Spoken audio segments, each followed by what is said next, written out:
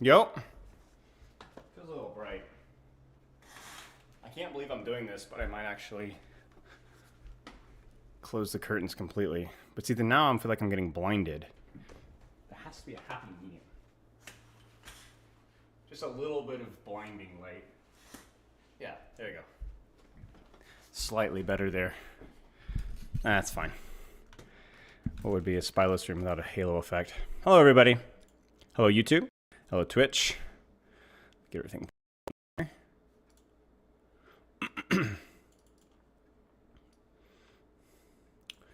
Multi-chat. Frick, it's hot. Hey, what's up, mate? W patch notes? I don't know. I have not looked at them. We looked at the perks. Okay, this is weird. So I have more info on perks than I do on patch notes. In fact, some of the patch notes changes were not spoiled, but like leaked because I was looking at the perks on the patch server, which I'll be able to stream. And I was like, wait, that's different. I was like, oh, I guess that must be part of the patch. So we some of those things are kind of humorous, but yeah. I guess we need to notify my Discord here really fast. Season 18 patch notes review plus sneak peek at new perks on preview server. So yeah, if you guys want to see all the new perks in action, I'm gonna be able to do that today. Cause I'm a simp and I have early access. Get fricked. Let's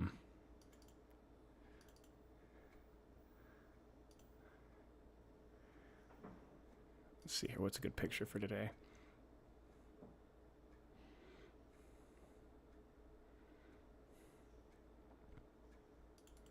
Holy crap. Wait, is this? Oh my gosh, the jorts, dude. Oh, this picture's gonna be hilarious. Wait, is that gonna work? Hang on, I'm trying to get my stream notification all fricked up here. Oh my gosh, I'm gonna get murked for this.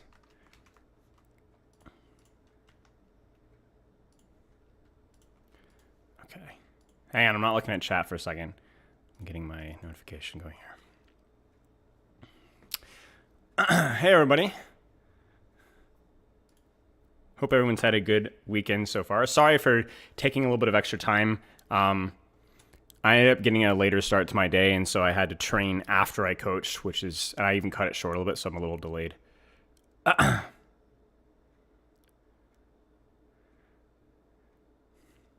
They're pretty good patch notes? All right.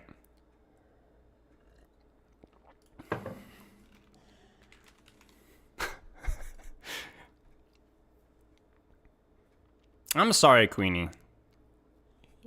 I hope that you've at least been able to get some outside time or something. I feel you. I'm really sorry you're not feeling well. All right, let's get these patch notes pulled up here. And, oh, we need to look at the dev update. I've not looked at the dev update. I've not looked at the weekly. Dude, there's so much crap. Holy crap. There's so many things. There's so many things.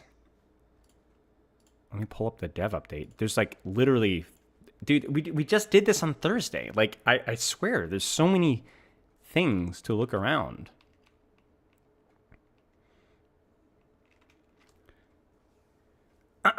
For everyone just joining, what is this?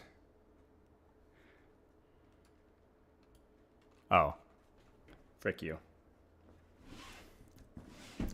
I'll get my earbuds on.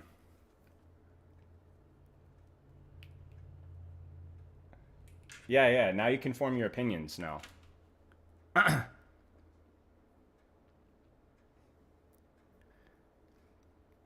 the communication's been really good. Don't say anything in stream we can't hold you against later.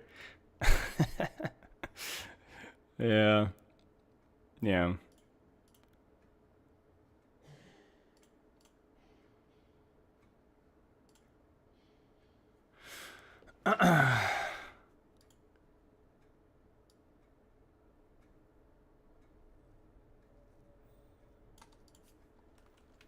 DPS power creep perks. Yeah, yeah. Okay, so I'll talk about the perks when we get there. I have a little bit of a plan for how we're going to be looking at the perks today. Not like looking at the patch notes, but like actually looking at what the perks do. I'm thinking about creating like a bad list and just like putting like my top 10 worst perks, top 15, top 20 worst perks or whatever. And trying to brainstorm some replacements like we did the last cycle 6 months ago. So seeing if we can kind of give some feedback and so on. So, because I mean, I definitely think our perks system situation has improved, definitely, but like there's still a long way to go, you know. So, yeah.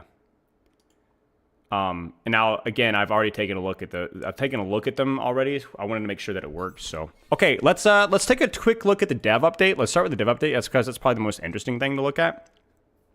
There's one change I think you might scratch your head at. Okay. Yeah, I have not seen the dev update. Let's see here. Everyone, this has been a big year for Overwatch 2, and Season 18 is going to be one of the biggest so far. We've got several of our devs here to talk. Aaron is either the biggest faker or the most legitimately competent, kind, passionate people that I've ever met when it comes to work. And I think the answer is it's probably he just really likes his game. Because when I used to, this is kind of a side note here, when I used to teach mixed martial arts, we had like a pretty big thing going on. We had 2 schools. We were like the Disney of mixed martial arts. We had a perfect system.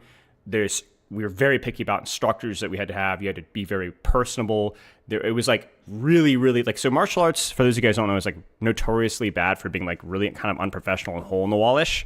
But we were like the different. We were going to bring mixed martial arts, Brazilian Jiu-Jitsu, Muay Thai to like the modern era, you know, and like teach children with perfect structure and form and onboarding and being personable and yet having traditional values. And so like we were like, I'm really proud of the work that I did with that for the 8 or 9 years that I did. And that started at the top, right? And you definitely had to be on when you were coaching. There was no, you just show up, you had to be funny and personable, whether you're working with kids or adults, and you always had to be on. But you couldn't be on if you didn't legitimately love children and love teaching and love helping and being a mentor. Because that was the cool thing about martial arts, is that you have the opportunity to be a mentor because people look at martial arts differently than just normal sports. There's like an expectation.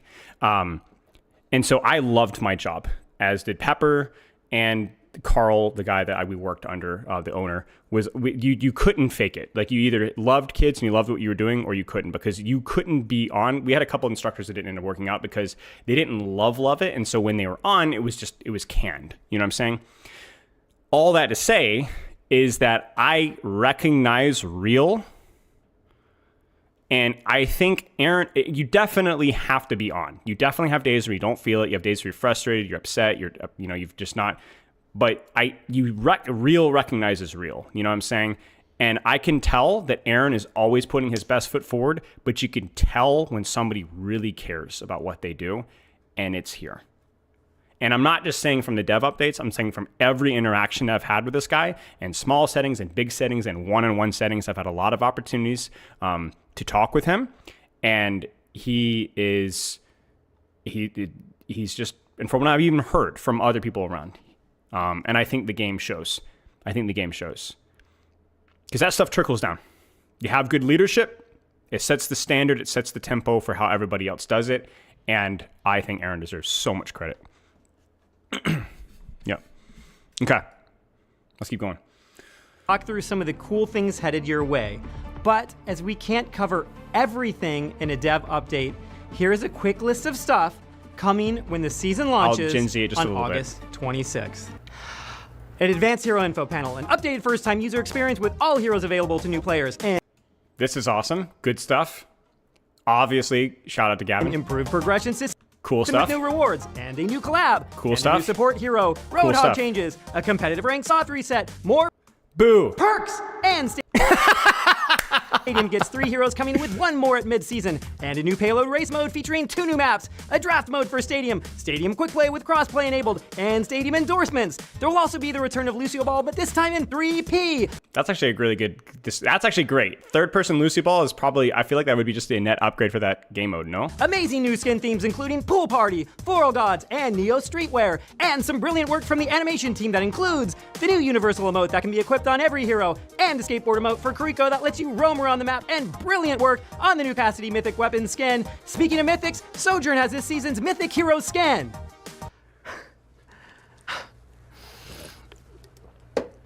Alongside They do so much. soft rank reset, we are also introducing the brand new Galactic Competitive skin. And across all game modes, we'll now have a new lever forgiveness system where you won't receive any negative hits to your ranking if someone leaves a match early from your team. And we are introducing... I don't know how that's going to work. I can see how they can balance that to where it won't be specifically abused. Like, there's probably a system that they have figured out. Like, here's the thing. Every question that we have about a system, they've put the thought into it, and it needs to be tested to see if it's going to work. So I just don't understand. I'm curious to see how are they going to give free points. Dupreece, thank you for the sub, mate. How are you? Where are those points going to come from? You know, because are you still going to get points? You're still going to get points if you win. I don't know. I'm curious to see how that works out. Mouse and keyboard functionality for consoles. This will improve accessibility for players that can't use controllers, while also giving more options for how console players compete. But to keep things competitively fair, all console players who use this will be added to the PC pool of players. Oh, and a new hero status website where you can check hero pick, win, and ban rates for the core modes. It's only around the start, like the first minute or so for the lever thing. That they already have that system. That can't be it. They already have the system where if you leave in the first minute, you don't get punished. You know what I'm saying? Okay, that is a lot, and this is just the introduction. So let's hand it over to some of our amazing developers who will go into more detail on a few of the things I just listed. I need some more water. Hey everyone, let's talk Kenny. heroes. First up, our newest support hero is Wu Yang. He's a blast to play, and we hope everyone had a great time testing him during last weekend's hero trial. For those who weren't able to jump in and try him out, Wu Yang brings a unique skill set to the battlefield. You'll be manipulating water while playing from a distance, refreshing allies and drowning enemies. His primary fire is a controllable water orb. You can either launch it with a quick shot or guide it midair towards your target. It's kind of like a laser-guided missile, super satisfying to use and unlike anything we've done before. It's the core of his kit, and everything else builds around it. Restorative Stream places a ring of water around allies for I'll let consistent it play, passive even though we healing already know while this, maintaining line of just sight. to see if there's any new You can also amp up the healing by tidbits holding here. down your secondary fire, but be careful as that drains its own healing resource. What would a water-themed hero be without the ability to harness waves? Rushing Torrent gives Wu Yang a movement speed boost and bonus jump height, while Guardian Wave summons a current to give a healing boost to allies and knock back enemies. And finally, his ult, Tidal Blast, protects either a teammate or yourself with a shield of water that will detonate after a short duration, knocking down enemies and giving the host a massive heal. Visually, Wu Yang is stunning. Our team put a ton of work into the water shader tech to make sure it feels fluid and expressive while still fitting within Overwatch's stylized look. It's one of the most technically ambitious visuals we've done for a hero. In addition to a new hero, we're also making some changes to Roadhog. It's a return to a more classic Roadhog feel, with a few tweaks to keep him balanced, as we're reverting some of the changes from his last I'll talk about rework. this later. The trap is gone, and his scrap gun secondary I'll talk is about back this in the to perk give him more section. impact at medium range. Or maybe the patch notes. Take a breather is moving to your ability to button, so you still have that survivability with the updated scrap gun. The trap was an interesting experiment, but it didn't land the way we had hoped. This update brings back the playstyle players love, while still refining it for today's game. And finally, Hang let's tight. talk about perks. We'll get to We've that got later. a big refresh coming in Season 18. We're adding over 60 new perks this season. Every hero is getting at least one new perk, and we focused on making them more fun, more impactful, and more aligned with each hero's identity. Perks are one of the biggest changes we ever made to Overwatch, and the team has learned quite a lot since they rolled out in Season 15. One of the biggest lessons we learned is that players tend to prefer when perks give you something cool without limiting your gameplay. This season, we're leaning more into perks that feel good to pick with a greater focus on what is fun. Some of our So that means power creep. I'm not saying that's bad, but there's going to be a clear emphasis on we don't care as much about balance and or drawbacks for certain perks and more about this is fun and that's just how it is. Now, you can argue about that as decision as a game development, but I think you have to argue it from the standpoint of okay, then fundamentally we need to have that conversation. We can't go into perks and start nitpicking perks that might be power creep. Like the perk system is a little bit of power creep because that's clearly what their vision has shifted. So yeah. So when we look at perks later, we're going to try to look at perks that are in relation to the other power creeps. Is it too much? You know what I'm saying? So yeah. Favorites? You can have Torbjorn run faster with his hammer out. It's called Hammer Time. And yes, it's as fun as it sounds. Moira's new reversal perk lets you reverse the direction on her biotic orb by activating it. I'll showcase all of these and later. Wrecking Ball now gets a protective bubble when he uses Adaptive Barrier. We want perks that feel exciting, transformative, and worth experimenting with. We can't wait to see how you respond to all of these changes once the season goes live. Now let's throw it over to our system design team for some great updates on what they've been working on. Wu Yang looks incredible. And now with Progression 2.0 dropping in Season 18, it's a better time than ever to pick Pretty up sure a this new is hero. Gavin's main boss That's here right, on the Brian. right here. I'm so glad you mentioned that. What a succinct and professional segue. It's almost like we wrote that. I almost said, yeah, this guy's clearly not, but they're self-aware. I love that. You heard that right. With Season 18, we're massively upgrading the way you experience great. hero progression. Freaking hilarious. We know how much players care about their favorite heroes, and we want the game and other players to recognize the effort you put into mastering them. I know what you're thinking, Brian. Please stop freaking out. You won't lose any progress with this update. All your hero levels are carrying over just as they are. No wipe or reset. Furthermore, each hero has an upgraded track of rewards, offering hero-specific cosmetics and even legendary loot boxes. But let's get to the real star of this. Cool. With Progression 2.0, at hero levels 20, 40, and 60, you'll see the frame around your hero portrait upgrade. They'll evolve into something shinier and more spectacular. These frames will be visible on the Hero Select and Kill Cam screens to start, letting you flex your dedication to your favorite heroes. And yes, that means if you were level 20 on any Good, you can see it. Like the whole point was you can see it. What's the point of cosmetics if you're the only person that can see it? I know that that's not, you get what I'm saying. hero right now, Good. you will have the first new border on day one. And if you're Hey, you know what? Hey, On any any hero right now, Night Rain enjoyers in chat? Any Night Rain enjoyers in chat? Am I the only one that like immediately got like a dopamine rush from the gold border? Any Night Rain, like I said, any Elden Ring Night Rain enjoyers here? new border. It's literally the same blue, purple, gold. It's crazy. It's funny.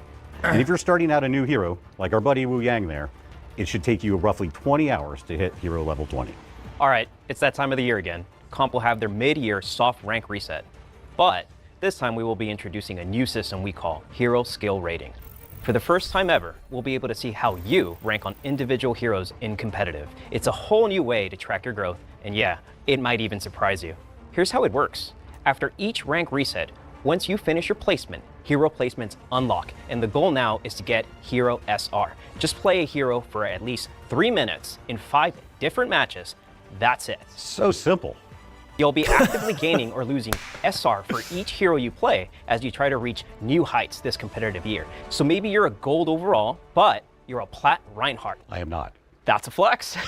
And that's not just about bragging rights. The system helps you double down on your best heroes or figure out where you've got room to grow. It's personal, actionable, and Again, it doesn't affect your rank placements to our knowledge. We'll check the patch notes later. All it does is give you a visual multiplication of your win rate times your rank. That's literally all it is. It's just cosmetic and cool. that's a great way for you to It's a level up your public win game. rate, basically. Lastly, every rank reset, your hero SR What is our will as far as reset. Mercy? I'm so not let's gonna answer make that question. this year huge. Oh, it's personal, all right. I can't wait to see how bronze I am on all my favorite heroes. Now for the stat nerds in the room. We get very hyped for stats here. We've got an update that we've wanted to tackle for a while. The Thank you, aim is to Mohammed. give players better Bless you, my tools to son. analyze and understand the game in more detail. We Okay, call thank you, it Magister. the Advanced Info Panel. If you can't remember whether Soldier 76's gun does 19 or 20 damage per bullet, this is for you. We're surface That's kind of funny. I don't know if that's a self-aware joke, but for those guys in chat that know, Soldier's damage has gone from 19 to 20 like at least half a dozen times, and they just keep bumping it back and forth, so it's like kind of a meme. So seeing real-time Has to stats be a joke. in-game. I'm talking about healing over time, cooldown modifiers, movement bonuses, all the detailed stats you could ask for right there at your fingertips. No more guessing, no more tabbing out to YouTube. Whether you're learning a new hero or trying to squeeze every bit of value out of your main, this is going to make that process I don't know, way Magister. easier. Please tell me. I just want to say, we're finally hitting Gavin's wish list feature. Charming. I know you may love Stadium freak. rank rewards. So this season, we're adding 3 new Elite skins, 1 new All-Star skin, and that's just for Stadium. We heard you ask for more rank rewards. So for the first time, Core Competitive is getting a skin reward. This year's skin is Freya, decked out in Galactic. That is a sick skin.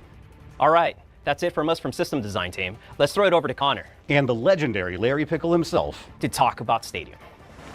Thanks, guys. Hey, everyone. We have a lot coming to Stadium in Season 18. More than we even have time to share today. It's funny because I was like, who are these guys? The Stadium team. I don't know if these are newer hires or they're reassigned, but cool stuff. So to kick things off, we're introducing a new quick play version of Stadium. Quick play is for those looking for a faster, more accessible version of Stadium without having to worry about their rank. Quick play will be best of 5 and have accelerated power progression Slightly smaller, to compensate for having fewer faster rounds. Powers will unlock on rounds 1, 2, 3, and 5, and you'll earn more cash from damage and healing, as well as passively.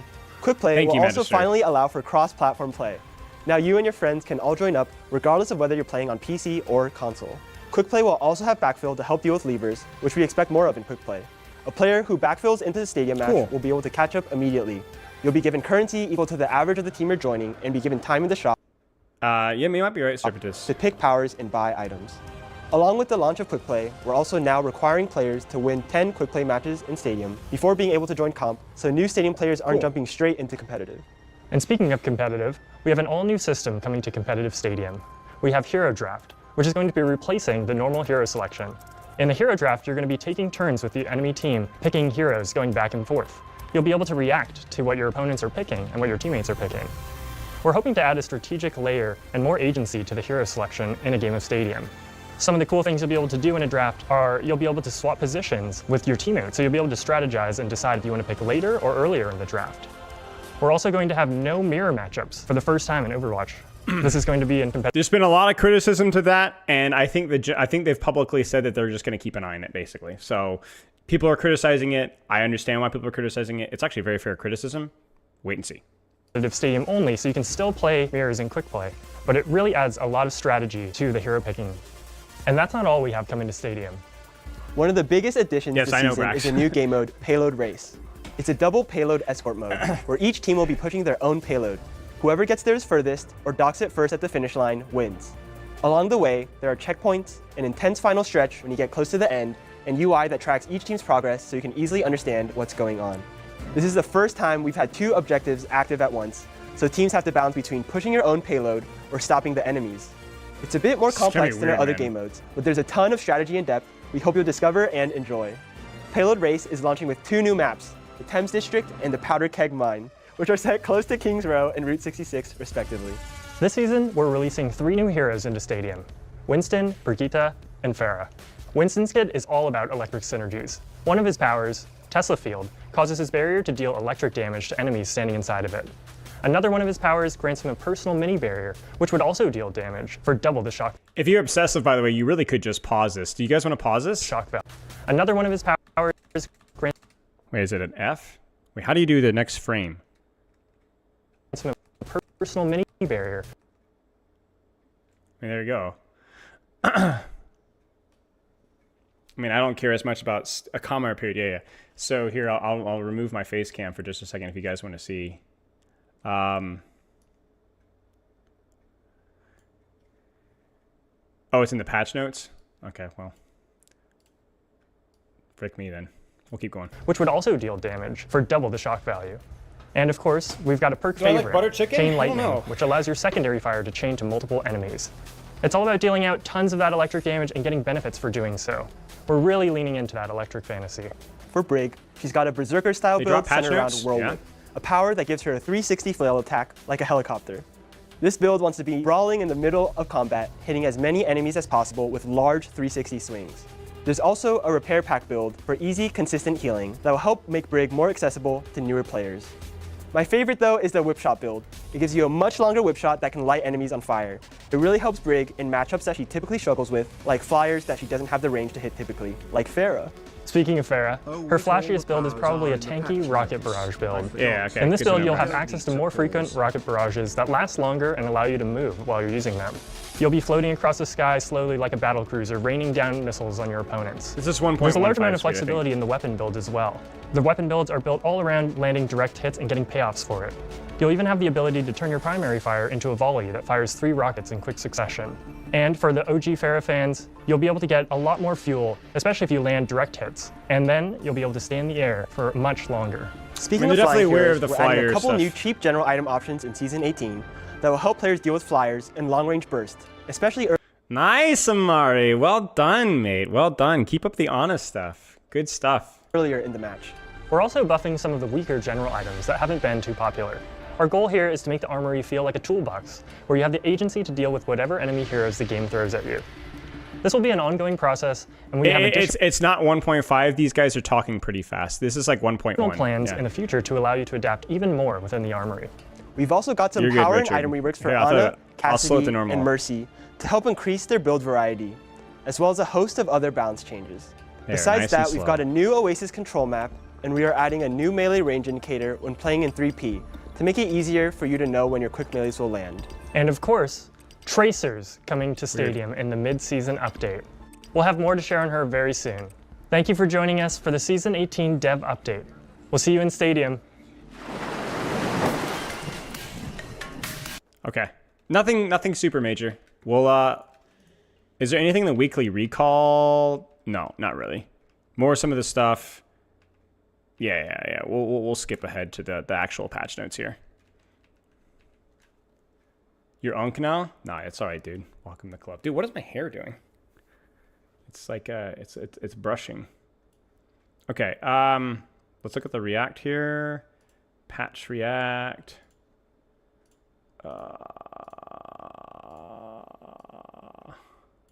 Yeah, these patch notes are long. We will be selective about when and where we take a look here. Okay, hello, zoom back. Okay, this scene's not going to work. We're just going to do this instead.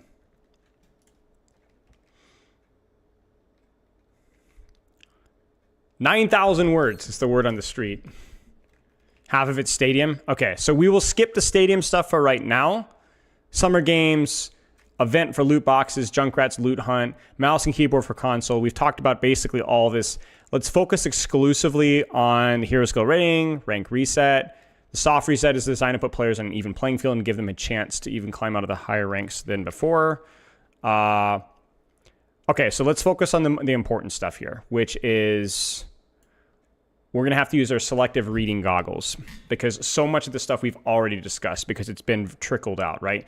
First things first, the highest ranks Master, Grandmaster, and Champion have been tuned again to include a higher percentage of player population once the players are calculated. Remember, this is the one thing that I'm okay with doing rank resets with because it is fine to recalibrate, and so a rank reset married to a recalibration is something that I'm a little bit more okay with. Totally fine for me.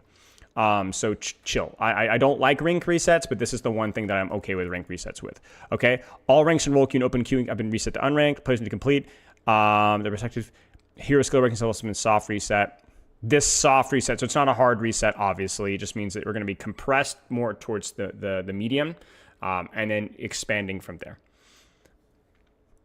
Okay.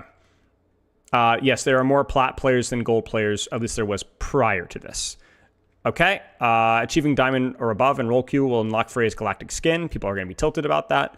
Rewards now based on your highest rank in a season instead of your final rank. Okay, sounds good. Hero updates. Okay, this is where the sauce begins. Armor still reduces incoming damage by 7, up to a maximum of 50% of the damage received. Nothing's changed. Bam.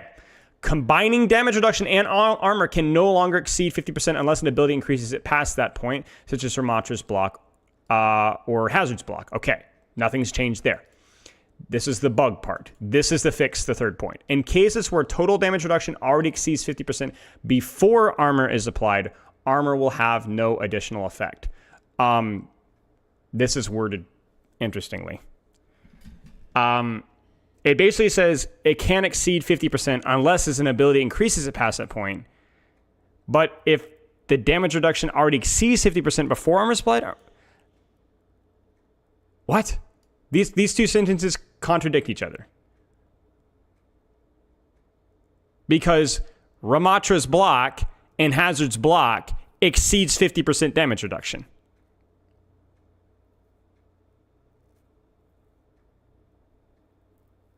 So it's fixed, but what does this even mean?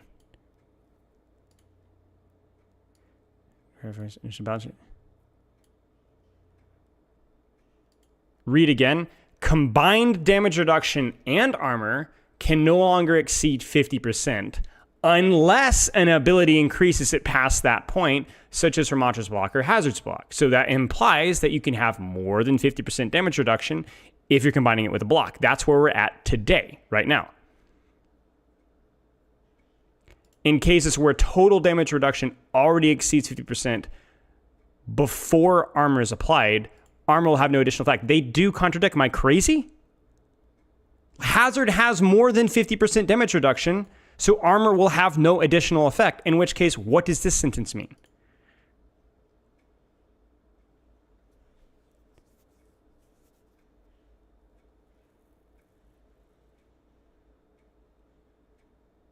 Okay, I see what it's trying to say. Combining damage reduction and armor can no longer exceed 50% unless an ability increases it past that point. Okay, yeah, I see. So it's basically, it says it's only calculating the ability and not armor. Okay, I understand. I'm a little dense.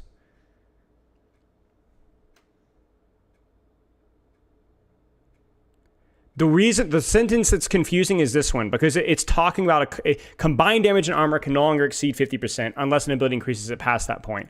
But it's not talking about combination when it talks about the ability. Does that make sense? You see what I'm saying? I think it's actually the first point that's weirded incorrectly, where it's still the context of combination damage reduction seems like what it's talking about here, but it's not. It's talking about only the ability. So basically the TLDR is that combined damage reduction and armor will never exceed 50%. And it especially is worded confusingly because, to my knowledge, with the exception of Bastion's transformation, there isn't any damage reduction in the game that's less than 50%. Nano, Ram block, Hazard block, Orisa Fortify, all of these are more than 50% or 50% or more. This guy yaps. Hello, Clups. Or 44, okay, so 45%. So basically, right. So it's confusing. Okay, it's 45%, right. So it's like, it just feels unnecessary. I think this could have been said, the armor damage reduction is 50% max. Or let's try to think of it this way. If any damage reduction source is greater than 50%, armor will have no effect. If the damage reduction is less than 50%, armor will have an effect. That's it. Malga Cardiac is a good example, yes. Yes, I already said Bastion. Yeah, so it's weird. They could have just said, like I said, any damage reduction that's more than 50% is not going to be benefit from armor. Any damage reduction that's less than 50% will be benefit from armor, but it's fine. I understand the point is there. It's okay. Okay. GG's, good stuff. Okay, fixed.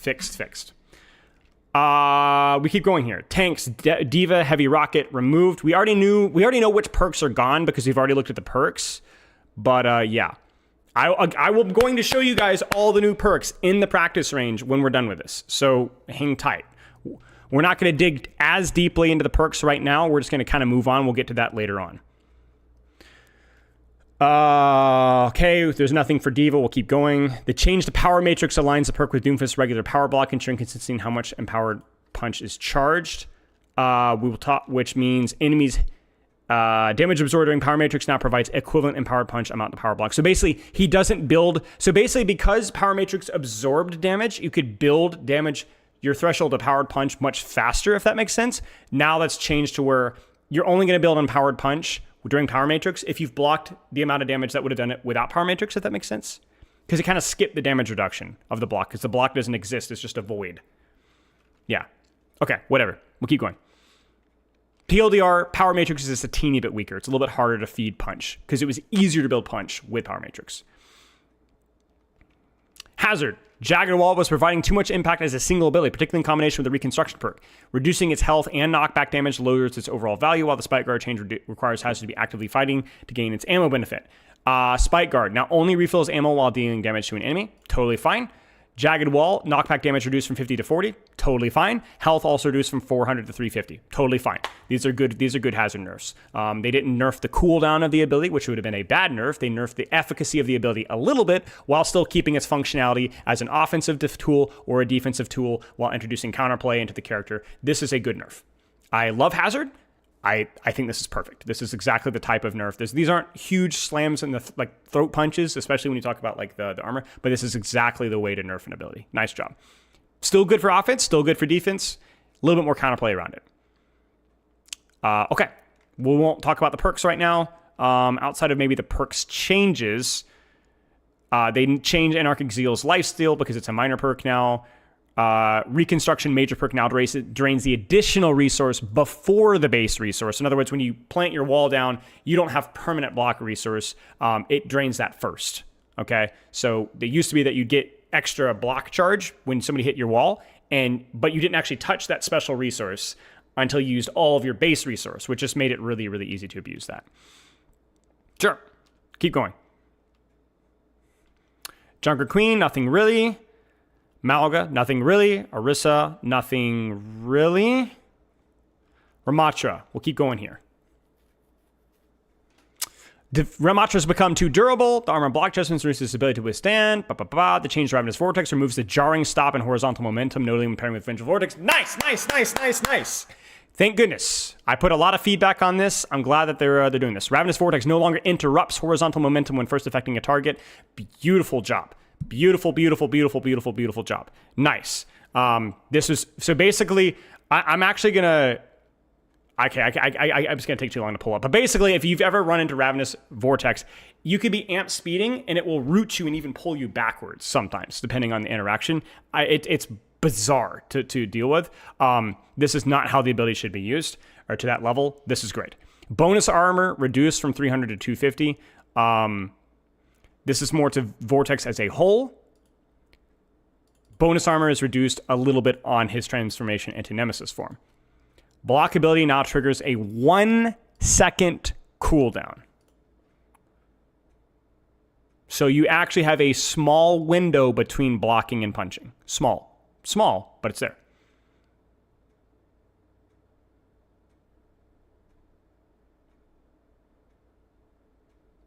Well, it's because it's applying to Vortex with or without the perk. So even Vortex without the perk is not going to interrupt horizontal momentum. It's just going to slow you.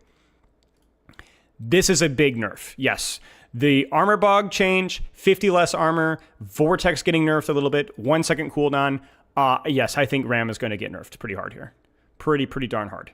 Good. He sucks. He's the worst tank to be meta. I think one of the worst tanks to be meta. In a mirror matchup, I don't think he's as bad as like a Roadhog Orisa in a ranked meta, but in a mirror matchup, if you're a professional play enjoyer, this is a good change. Yes.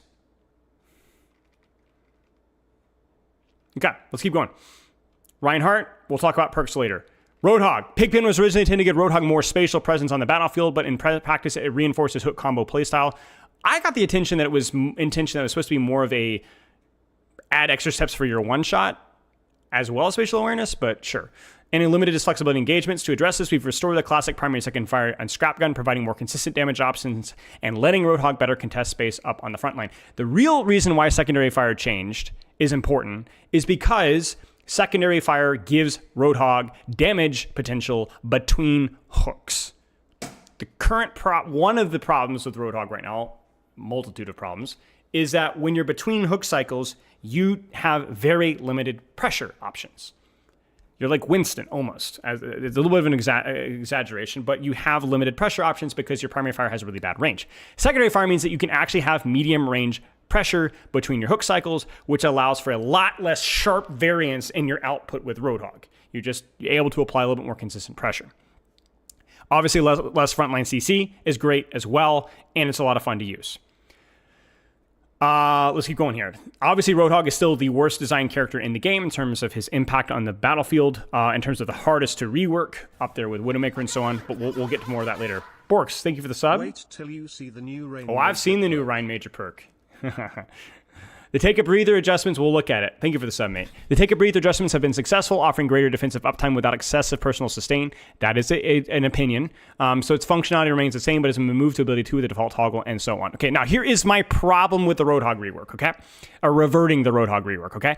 I am glad that they're reverting the primary fire, and I'm glad that Trap is gone. This makes his output a little bit more consistent, as I've already said, and in addition to that, makes the character a little bit more fun to play into for certain tank matchups. I mean, he's still going to be Roadhog, but I would say this is a small improvement on his overall state for both Roadhog players and non-Roadhog players. I don't know about his power state. I don't care, but from a consistency of output.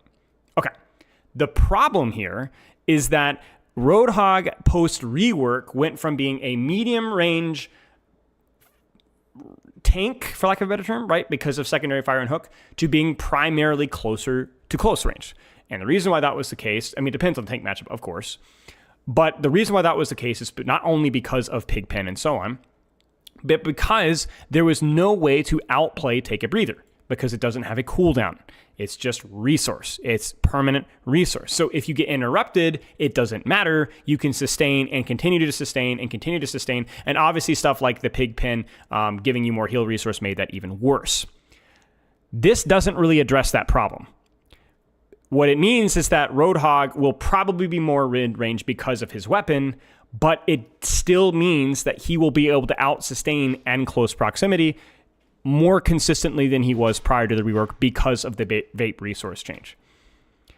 So my problem here is that this is a step in the right direction, but really, unless you make Take a Breather somewhat interruptible and an actual proper cooldown, you're not really going to stop Roadhog from being a menace on the front line to dive tanks and dive heroes. Thank you very much. Yes. Not right now, in a little bit, though. Thank you. Now, I'm going to go ahead and give you my disclaimer to all that. I don't think Roadhog has any easy solutions right now, and my suggestion would definitely make Roadhog even weaker than he already is. So I don't really know what the short-term solution is. The good news is that it doesn't have to be perfect. This is still a step in the right direction. It's like, it's better that than nothing, right? But the problem is that you have this guy that still will be able to vape with impunity on the front line. And he absolutely has excessive sustain. And there is absolutely not enough punishment to him. So this is good news, but Roadhog is still Roadhog. So, yeah. You think Breather on a resource makes the character a lot healthier?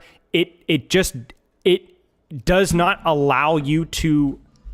It gives him way too many options in situations where he can basically have mitigation on demand. There's one of the signatures of a shorter range tank or a brawlier tank is having mitigation on demand, because it allows you to engage at proximity off of your tempo, right? Whereas you have characters like Wrecking Ball, Winston, and I guess even D.Va, that's why she's brawlier, has a lot of mitigation on demand. Roadhog just has mitigation on demand, which allows him to play up and close. So I do read YouTube comments, yes. So I just don't think there's a good solution here at all. But yeah, I Take a Breather on a resource is still a huge problem. Still a huge problem. But I don't think there's an easy solution here. So I'm going to kind of raise the problem, but I'm not really provoking a solution, because Roadhog he is by design a flawed DPS tank that plays like a sniper on the tank role, but now also has mitigation. There just isn't an easy fix. There's no punishment window exactly. He doesn't provide team utility. His mitigation is strictly through sustain. There is no skill in the mitigation either. Even Ryan Shield, who has mitigation on demand, has to kind of choose between when is the right time, when is not the right time, and it just isn't it. So, yeah, there just isn't a lot that you can do with Roadhog, and he's definitely I can have an empathetic stance with the situation, but yeah, I mean, Overwatch 1 devs kind of put us in this spot, so yeah, it's okay. Keep moving on. Sigma, Winston, Zarya, Ashe, nothing really here. We'll talk about all the perks later.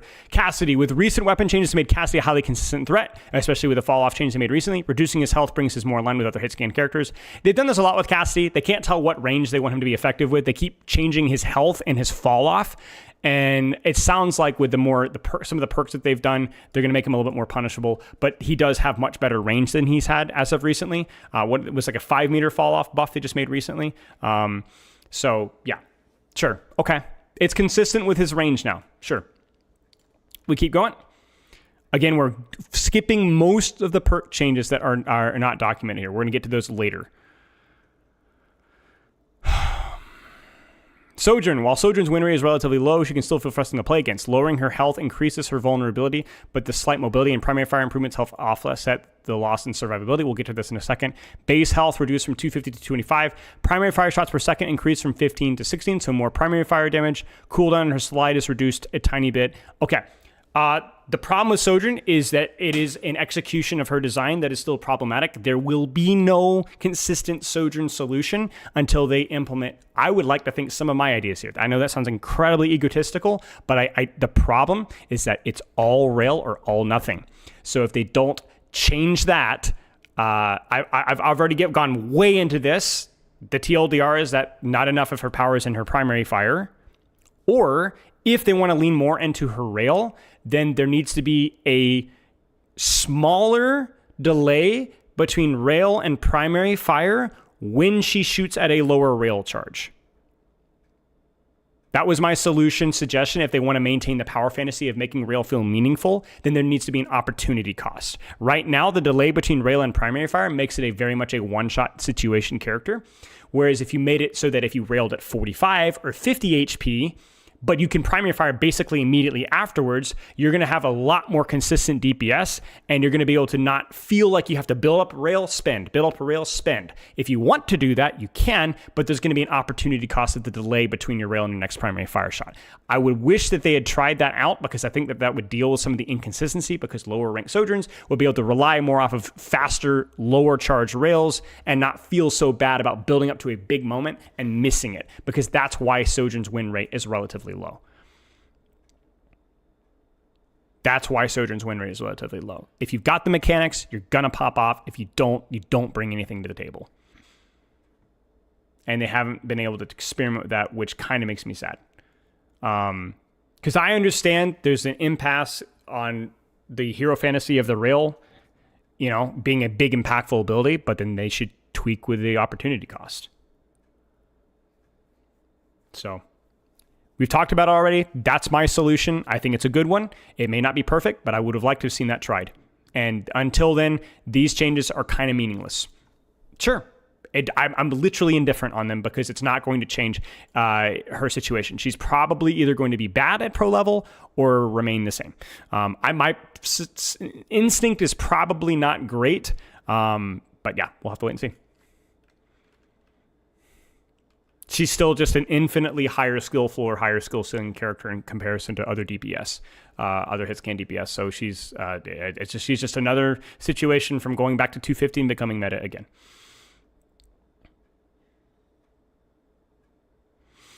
Nothing really with Sombra, although we do know that a more intense rework is coming out later. We'll talk more about some of that stuff later. Tracer weapon improvements have increased her overall effectiveness. Extending recall's cooldown reduces her uptime, especially when paired with major perks. I mean, sure, I guess. Uptime, a small adjustment like this is not the end of the world, I guess, but sure. It's fine. Uptime is definitely an exacerbation, but it's an exacerbation of a major perk that they've not nerfed properly. So, yeah, whatever. If you really are concerned about Tracer, then you would reduce her damage back to 5.5 and leave her recall at 12. I don't think pressure output from Tracer was a problem necessarily. Just leave the cool. Let people play the game, So, give us 5.75. The devs have had a really awkward relationship with number adjustments. So, back in the day, you guys may not remember, but to my knowledge, we didn't really have 0.5 damage. That didn't really exist until the start of Overwatch 2. And I think it was actually specifically Tracer where we first saw it. It always was whole numbers. And so the introduction of a 0.5 was a big deal. And now we're clamoring for 5.75, which I understand. But I actually honestly think it could be fine with 5.5 if you just had a 12-second recall or whatever. I don't know. It's hard to say. All right, Venture, nothing really to talk about here. Widow on a BAP, nothing. Okay, Life Weaver. Life Weaver has received numerous buffs to improve his effectiveness, but his increased survivability has become difficult to deal with. This health reduction brings him in line with the rest of the support roster. Base health reduced from 225 to 200. Don't love this. I think part of what made Life Weaver unique was his beef. Having a character with beef as a support is pretty unique. There aren't a lot of supports that could get in people's faces and chunk it out. Now, that was also complemented by his passive 10 healing per second. They have removed the former and they are now also removing the ladder. And so I'm not so big of a fan of this. I think having a 275 HP character with shields is kind of unique because it gave Lifeweaver some dynamics with the positions that he could play. If you've watched any of my Lifeweaver videos, coaching videos, one of the most important things you can do with Weaver in non-hard dive matchups is taking aggressive angles using your beef, using your dash, using your survivability, and so on, as opposed to sitting in the backline and just AFK healing, right? This shifts that survivability not just down by a little bit, but by a lot. 25 HP in combination with removing life cycle, which was definitely too strong. Not a fan. I like life cycle being gone, but he probably should have kept his 225 HP. And if you wanted to nerf him, it probably should have been something like the cap of your charged heal going back down to 75. Something like that instead of 80. You don't like playing Lifeweaver because you don't like the AFK healing in the backline, but this is the wrong change because that's going to make that type of playstyle the more relevant playstyle, and pretty much the only relevant playstyle.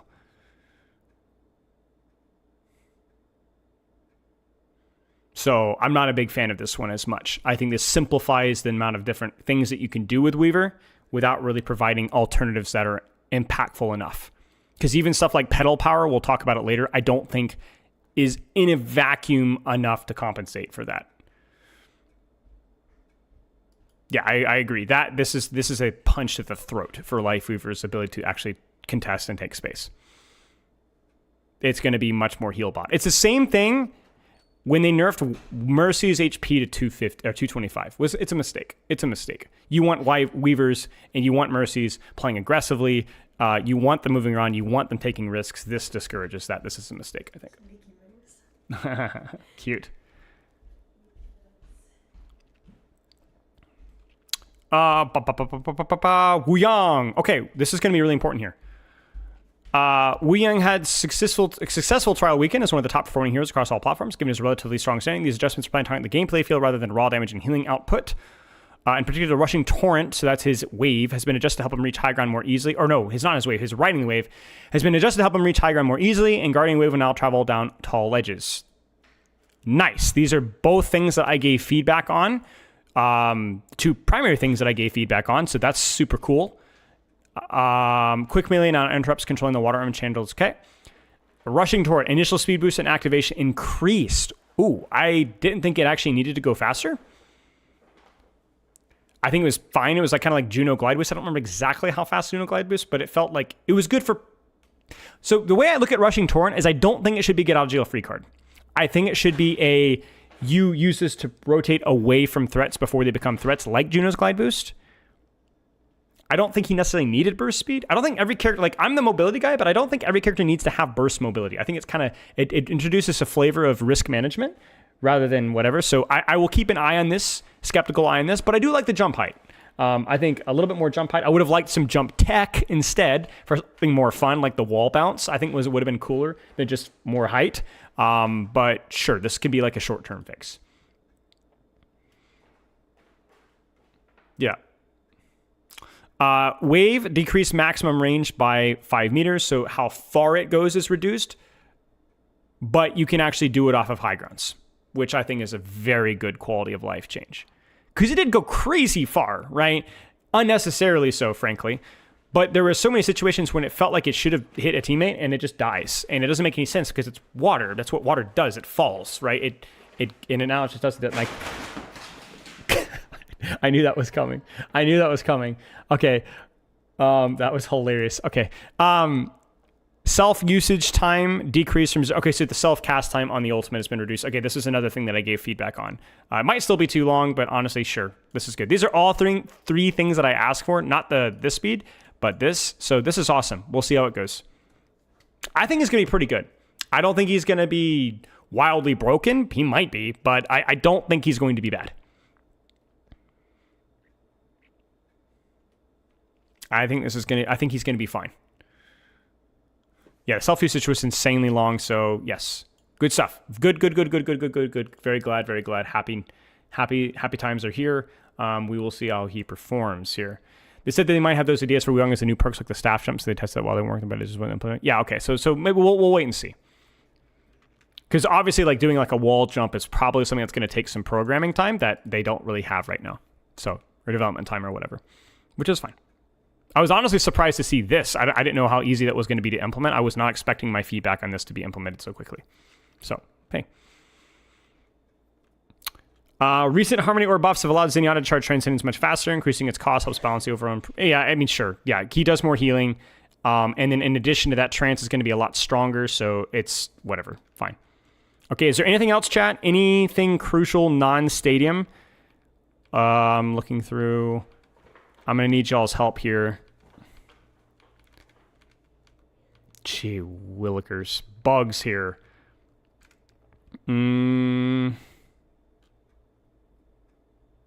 Hey, nice. This is huge. This is another bug with Vengeful Vortex where it would actually... I actually sent them a clip for this. I got hit by Lucio. How many of you guys... Who in chat remembers the Lucio clip on Junkertown? Some of the patrons might remember. This was that issue right there where I was hit outside of the Vengeful Vortex range. This is that right there. I think that's it, right? Did I see the Zen change? The perk change? We're gonna look at all the perks in a second. Yeah, so Vengeful Vortex has been ganked. It's still probably going to be a good perk, but it might even be the choice, still a default choice. But at least it's a little bit more consistent in output here. Okay. Do you guys want to look at some perks here? Let's look at these new perks. Let's do it. Let's pull up the preview server here. And I won't be able to play because they're trying to do some scheduled pugs or whatever, but I'm probably not going to have time for those later. But I will show you the new perks.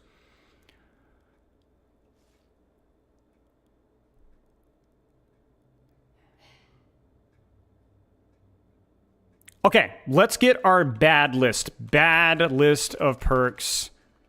Bad perks. I'm pulling up my notepad here. And let's see who makes our list here. And so I'm looking at perks from a standpoint of... Is this too much from a power scale? Is this too dull in implementation? Could it be more interesting? Please tell me the practice range work. It just worked earlier. And we're going to only focus on like 10 or so. We're not going to overdo it. Come on now. Okay, we're good. We're good. We're in. Only the new ones.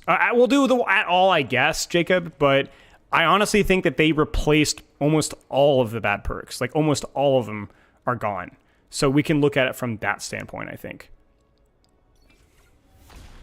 Oh, we'll also make a list of caution. We'll make a caution list as well of like perks that might be toxic, but I'm not smart enough to know. Okay, let's look at Diva. Let's do full screen here so there's better frames.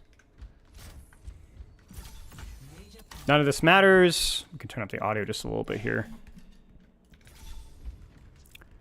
Okay, so fusion cannon. So, right? And then it seems quite strong. Obviously, training bots are training bots, so we need to keep an eye on divas, I think. That's missiles. I pressed the wrong button. Cheers, coach. I'm going to show you all of them. Yeah, you do shoot faster. So, Paul, thank you for the sub. Yeah, so this is like really, really, really tight. It's going to help her with her counters, which is why I'm not against it. It's going to be akin to heavy missiles, but it's going to be playing more to her range and less to. So I'm going to put this one on the caution tier. What is this one called? Precision fusion. What do you guys think? Caution tier, right? As in, I'm not sure, but could be broken. Our future will be forged in conflict. Major Perk unlocked.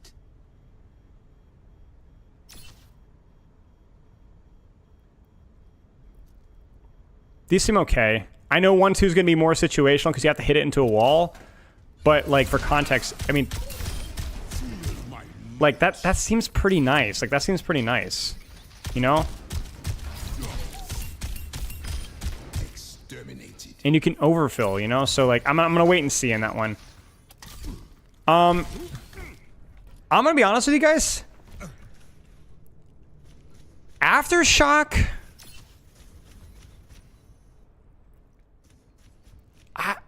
Okay, so I'm gonna move my face cam. I'm gonna do it right now before, so I can not worry about it later. Let's move it down here. So, like... Aftershock is, like, gonna be pretty good, I think. But it is really gonna be pretty situational, because Power Matrix is pretty darn good. So just let me... You can see it right here, so... Keep an eye on it, you know? The slow on slam has been something that the Doomfist community wants for a long time, because it allows for follow-up off of your shots and punches easier. But we'll see. I'm not going to test everything, Anderson. We're going to focus on the new perks, because we'd be here literally all day. The slam perk is the slow. Enemies hit by seismic expand are slowed by 30%. I'll move text as well. Here, let me move everything so you guys can actually see, because I just realized that, yeah, you can't see anything. And then we'll move the little backlog here so you guys can see that easier.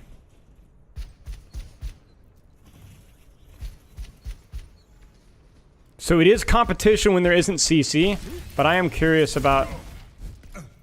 I'm going to keep it off the list for right now. What's the thing in the middle of my screen?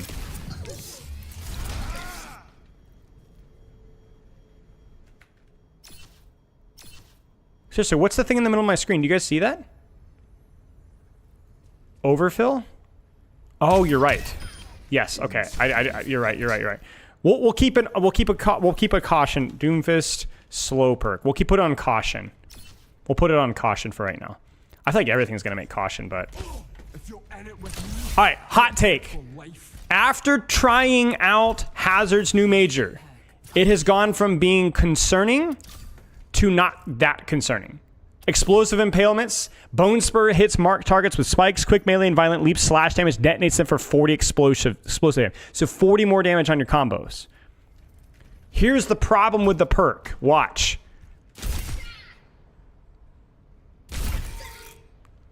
Now it's marked, but it's already basically dead anyway.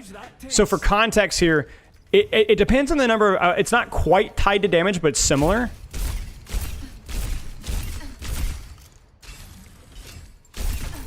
Now she's marked, but she's under half HP. You get what I'm saying? So it actually takes a lot of shooting to get somebody bone spurred. And if I just get a full clip here, like look at the full shot. One full, pretty decent shot there right in the gut. It takes 2 full shots to get it. I don't think it's only good versus tanks, no, but it is going to be way more. It's like basically it's going to help Hazard in sustained duels, but it's not really going to help us burst that much. And it's only 40 damage. It could be good. Yeah, it could be good against people getting pocketed. Exactly. Yes. So but it's still not going to be really quite a one-shot burst. Is it cleansable? Don't know. So basically, I would say like this perk, especially when it's competition, is the Reconstitution, which is a pretty decent perk. I would probably want to experiment more with explosive impalements, but my initial reaction is I don't even think it's a caution tier. I think it's probably fine.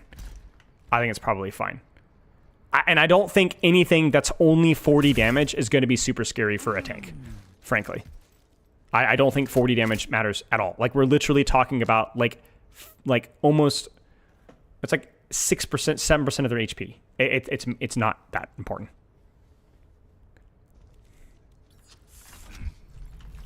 Another one that's interesting here is Pyromaniac, which I'm generating a little bit more overhealth from setting people on fire with my guns.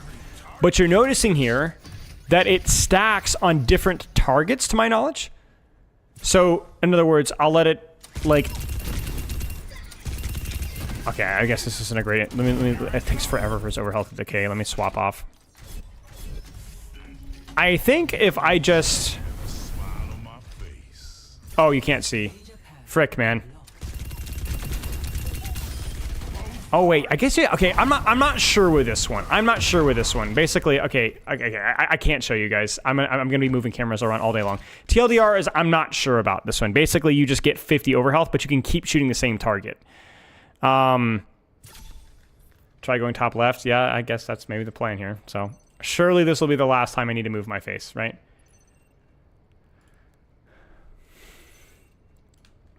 Okay, let's do it without the perk here. So this means you have to ignite to generate the HP. You see what I'm saying?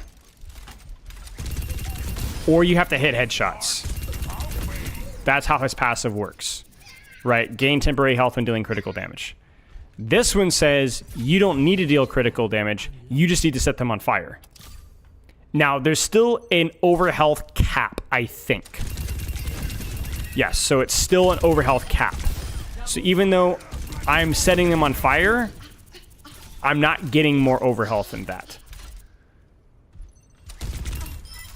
So I'm not convinced that this is going to be wildly broken, especially because I did test it with Firewalker, and you don't get overhealth from running into people. It's only from igniting people with your gun.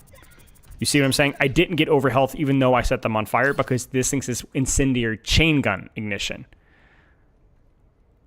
Now I can't see them out to the left. Frick you. I'm not sure.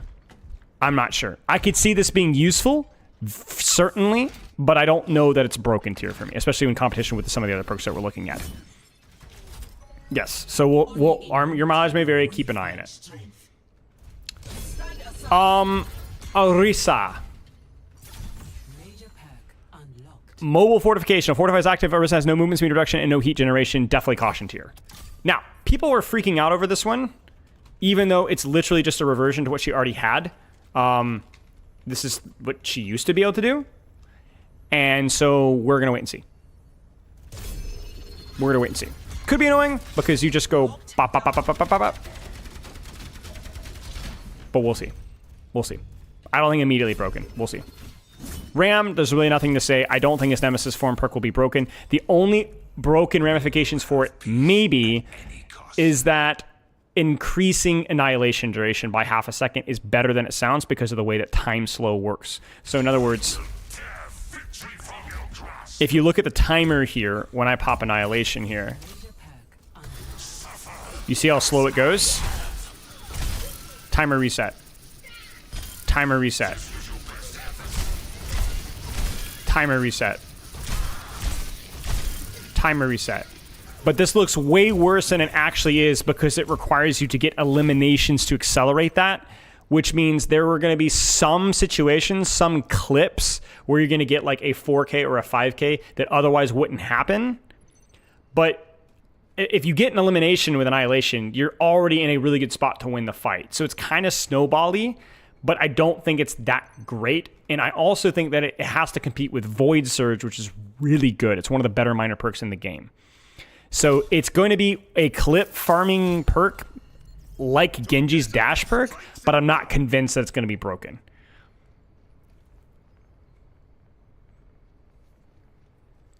Have I tested out this block cooldown change? There's nothing to test out. It's 1 second. We haven't played it because there's nothing to play with right now. There's nobody in this server, basically, you know, and it's only stadium. So, yeah.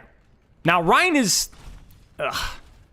I'm not going to even show you guys these really. You know, I'll show them to you. I'll show them to you. It's worth showing out. So basically, distance traveled gives you more shield. I don't like this perk. I think the intention was to give Pin more uses so you can use it to regenerate shield, if that's worth anything to you. But losing Crusader's Resolve sucks because that was enabled more off-angle high ground playstyle. And so 415 shield, you just accelerate it a little bit faster. It's just not great. HP regen was way more fun and way more healthy. We just now have more resources dumped into shield, and I just don't like it. I'm not going to sit here and sugarcoat it. I think it's bad. And I'm going to put it on our second list of ideas, our bad list of perks, Rein, shield, pen, perk. Not bad because it's OP, but bad because it's just a straight downgrade, in my opinion, and doesn't really enable an interesting way of playing the game. Poop. It's just not good. Now, the major is also, it's going to take some time, but this one is for each enemy you hit with Fire Strike, you gain 2 seconds of 25% increased attack speed. Now, I'm going to showcase exactly what that looks like. Didn't get the angle right there. So there it is. You can see it in the middle of my screen. There's your attack speed. So it stacks with the amount of enemies that you hit. It's okay. Attack speed is whatever for Rein. It's very helpful in tank trades. So basically, this perk is going to be really useful in tank trades where you are able to hit a Fire Strike, right? Because if you can hit a Fire Strike on a Ram, hit a Fire Strike on an Orisa, this is going to increase your DPS by a significant amount on that target, which is okay. What this is not going to help with is movement speed, which is definitely kind of an awkward thing with Reinhardt, where it's like, do we really want to give Reinhardt movement speed? Does he need movement speed? So keep an eye on this one. I don't think this will be broken. I think this will be interesting, and we'll kind of have to keep an eye on it.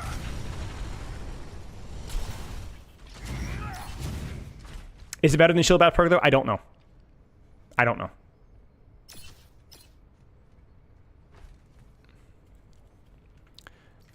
Basically, you just are able to keep the uptime of the buff active for longer. So, we'll see. Roadhog perk. The most important one to look at here is going to be that miner there, which I can't imagine anybody picking the other miner now.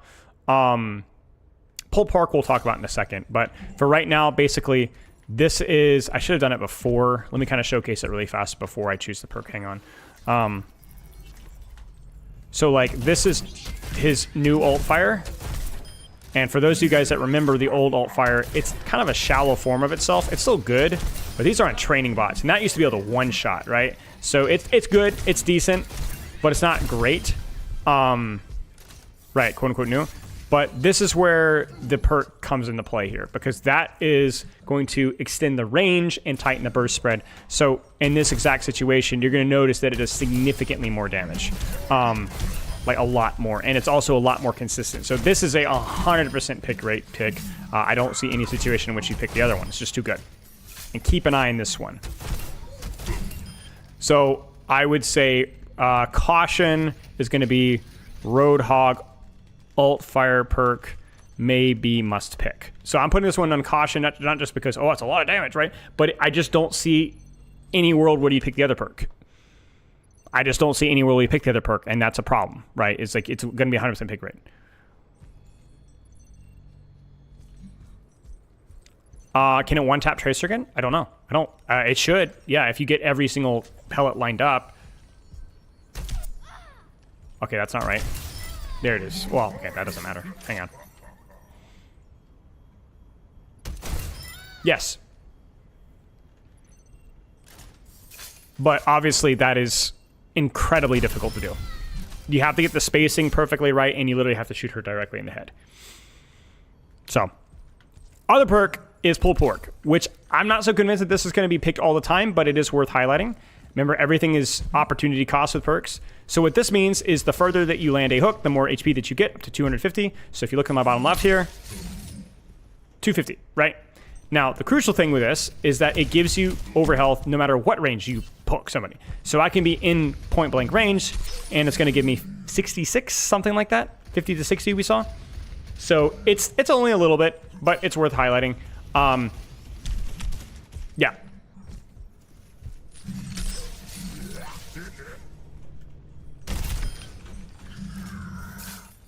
But again, opportunity cost, because the other major perk is really, really good. So I'm not really concerned about this one that much. You could be like, oh, more Roadhog sustain. Yeah, but Vape speed boost is honestly a more effective sustain with your ability to disengage bad engagements. So, yeah, whatever. Sigma perk. It's interesting. I don't think it's going to be better than the other minor perk. It's better than the other minor perk that it replaced. Spylo Reed, thank you. What am I reading? if you turn your mouse around, you delay hook, which gives you more health regardless of range. I mean, yes. Yeah, you will get more overhealth if you're able to finagle the hitbox of what you're hooking. Yes, sure. Can you still hook headshot melee? Yes, it's difficult to, but you can. He doesn't read. I don't need to read.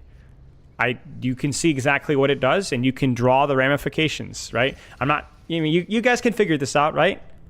Right? For example, if I say here, 50% of Hypersphere's damage restores experimental barrier's health. That could be active restoration. Or it can be passive restoration, right? Which skips the cooldown normally inherent even when you break your shield, I believe. I mean, you can draw your own conclusions here, and I'm only going to focus on really, really important ones that are worth it. Like you see this, we've already skipped the cooldown regeneration. It's already regenerating.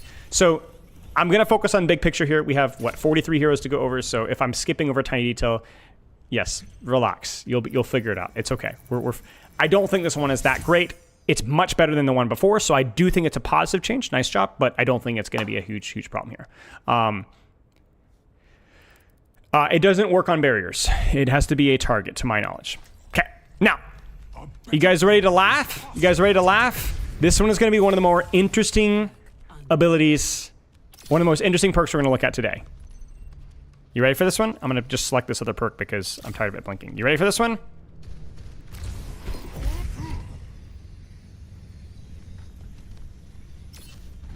Now hold on.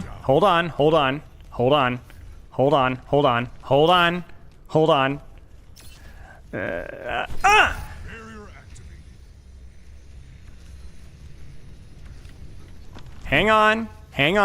I'm going to explain it to you and why it actually makes our potentially problematic tier. That's as far as I can throw it.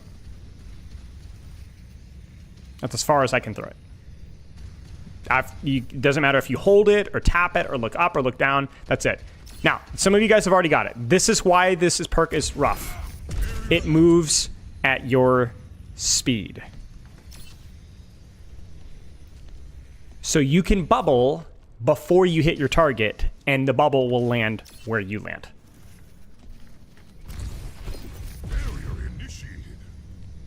CC is cooked. On cast Brig, fill in the blank here, you just don't get CC'd.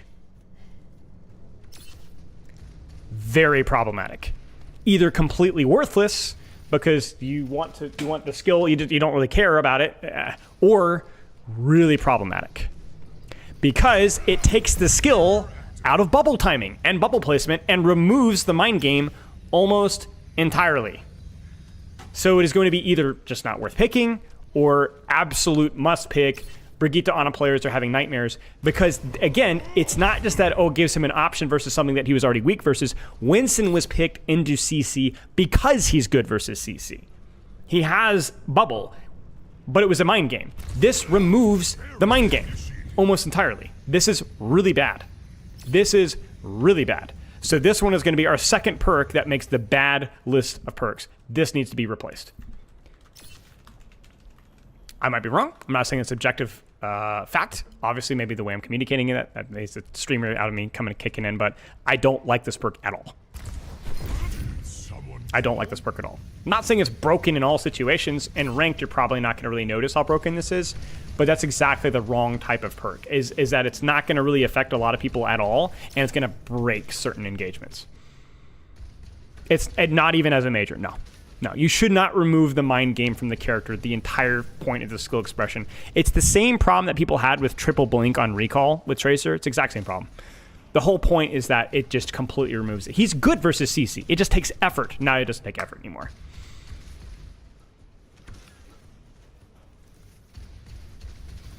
It's no good. It's not even good across the board. It's still extremely situational. Not a good perk. But we will see. We'll talk about maybe some replacements for these perks later on. We're just making the list right now. Doesn't he lose his whole bubble to block one CC cooldown before, though? It's not about the ability to block CC with your bubble. It's about the timing of the bubble being a very important skill expression of Winston that is now significantly diminished. And a similar concept can be applied to ball, but it's honestly a lot harder to test in this format right here. So I'm not going to give a hard answer on this one, which is the parry perk. Look at it. This is a shield, and that expires. The shield means that you cannot be CC'd during that 1.5 second. I have similar feelings about that as I do with the Wrecking Ball, or the Winston, because I think the concept of a parry shouldn't be 1.5 seconds. Yes, I know you can break the shield prior to the parry. You can go, oh, just break the shield, then CC, right? It doesn't have infinite health, right? I still don't think, I think it's too long. I still think it's too long. Yes, you could break the shield. I still think it's too long. HP, I don't know. I'm thinking 200, 250. I don't know. I can't tell. So my concern is that it's not a parry. It's just a block ability, like Power Matrix, that lasts probably too longer. It's 150. Okay. So I'm not as concerned about this because it feels like there's a little bit more counterplay with this with Winston. But this is definitely making the caution list, for sure. Keep an eye on it. Could be really, really, really broken.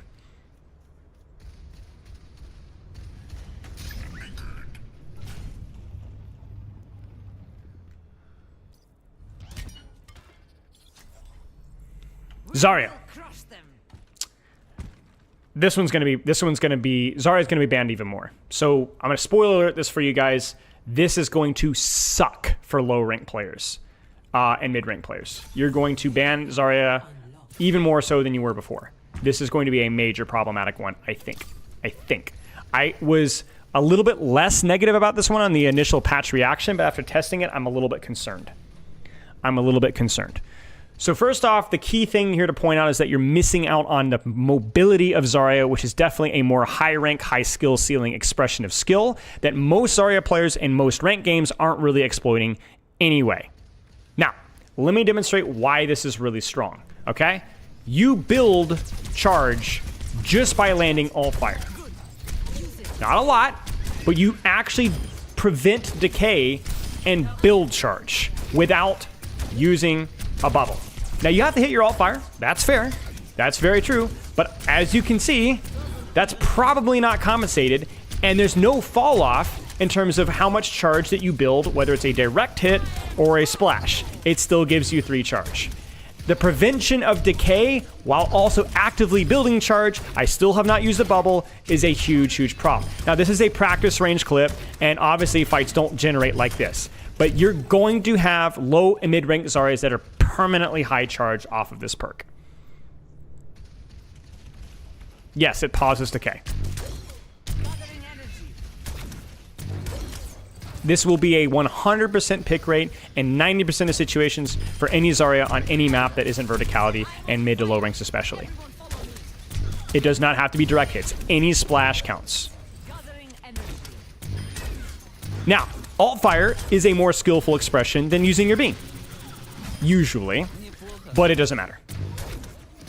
This is going to be a massive buff for Zarya play and low to mid range. This will get changed, I highly recommend, and this one immediately makes the bad list.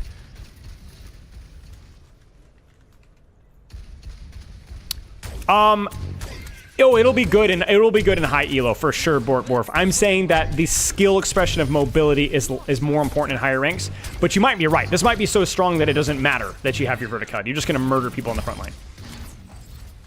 Yep.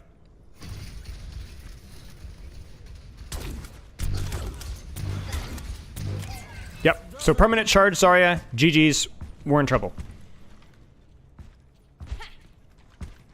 Map dependent, marginally so. Oh, yeah, we skipped Junker Queen. I apologize. We must have missed her. Guess that's her development shell. Whether it pauses decay or not, like objectively, the point being is that if you're hitting even the occasional alt fire, you're going to be able to maintain charge very much easier and build charge potentially even. Yeah, so that doesn't matter the technicalities. We're not here to split hairs over that. The point is the result. That's all that matters. Stop mucking around and move. Okay. Rampant Charge is definitely going to make my list of caution perks. Willy Willy, I'll showcase that one really first, I say, is basically it allows you for a little bit more mid-range. I believe it's like 45 damage. So if I miss here, this bot is not full HP, but it's a decent amount. It also has a slightly higher hitbox. Basically, the TLDR is Recalling Knife. It's going to do a little bit more damage, and it's going to be a little bit easier to hit targets on the way back. It's fine. It's not bad. It's going to be very situational, but it does offer a little bit of strength in a department that Junker Queen doesn't have, which is range. So I'm actually okay with this perk. I do think there are going to be situations where you'll probably pick it over Savage Satiation. It's okay. Now, the big one is Rampant Charge. This is Gain Unstoppable, which is the same thing as, I believe, Malga's Charge, which means you cannot be CC'd. And it refreshes all cooldowns when using Rampage. So I'll demonstrate that really quick. We're going to Chop. We're going to Knife. We're going to Shout. And then I'm going to Ult. I'm going to have my Knife, my Carnage, and then as soon as my Shout expires from my previous, I get it right back again. Now, crucially, the Shout doesn't reset immediately when you use your ult. You keep the previous Shout. So actually, it's going to be easier to chain Shout. So let me showcase really quick. Shout, ult. Look at the Shout. 3, 2, 1, expires. Shout again. 3, 2, 1. This is going to be really strong. This is going to be one of those ult perks that even though it's only for the ultimate, it was going to make my caution tier because it significantly amplifies the power of the ultimate. Like the Sojourn one. So we'll put it on the caution. I'm not going to say immediately broken necessarily. Feels like it's probably going to be a must pick. But we'll keep an eye on it.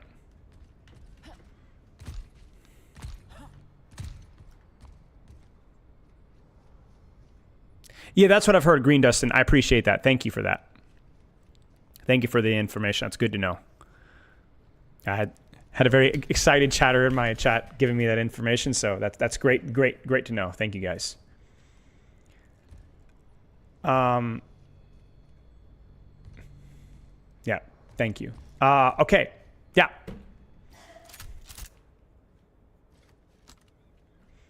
See, this is kind of the problem that I have with some of these things here is who do you think, just gut check chat, who do you think has the weakest set of perks now? This is the problem with the whole power creep conversation, right? So far from tanks. Has to be Ryan, right? Or at least Ryan is in that conversation. Right? You know? Something to keep in mind. This is the danger with power creep, the difficulty with power creep is it's very difficult to keep everybody on the same page when a lot of moving parts are happening.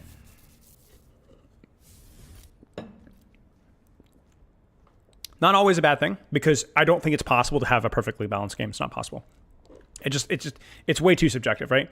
But it's something that you're just going to have to keep a very careful eye on, because you just have to be, there are a lot more moving parts. And I prefer some content over perfect balance. But I do think that there's a balance there. You know, no pun intended. Or Malga even. Yeah, not necessarily wrong there. Mm-hmm. Okay, let's look at some DPS. Any questions about the tank ones before we wrap up and keep moving on?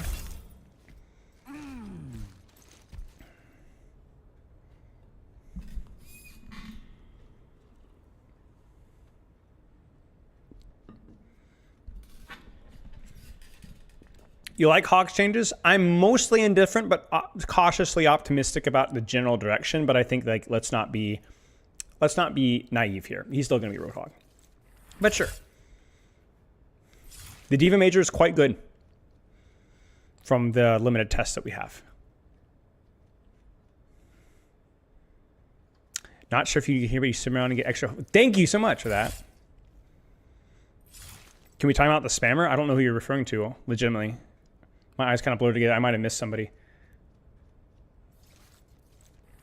Richard, you can just go back. I do it semi-alphabetically, so you can just go back in the YouTube VOD and see it.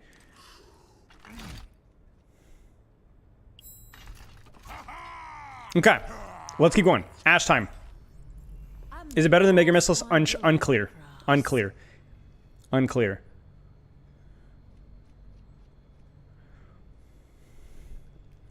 Can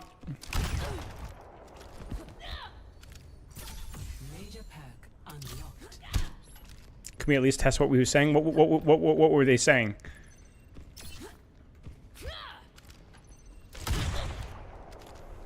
And remember, I'm not testing everything. That's not the point of the stream. We're getting a good general vibe. Remember, we'd be testing all day long.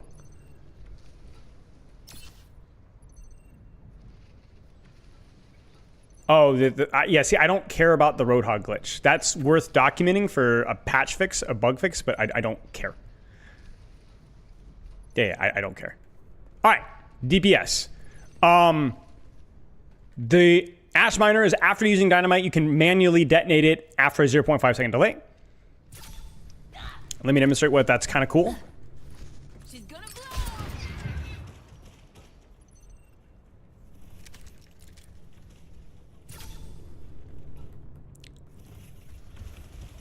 So anyway, as I was saying, the Ash perk is about applying Dynamite on a 0.5 second delay. Let me demonstrate why that's cool.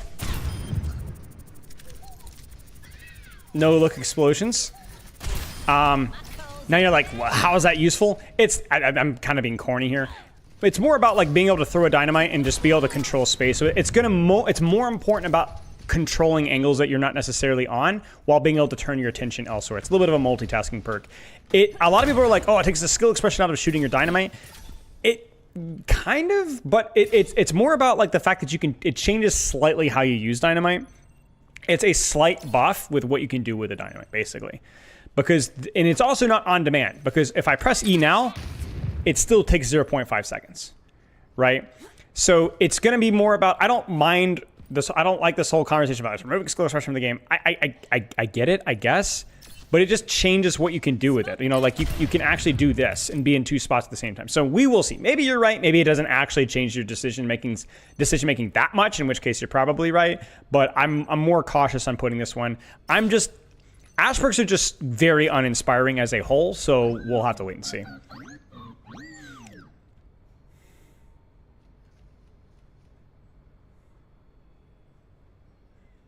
Right, so it will be nice to look for headshots while it's on the air, exactly. So what you could do is you can go like for this. The last one you'll ever cross.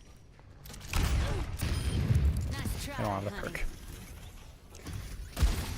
Major pack unlocked. Like this, you know what I'm saying? Dynamite out.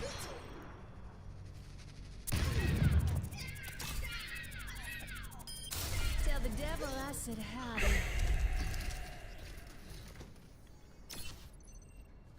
She's gonna blow. Like, you can get some TDK, I guess. There's probably some tech in there. There's probably some tech in there. So I'm not gonna even put it on the caution list right now. Just her perks are uninspired. All right, now this is the sauce. I think people are sleeping on this perk a little bit, or at least some of the discussion was. Even in my own, I was showcasing these perks to my Patreons yesterday because I don't stream on Fridays. I didn't really feel like it. Sorry, guys. And this is the one that really catches my attention.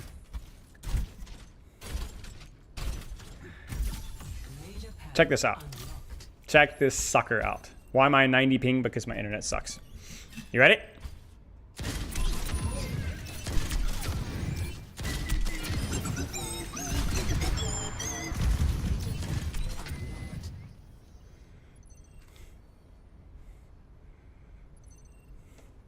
This is freaking broken, bro. Now, I know opportunity cost. Armored artillery is a really good perk. There will probably be situations where you'll still pick armored artillery, but holy frick! Holy crap, dude. Even without ult, just this alone makes it really good. But then you leave your form and you get another grenade. It's insane. Sebastian is not a great character right now, but anybody that plays Bastion, I mean, heck, you guys saw me playing Bastion just this past week, right? Nade is so important. Like, it is the... It is... I mean, who's to say what's the most important cooldown? It does... Obviously, turret's really important. But it's really, really important in winning duels. And this is a broken perk for winning duels. So... yeah. Keep an eye on this one. I'm going to actually put this one on the bad list of perks because... Not because I hate it. But because I am pretty sure that it probably needs to be nerfed or adjusted a little bit. Because it's nutso. Like, really good. Like, it's going to be good in all situations. Like, again, like, this is how much damage your nade does if you get a stick. It's a lot. It's just going to be an auto win. Like, you're going to 2-tap people with this if you hit 2 nades. So, is it going to make Bastion meta? No, freaking no. But it's crazy. 120. Okay, so it's not. Almost a 2-tap, depending on the person you're going for. Yeah, so they're gonna. I think they're gonna need to do some adjustments with that because I think that's gonna be a little bit tough. So we'll see. Now, are you guys ready for some sauce? Someone needs to fill that saddle. I think gunslinging's pretty bad, which is the roll perk. I thought it was going to be good. That was one of the ones I was wrong with. It's not that great. You guys ready for it? Peacekeeper's secondary fire, so fan the hammer, is replaced with a piercing shot that inflicts bleeding. Combat roll on Deadeye reset its cooldown. Get ready. You guys are not going to be ready for this.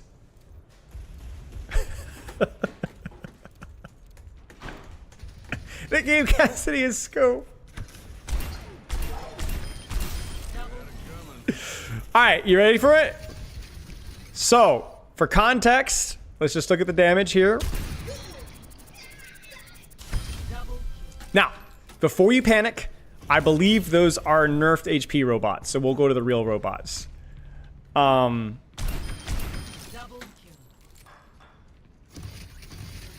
right, headshot. I mean, it's crazy, dude. It's crazy. Hey, hands off the merchandise. It's crazy, man. Feeling the heat. It's crazy. and it's crazy. Why this exists, I'll showcase, is that's probably going to be better to show in this training bot over here. Is if I go here, let me find the max range that I can 2-tap here. Big cheesy boss. Yeah, you can. Thank you for the sub. I'll try and demonstrate the maximum 2-tap range. This should be good because it's under 25. It should be right about here, I think. Yeah, just barely. It's important to contrast. This is why Cassidy's 250, by the way. Yeah, okay, so right here. Now, we're going to bump that sucker up and showcase, right? Versus, you understand? So it's important because the damage amount allows you to shift breakpoints. Okay? Look at how much closer that is as opposed to a 2-tap. If I'm even just half a meter closer, that's a 2-tap. As opposed to a 2-tap here, which still leaves him with a third of an HP. The reason why that's the case is mostly due, or partly due to the bleed. Because the bleed doesn't have fall off, right? Because it's what, 50 damage, 60, 70 damage of bleed? You don't have fall off of bleed.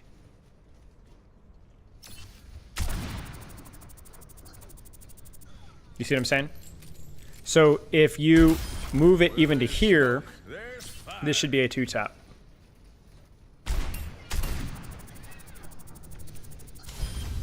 You'll need more grit than Right. that. Obviously, it pierces, not going to be the primary reason why you use this.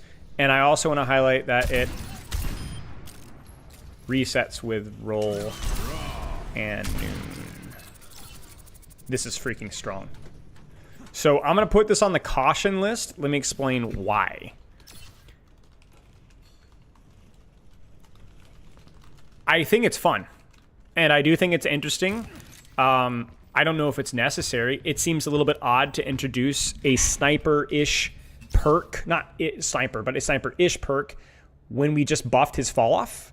This would make more sense if they had leaned more and compressed his range and then gave him one range option, almost like a dire triggers. My major concern with this one is not necessarily the design. It's fun to use, it's cool, whatever. My major concern is that it's just going to be too strong. It's just going to be too strong. I'm not exclusively trashing on perks for being too strong. I'm looking more at perks that I just don't like as a design conceptually, whether they're too strong or not. But this is one that's definitely going to be probably too strong. Now, keep in mind... Oh. Okay, I was going to say, keep in mind that the drawback is that you do move slower because you're scoped, but that's not true. Never mind. You don't move slower. You strafe at the exact same speed as you do before. Yeah. Yep. So there you go. Good luck. Now, I like that better than Fan the Hammer, conceptually, but yeah. We'll have to keep an eye on it. Keep an eye on that one. I am always ready to learn.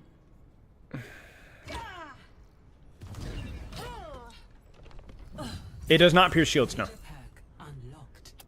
Focus Rush. Beam longer, also move speed longer. So...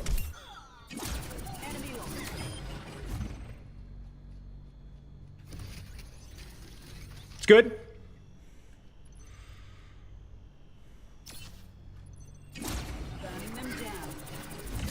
It's far. Does not pierce shields, no.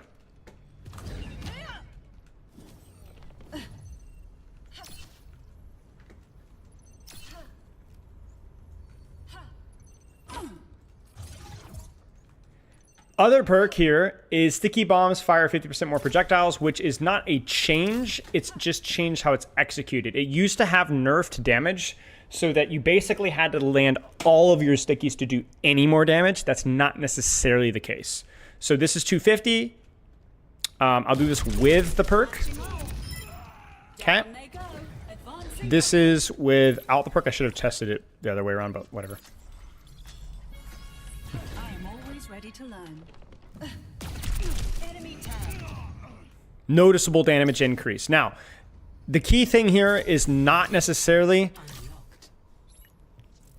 because it also takes you more time to land all the, I think it does, all the stickies.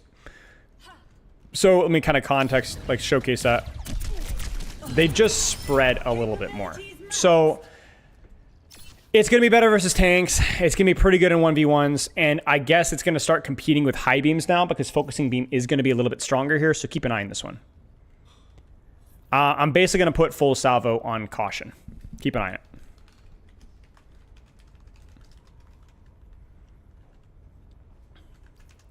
Yep, sure can.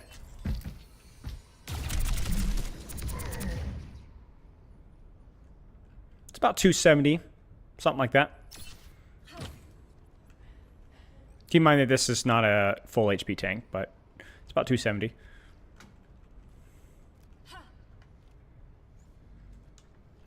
Only the special shot, Bork. Only the special shot. It's exactly 270. Ah, look at that. I always give up. Freya. Major pack unlocked. Quick dash distance. So basically, I can showcase direct hits to take aim really fast. Basically, let me showcase what this does. No longer can see through walls on under 50% HP targets. But, you see it? Always get my mark. Because I hit it, I can see it through a wall. 1, 2, 3. 1, 2, 3. Situational wall hacks. It's a lot weaker. It's a lot weaker than it was before. Also, updraft heals for 30 health per second until Freya touches the ground. Let me demonstrate that. Hopefully I don't die here. Just gonna kind of get some splash damage here.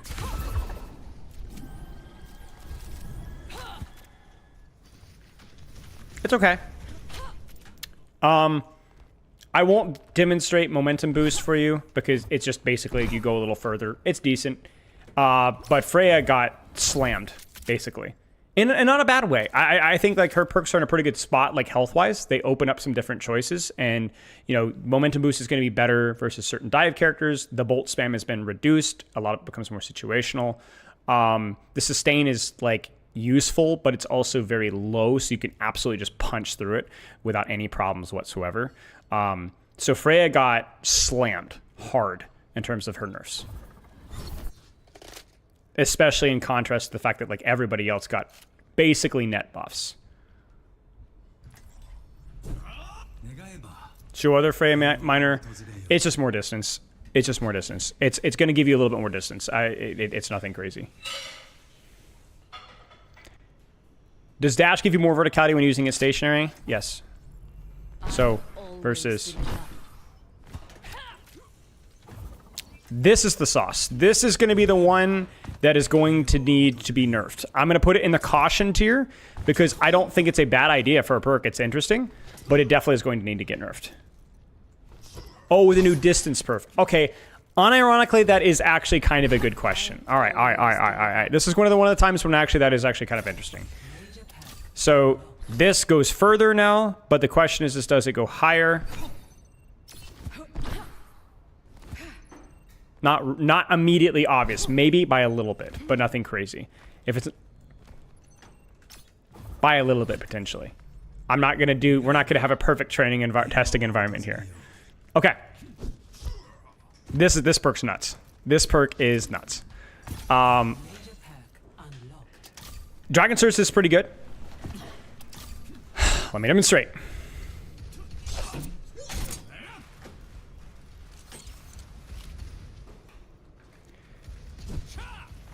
This perk is nuts. Like, this is nuts. Let me demonstrate.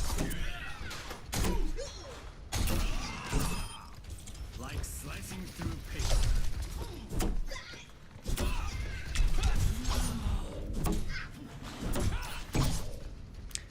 It's good. Even if you just hit one, it's good. This is insane. This perk is insane. This perk is easily the top 10 perks that they've done, and is probably going to make Genji better than he is right now. It's insanely good. Also, one of the little things that people have to remember is that melees are pretty darn good post Season 9 because in relation to most targets' health pools, the damage has been scaled up. 40 damage versus 30 damage, where health pools did not go up by 33% across the board. Yes, you could argue that shurikens are a little bit easier to land, but melees are just going to be a little bit better right now. So you're already going to be okay with melee spamming in a lot of 1v1s now, and now you're even rewarded even more for it. So yeah, obviously the damage is not as good with your dash. It's still 50 damage, but you're not going to get punished on dives very much. This is too much. I don't mind you encouraging a slightly different approach to how you take duels, but it shouldn't be so much so that you can basically get in and get out. I don't like this. I don't like this. Now, one other thing that I tried here, let me see if I can do it here, is it does stack on the number of targets that you hit. Now, the amount of times that that's going to be relevant is going to be very small, so that's not like this. This is definitely a practice range moment, right? But you can multi-hit with, if you have two targets stacked, for example, or have your active hitbox with your melee, you can see I get counted for 2 melees there.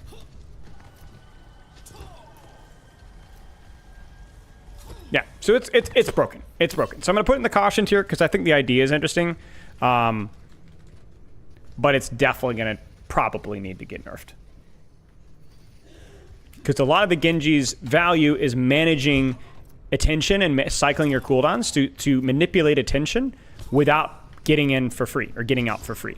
Dashing in is fine if you can manipulate their attention with cover and deflect and so on. This makes that a lot easier over the top so. I wouldn't mind the concept of the perk being something like 2 seconds reduction, or even 1 second or 3 seconds reduction. Maybe 1 second would be too small in comparison to the lifesteal, but 4 seconds or whatever it is, 3 seconds is too much. It's just too much. Beyond that, there's really nothing else to test. I mean, it's pretty straightforward, like with the extra damage on the dash. It's just more damage on the targets under half health. So, It's probably going to change some breakpoints. I'll save it for the nerds to figure out the breakpoints. But yeah.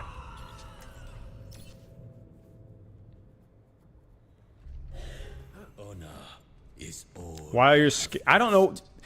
The skins in this, I don't know why these skins are selected. I have never selected most of these perks. Some of these perks, I like these skins, but I don't know what it is with preview servers. Some of my keybinds were also goofy, like stuff that I've never had selected. So I don't understand how preview servers work. Like, I've never selected this Zarya skin to my knowledge. I've never selected this Junker Queen skin. It's just the basic one. It's weird. I honestly don't remember. I don't know why I have all these skins. Okay, Hanzo. Yeah, so I honestly don't know. Maybe I did 4 or 5 years ago. I don't know. Swift lunge is just you get faster lunge. You hit a body shot, faster lunge. And keep in mind, based off of the charge of your shot, so you can't just spam lunge and spam shots. You see that? It doesn't really do anything. But if I hit my lunge, fully charged shot, I can lunge again. It's okay. It's good. It helps with duels a lot. That's basically it. It's pretty mid, but it's something. It's better than his other perk. And then this one is the Ricochet one. I have been unable to test this one effectively, so I'm just going to kind of keep my mouth shut. Dragon Fury has been buffed to 2 seconds as opposed to 1 second, so that's nice. But it basically just means that you're going to be able to do this. It's okay. I honestly have not tested enough and been able to test it effectively to really tell you. Yeah, it does work well with... Oh, it works with Storm Arrows. I didn't know that. Okay. Well, let's find out. Yeah, so you're going to be able to, like, lunge very quickly. That's true. I didn't know about that. Good stuff. So it's interesting. We'll keep an eye on it.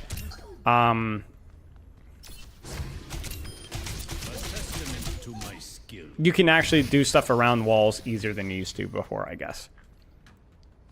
It's a gimmick. Storm Arrows, Scatter Arrows has always been a bit of a gimmick. And yeah. This one's gonna be a caution one for sure.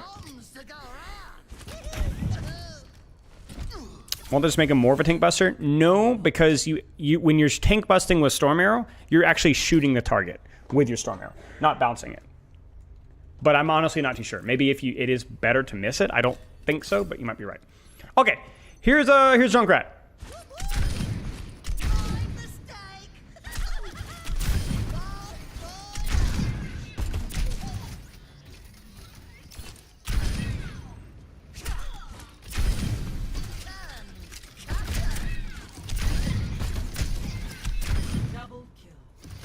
It's good. Obviously, I'm kind of just demonstrating it corny, but getting a reset on Kill It with Concussive Mine is really, really good. Because I don't know if the exact hard number. I'd love for somebody like Magister or Lukaku to go back and study. But you're probably going to get like 30, 40, maybe 50%, or maybe even more of your final blows with Concussive Mine. And getting a Mine reset is not only good for more damage, but also for to be able to get a combo and then get out. This is going to be heavy competition for Nitro Boost.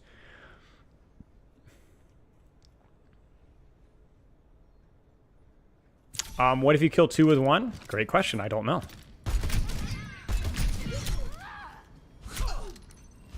I'll get them down real low so I make sure.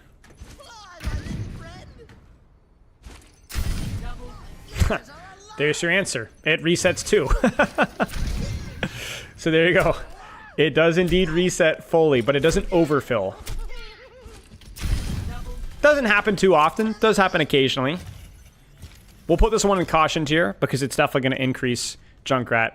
Now, the other major, I agree, I'm not a big fan of. It's more spammy kind of stuff, but it doesn't really help your roll. Like, after launching with Concussive Mine, Junkrat gains a 35% increased attack speed. So basically, let me demonstrate it.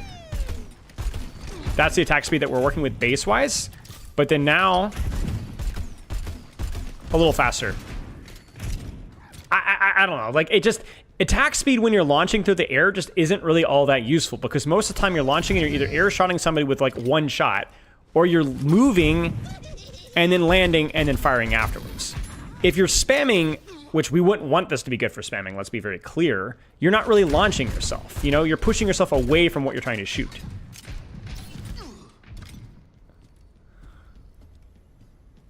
So I just don't see this one being all that useful outside of maybe you can kind of cringe spammed on main a little better situationally. I think Frag Cannon's probably going to be more consistent. This one just feels more gimmicky.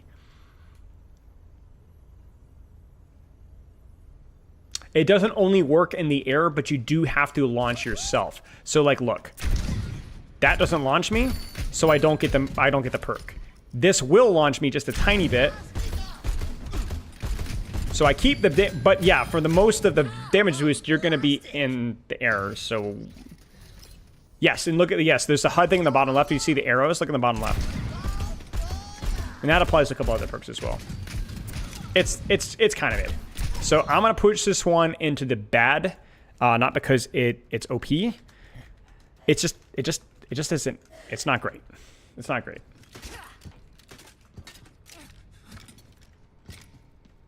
So we'll see. But I'm not super excited about it. Now, Come on, Snowball. They need our help. this one's cool. The Blizzard one might be too weak, but we'll keep an eye on it. It is a minor perk. Allies within Blizzard gain a 25% increased movement speed and heal for 50 health per second. I'll demonstrate that one really, really fast here. She only got minor changes, but I'll demonstrate this really fast.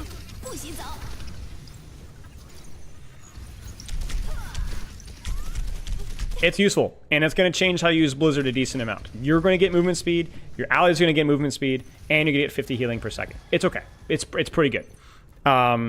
It definitely makes you think about it. I don't know if it's going to be broken or wildly OP. I doubt it. It's probably going to be more of a unique little tech thing. We'll keep an eye on it. Now, the other interesting one is the wall jump. The Blizzard perk was my idea. We'll see if it fails miserably. You guys can blame me. The wall perk was more Gavin Winter's idea. So if it sucks, you can blame him. Let me kind of demonstrate what that looks like. Okay. That's the height that I'm getting by walling myself up. Now, the double jump is how you do your little mini wall. Watch. Do you see how much higher I get off of the jump? So you get about 3 or 4 more meters of height. There's going to be certain areas that you can access because you're doing, I clunked it there, but that otherwise would not be accessible. Oh, I see, Gavin. Okay, whatever. Whatever. I'm giving you full credit. That way, if it goes wrong, I can blame you. Case in point. It's cool. Now, there's one other really interesting interaction here to point out, is that it actually consumes your wall cooldown. Because you could go wall yourself and then double jumps, right? But watch my bottom right of my cooldowns here. I wall myself, drop my wall. I can't double jump.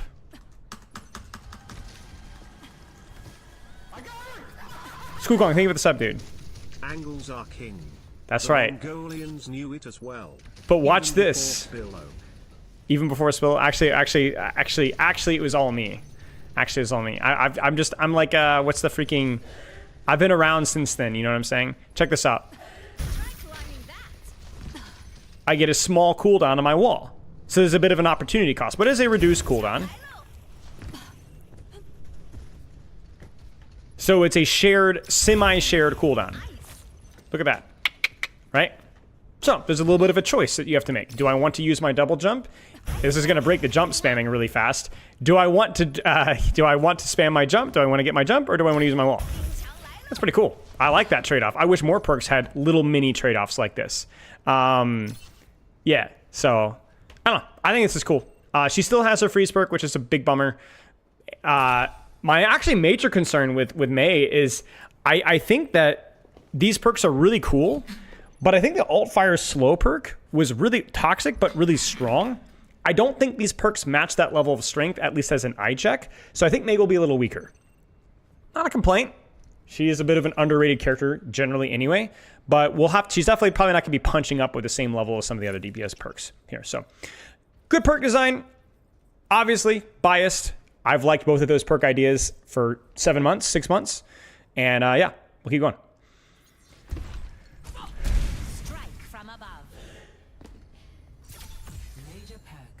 This perk is weird. Not necessarily bad, but weird. Let me demonstrate.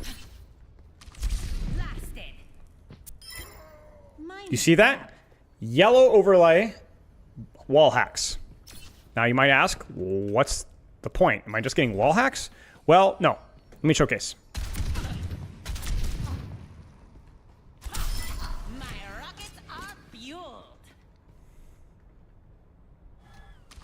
I don't think so. A clean kill. You understand? It changes breakpoints. You're going to be able to two-tap people that you have hit with your rocket. Heat check confirmed. And crucially, well, here, I can just do it here. It applies to everybody that was concussed. Once. Expires. Expires. Do you notice that that crit noise consumes the damage boost? Buff? So you can only get one damage boosted rocket per target hit by conk. Gone. Gone.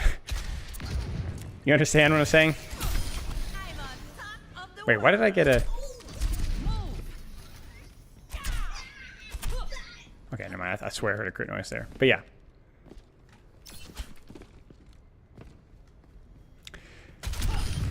Notched another. Blasted. I'm taking off. So you don't even have to hit... I mean, you could see it, like, in terms of time to kill here. I don't think so. That's really the combo you're going to be looking for, where you use both the conk and the rocket at the same time. My latency just exploded. We're back.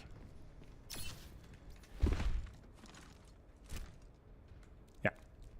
It definitely applies to barrage as well. It's just going to matter a little bit less because... I mean, it'll still matter because getting upfront damage is always helpful with barrage, but yeah. Now, this one is weird.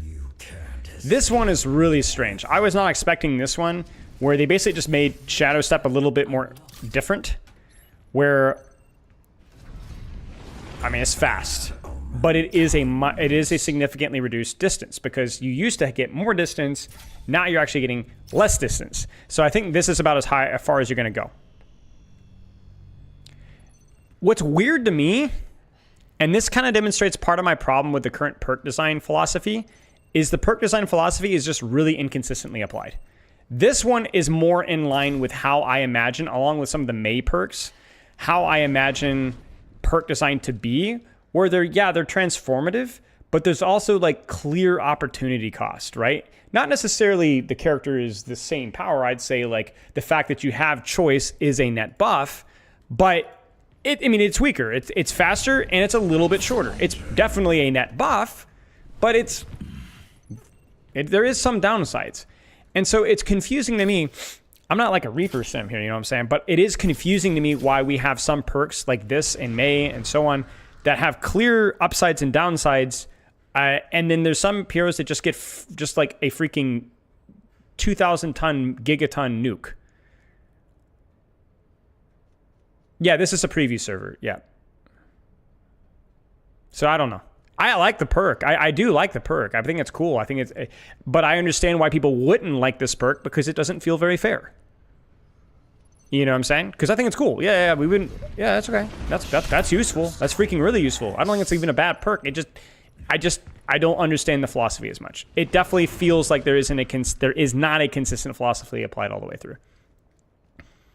Because YTK, the feeling of progression is very important for the perk system. It's not just transformative. It's also the feeling of like earning your perks and playing and your gameplay transforming as the game evolves is exactly the intention of the perk system. That's what it's supposed to be. Taking that out would remove 90% of the reason why they did perks in the first place. It's like the little mini roguelike, you know, in your first person shooter. You know, it's honestly even the same kind of stuff with like CS, you know, where you generate cash the more you play, and it's the same thing in Stadium, you know. So yeah. Sojourn. There ain't really nothing to say here. The slow and disruptor shot is okay, but overcharge is way too good, especially in higher ranks. While sliding power slide generates up to 50 energy, that's going to be used to open up more aggressive offing. I guess I could demonstrate that one. That one's maybe worth looking at. So that one's going to be used because, especially her slide just got its cooldown reduced. You're going to be able to slide to an angle and hit some shots, you know, and you're generating a rail from off of doing that. So it's cool. I like that more than the charge from the disruptor shot, but you're still gonna pick the same freaking miner, and so there's nothing a whole lot to say there. I guess we could also have made a list of perks that we really don't like that aren't new.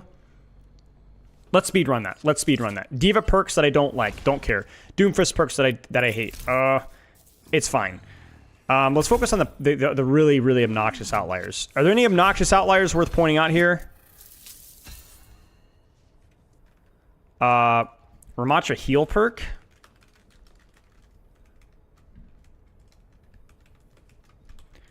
Old. We'll do an old tier. Ramatra heal perk.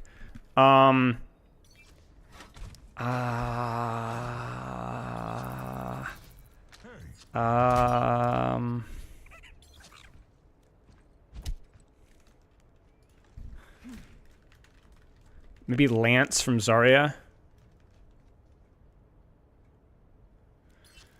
Ash perks are so boring. We're focused on the really negative outliers, not just the weak ones.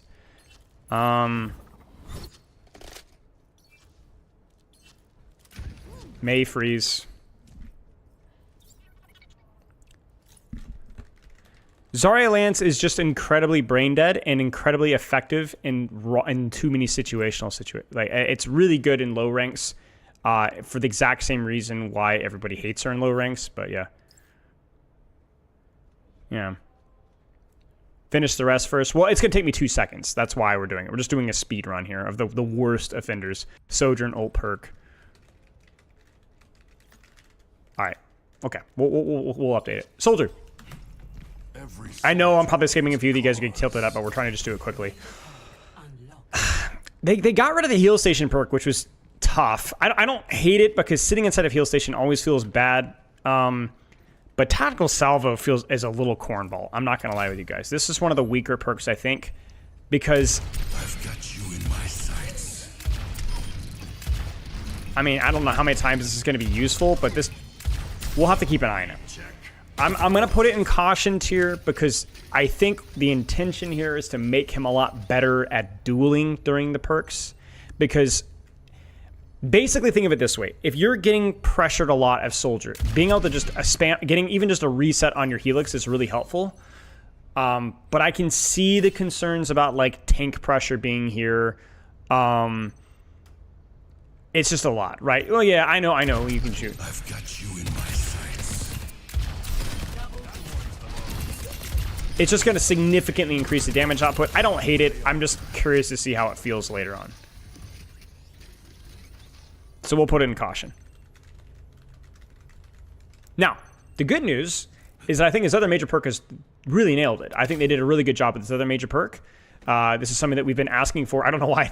I'm not going to be negative. I'm not going to be negative. It's great. They did a good job with it. I'm glad that we finally figured it out. They nerfed the heal, and they give him a heal over time and an attack speed boost, which I'll demonstrate the next time through. But you can see you can hear it. It's a little bit weaker. It's significantly weaker of a heal, but it is something you can do on the move. Awesome. Also, 20% faster. It's good.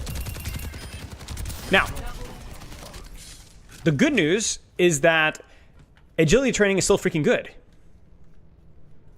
You have the reload on the move and faster sprint speed. So actually, there is going to be a very situational choice here between which one is better. A lot of angling, hard flanks. Probably still going to want to choose agility training, although I can see arguments for both. Not a lot of angling, or not as much of a deep angle. Stim pack, almost certainly objectively better. So you're losing out on sprint quality of life, or you're losing out on heal station quality of life. So I think that this was pretty good. This one's pretty good. I think both are going to be good. Both are going to be situationally good. Yep, definitely depends on the map and the enemy DPS. Sombra. In my world, there are no secrets. Major Perk. It's going to be Adept Hacker. So, let me demonstrate. Okay. Papa. Not even in hacked health pack. I forget, my keybinds are wrong here. No hacked health pack. or hacked health back at full HP. You see it? And it does decay. Just not immediately. This one is going to take some experimentation. I think it's very good, but I'm curious to see how it affects her gameplay loop and if it becomes more toxic, because the thing that concerns me a little bit with this is that Control Alt Escape is a great minor perk because it encourages uptime. It allows you to maintain pressure for longer. So you translocate, you don't need to go anywhere, you're able to go right back in whenever you want to. The problem with this gameplay loop is you're going to use Translocator. Okay, it's not hacked. And you're going to want to go to get a health pack so that you're in the best possible position for the duel afterwards. It marries you to a little bit tighter to health packs, but it also will probably slow down her gameplay cycle by a little bit. I sympathize, empathize, fill in the blank, whatever, with the difficulty with Sombra, but I'm not so sure that this is going to be great for her gameplay loop in terms of that.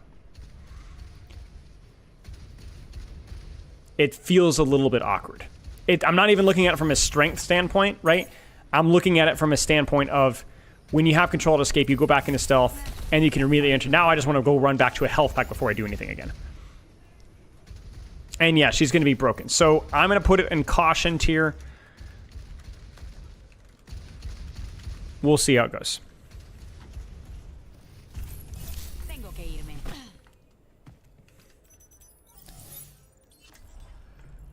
From imperfection, we build a new Symmetra. Min-maxing. Let me demonstrate.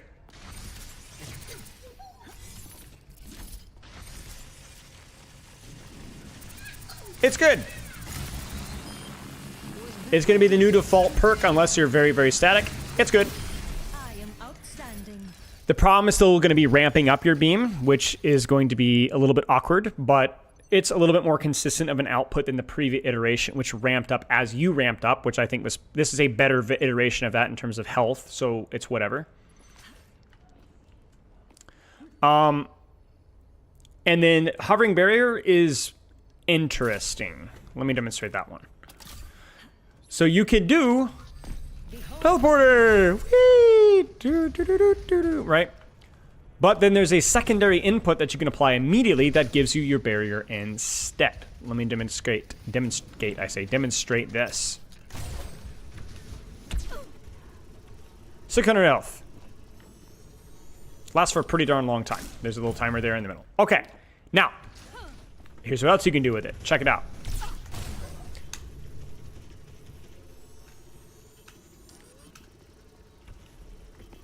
You press E, you slow it. Now you can't control it. You can only press E once to slow it. Now. And it stays slow for the rest of the time. So you can kind of, as my latency explodes, you can kind of control where you want it to really be focused on. I am not convinced on this one, but we will see. We will see. Teleporter heal is very good for her. It is a very strong perk. So this one's going to need to also be very strong to compete, but it is an interesting one. I don't hate it. We'll have to wait and see. You can cast either or. You can cast either or. If this replaced Teleporter, this would be one of the worst perks in the entire game because Teleporter is way too good. But it is an either or. So basically, in situations when you're not wanting to change your angle, you're going to use your shield. In situations when you do want to change your angle and or maybe get pushed, you're going to use your shield. So we'll see. We'll see. This one's fun. Overload. Moves fast. Yeah. This is me when there's food in the table. You get what I'm saying? Okay, and then this one is hammer time. Is you move faster while forward hammer is active. Let me demonstrate. And there we go. And here we go. Now, what's funny about this one is it's definitely a meme. Definitely a meme. But it's actually not as much of a meme as the armor overheal one was. Remember that you could heal armor, right? And let me explain why. because it actually allows you to rotate pretty good. You can actually move around. Like, you can move around on rollouts, you can rotate to different angles, you can disengage stuff, you can push stuff. It's not bad. Like, there are going to be situations, especially considering it is a minor perk and fully loaded isn't like incredibly useful. This might actually be worth experimenting with, unironically.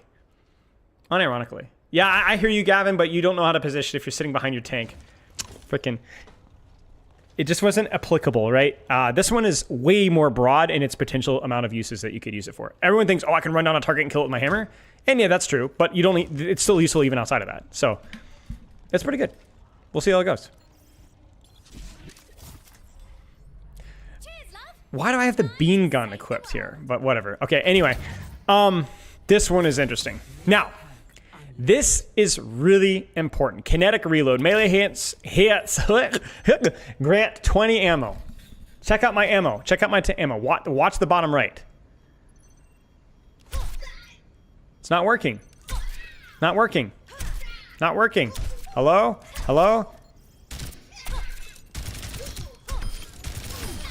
It doesn't over ammo. One of the things that I immediately thought of is when I looked at, okay, we're lagging again. When I look at quantum entanglement, it says recall grants 20 ammo that decays over time. Hang on, I gotta wait a second. Internet's going boom boom. Okay, we're back. If you look at recall entanglement, it over ammos you. This does not. So the reason how you're going to use this is for the whole trigger discipline. You guys seen any tracer, especially high level tracer VODs?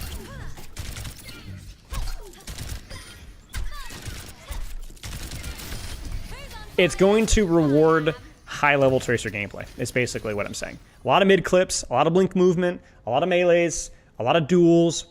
It's going to reward that. You're just going to keep your damage uptime just a little bit higher. And it's going to be noticeably useful. It's good competition for the Blink health pack perk, but it's going to require you to actually really apply yourself. This is a great perk, and I think they did a good job with it. So we've been very negative. That's what we do here. We're a critic, which means we rain on parades, but we also got to call balls and strikes, you know what I'm saying? And this is a strike right down the middle, I think. I'm really pleased that it doesn't give you over ammo. I think that would be a little bit too meh. I think it's something that you have to time it well, and it's quite good if you can do it correctly. It's very, and it's also doesn't just raw one clip kill every single person without punishment. You do have to use it correctly. It's good. I like it. They did a good job. They did a good job. Now, let's make history. All right. So get out your umbrellas because we're gonna rain a little bit. First things first, this perk is not terrible. It just goes further. It's nice. I mean, it's situationally okay. But what's the rule? When a character has high mobility, the character does not deserve high range, right? Characters like Tracer, Genji, even Sojourn are balanced around the mobility versus range hybrid. The reason why Sojourn is broken is because she has too much range on her sniper for her mobility. I would much prefer Sojourn with a little bit more opportunity cost for a sniper, but the game is balanced around mobility versus range dynamics. That's how the game is balanced, right? You gave Genji a sniper rifle, we'd have a problem. If you gave, Cassidy 5 rolls, it would be a problem. Now, Venture has high mobility, which allows him to... The reason why that's the case, by the way, is because mobility is what allows you to close the distances, right? Whereas range means that you can't close the distances, but you don't need to, right? So Venture has a lot of ways of closing the distance. It's the way that the character is designed. It's the way the character is balanced, right? The problem here is we have primary fire, which is here. A little bit of splash, but not quite close enough. So let's get a little closer. So you are required to take risks to close the distance here. Now, let's just go ahead and double this distance here. And then let's select our perk.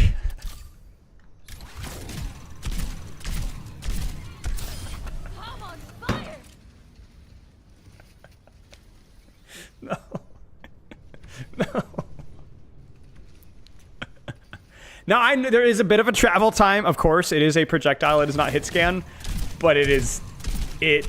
No. And the other major perk, while good, I think it was potentially also... this is going to be one of those moments where when you're going... It's just going to feel so unfair. It's going to feel... This is one of the few perks that I'm going to go T-minus 2 weeks before this gets hotfixed. T-minus 2 weeks. I will buy everybody in chat a yacht if this doesn't get hotfixed within 2 weeks. It's a complete clown fiesta. It's a complete clown fiesta. I don't mind Venture having another button. They definitely, can if you'd want, but giving Venture this much, honestly, giving Venture any significantly more range just doesn't feel necessary. You don't need to buff Venture's combo potential. You don't need to buff Venture's up close potential. You got to start being a little bit more creative with what you do. We've had a couple of ideas on the perk fixes potentially, but this is I don't say it lightly, but this is pretty silly. This is pretty silly, and it's definitely on our bad list. Definitely one of the worst perks that they did this side around. It's cornball. I like the concept of not always having great range, so you have to decide when to do it. But the problem with that is that if you're going to add a new button, if you want to go by the Spilo rules, then you need to have a button that's situationally useful, but it has different ways that you can use it. There's only one way to use that perk. It's to poke from range. There is no opportunity cost from using it, and there's no reason to use it outside of that particular niche. Widow perks are weird. Check out Fast Side Charge. 2 fully charged shots. That's pretty darn good. That's going to be a 100% pick rate in any Widowmaker player ever. That's not basically being dove 24/7. It's good. It's not insanely strong, but it's also very good. So, it's good. Now, this is the weird one. I'm not so sure how I feel about this one. Let me demonstrate.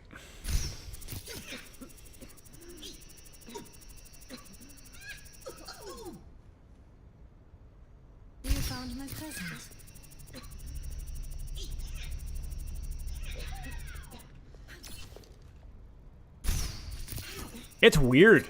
It is kind of bad. It's 25 damage. It gives wall hacks. But it's destructible. And it has 10 meter range. The biggest thing that this does is not the AoE, because the AoE is it's the range. So as opposed to tripping it from here, it's got let me demonstrate it. I think this should still trip. Yeah. So you can see it barely hits that one. That's kind of nice, but it's bad. It's real bad. It's real bad. It's like a detection system, but Venomine already did that. So basically, here's where it's going to be used, if at all. It's not hot garbage. It's just, I think, not that good. It's going to be used as a detection system like Venomine right now, but stronger. Because it's going to have a bigger range of a detection. It's just going to be a lot worse at weakening the person before it gets to you. Because it only will do 25 damage. So, I'm not so sure. I think having Venomine doing 150 damage was maybe a little bit silly, right? Having 2 of that was maybe also probably pretty silly too. But as a detection system, doing 25 damage seems like, oh my gosh. So we'll see. We'll see. I just think that the other major perk is probably going to be better. So we'll see. Basically, it is a one-time longer range Venomine for 25 damage and wall hacks. So there's a significant trade-off. And right, exactly. So this is the thing. You go, well, isn't that kind of how a perk should be designed? There's a bit of a trade-off. It definitely is going to be really strong in the certain niches where it's good. The problem is that once again, we're comparing this to whatever this was. Let's make history. You know what I'm saying? It's an impossible comparison to make. So there's just a real major inconsistency with the way that these perks have been applied in terms of the power scaling. I'm not a Widow fan. I hate Widow. She's one of the worst characters in the game, but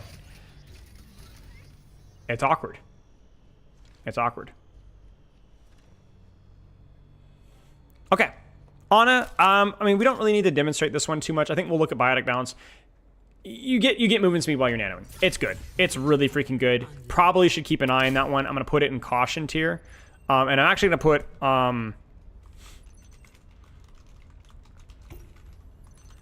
Ana, nano boost, speed, and nade bounce. Let me explain why.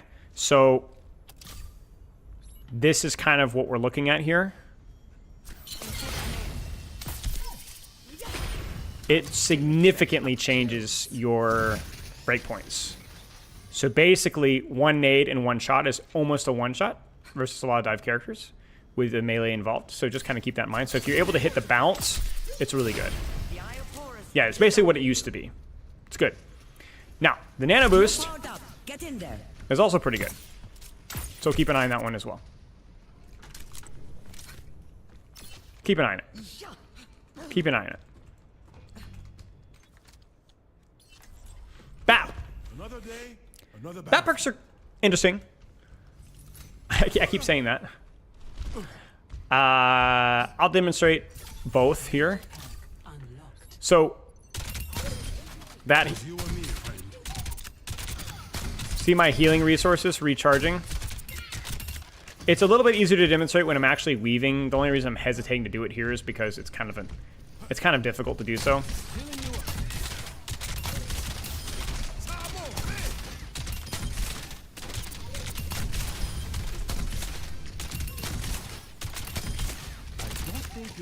And there's my first reload. If you're weaving, it's pretty darn good. I want you to notice something though. Let's get you all Only on directs. You understand?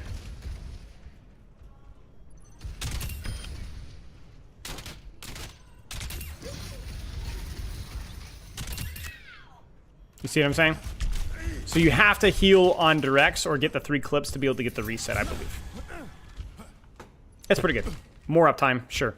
It rewards skill play. The other one is kind of interesting too. It's cool. It gives him a bit more range with his abilities, which I think is doesn't work on shields, to my knowledge. Another day, another battle. My internet's going all over the place. Hang tight.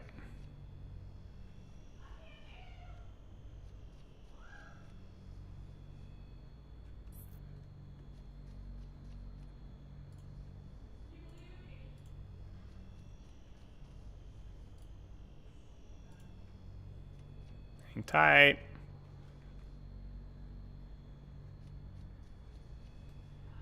No. I think Pepper's doing some pugs right now, so it's kind of boinking out here. Here, game 2 lasting too long. We're shutting down. We'll just rejoin it.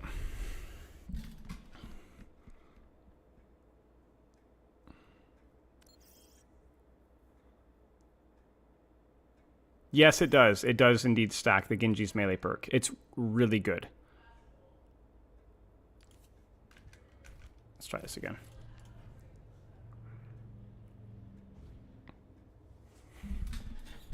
I'll showcase the other bat perk here. This one is interesting, and I think a better version of the lamp perk that they had him, not just in terms of strength, but in terms of like actually complementing his, or strengthening up his weaknesses. So basically, check this out.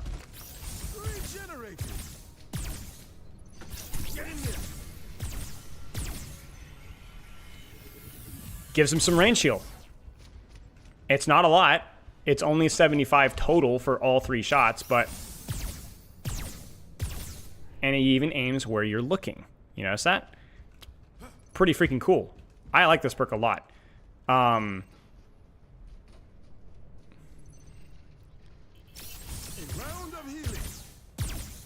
It just sounds cool, too. Like, there's a certain aspect of just like, that's a really cool little thing. Like, we like that. I wish BAP... It feels more aligned with a hero fantasy. You know what I'm saying? Of like, oh, pew, pew, you know, it's cool. I like it. It gives him some of that range support that he desperately lacks without making his single target sustain incredibly broken all the time, because if you're shifting a target, now you could say it could make it technically stronger if you're stacked on top of somebody and just giving them more healing, but it's all right. And I believe they buffed Assault Burst. Maybe somebody can fact check me on this one with the wiki. Burst gives BAP 30% increased attack speed for 4 seconds. It no longer grants double healing to allies below half health. So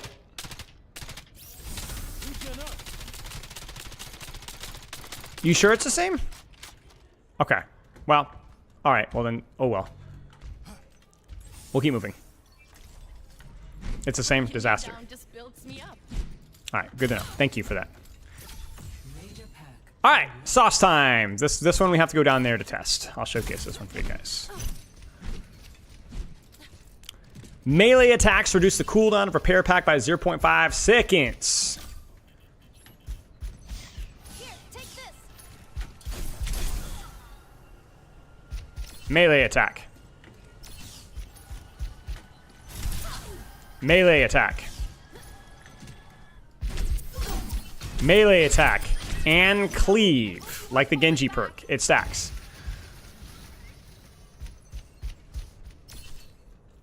But let's keep going.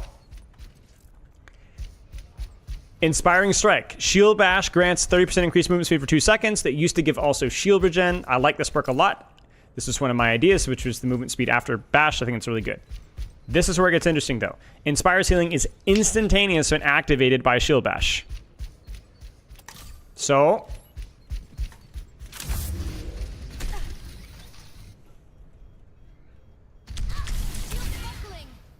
ignore the latency spikes. You see it? Now, you may be thinking, well, is that always good? Because isn't part of the value of Inspire heal over time? Well, I've got good news for you if you're a Brig main. Because if you swing your flail into Shield Bash, you're able to keep the Inspire that you previously procced as a heal over time, while also getting the burst Inspire of the Shield Bash. So you are able to have layers of Inspire. Check it out. Hopefully the lag doesn't screw me over here. So, see? So you're able to have the heal over time, as well as the burst heal from the Shield Bash. Once more, if I only Shield Bash, that's it. That's just the passive heal kicking in. But if I swing into Shield Bash, I get the Inspire healing plus the Shield Bash cash out. So Bash does not overwrite the previous Inspire. That's not how Inspire works. It complements it.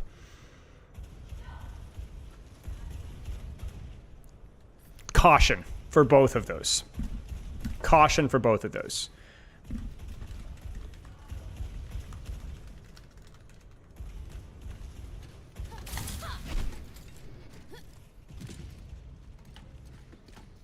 Jacob, it probably does, actually. It probably does count as a double cat. I mean, it should. So if we go here, it does. Yes, you're going to get double burst healing.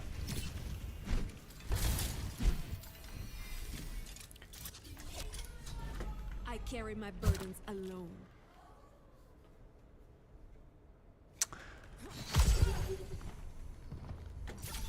Major perk unlocked. I don't know why they kept rapid construction, man. Like,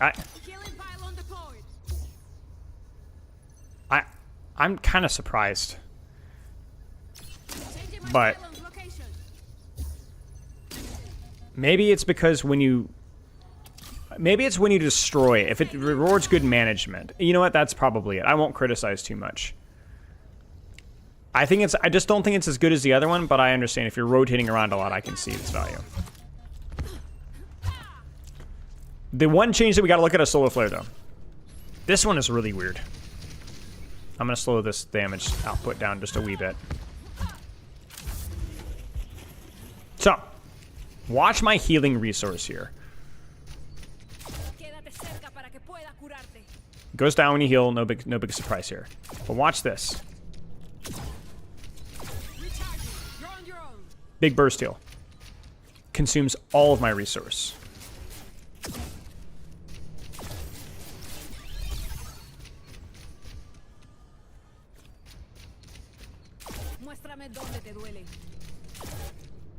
Depending on how much resource you have.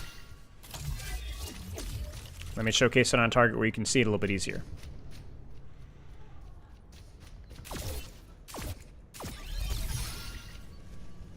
It sucks.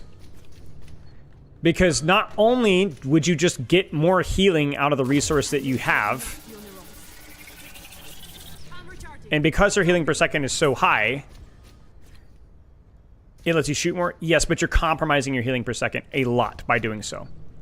The other problem is that its cone is remarkably small. It's an AoE heal that, let me demonstrate this really fast. Look at how unforgiving this cone is. That's gonna hit it. But if I move even just slightly to the side, doesn't hit. So it's very cone oriented, which means you're basically only gonna be able to get this on single target. I think this perk is really bad. No, because the amount you heal depends on the amount of resource that you have left. So if I use all my healing resource, it only heals a tiny amount. Cheers, Gavin. So you're going to want to use this when you have healing resource. And it's also opportunity cost because Sunburn's a decent perk as well. So you're choosing a perk that only gives maybe a marginal benefit from our limited testing and means you don't get the other one. I don't understand this perk at all. I think this perk sucks. Because again, and remember the downside of using all of your resource, and this is the other thing, is you don't really want to use all your resource. Look. It starts regenerating immediately. Whereas if I use all my resource, like that, I can't use it at all until it's fully charged. It's a bad perk. It's a bad perk.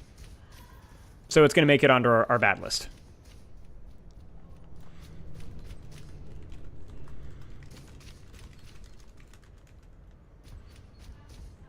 And you basically need like 2 or 3 people clumped into a really small clump. Like I'm talking, not here, I'm talking right here for it to be worth it. And its visual indicator is also really weak.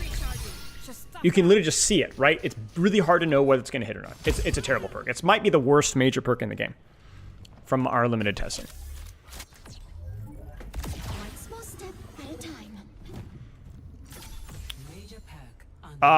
This is all new, old stuff, just shifted around a little bit. We won't go crazy over that. This is weird. Triple jump, baby. I'm surprised they put this in here. This feels a little much, but sure. She gets triple jump, I say. Triple jump. Which is pretty nice. And then, yeah, the one that everyone's talking about is the full auto. I'll demonstrate that one real fast as well. Full auto is most likely going to make caution tier.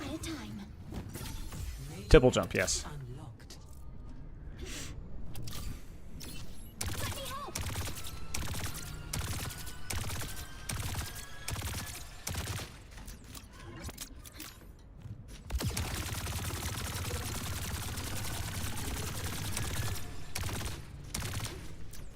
We're going to need to keep an eye on that one.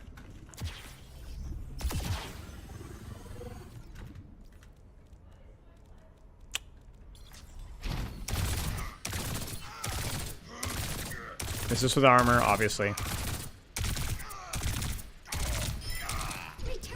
Triple jump might be stronger, yep.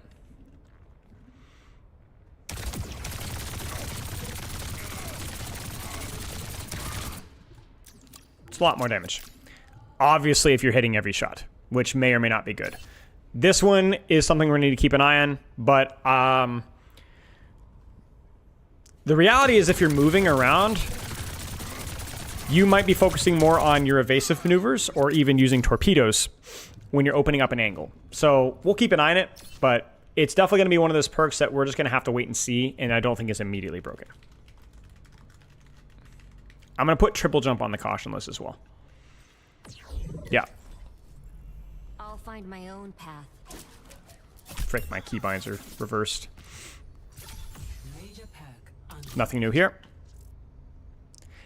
I'll showcase Ready Step really fast. I'm with you. You see the arrows? Just increase attack speed post teleport. Increase attack speed post teleport. Pretty good. But the one that is really interesting is this one right here. This one is sauced up the cheeks. Protection Suzu grants allies 100% increased movement, increased cooldown recovery, and 30% increased movement speed for 3 seconds. That's really good. But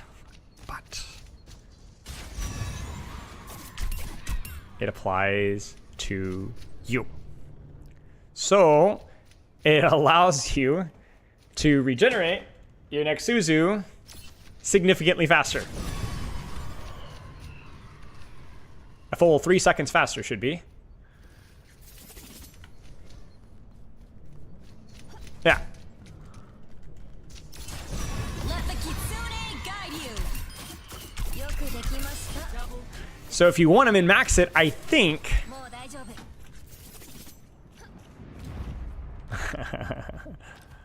It's better than double teleport, though. Let's be honest. It's better than double teleport. If you want to min-max it... Let the Kitsune guide you. I don't know. It might actually stack. It might be 200%. It might actually be better to stack both of those.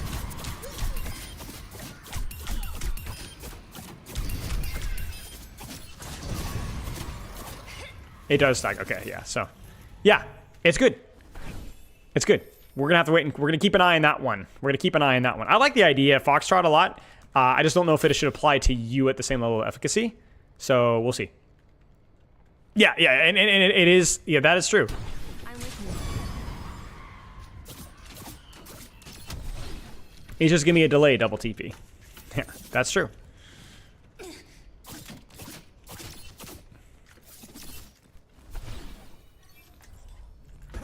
Spend every moment growing into who you truly are.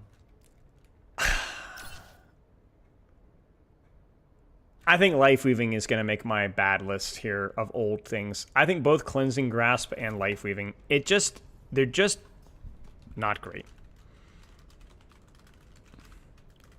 Like, burning your defensive cooldown for 20 more healing, it just isn't worth it. It just isn't worth it. And it barely lasts at all. It's gone. It's just not good. I actually don't mind Life Weaving as a concept of using your defensive cooldown so that you can get something more for your team, like burning your own survivability. It makes a situational choice. But 20 healing, it just is character. His minor perks are just, no. Allies gain 25% attack speed while standing on a raised pedal platform.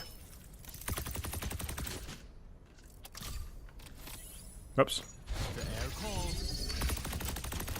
It's noticeable. It might be good. It will be situational because Super Bloom is still really quite good. But yeah, we're just going to have to keep an eye on it. But I don't think it's going to be anything super crazy. Lucio. Now this one's cool. The way the sound wave rider works is the interesting thing here. Check this out. So used to be you just had, what, 15% more boop distance? Something like that? Now, watch the middle of my meter, of my screen. You see this? And... charged. Look at my weapon. You see it? Now...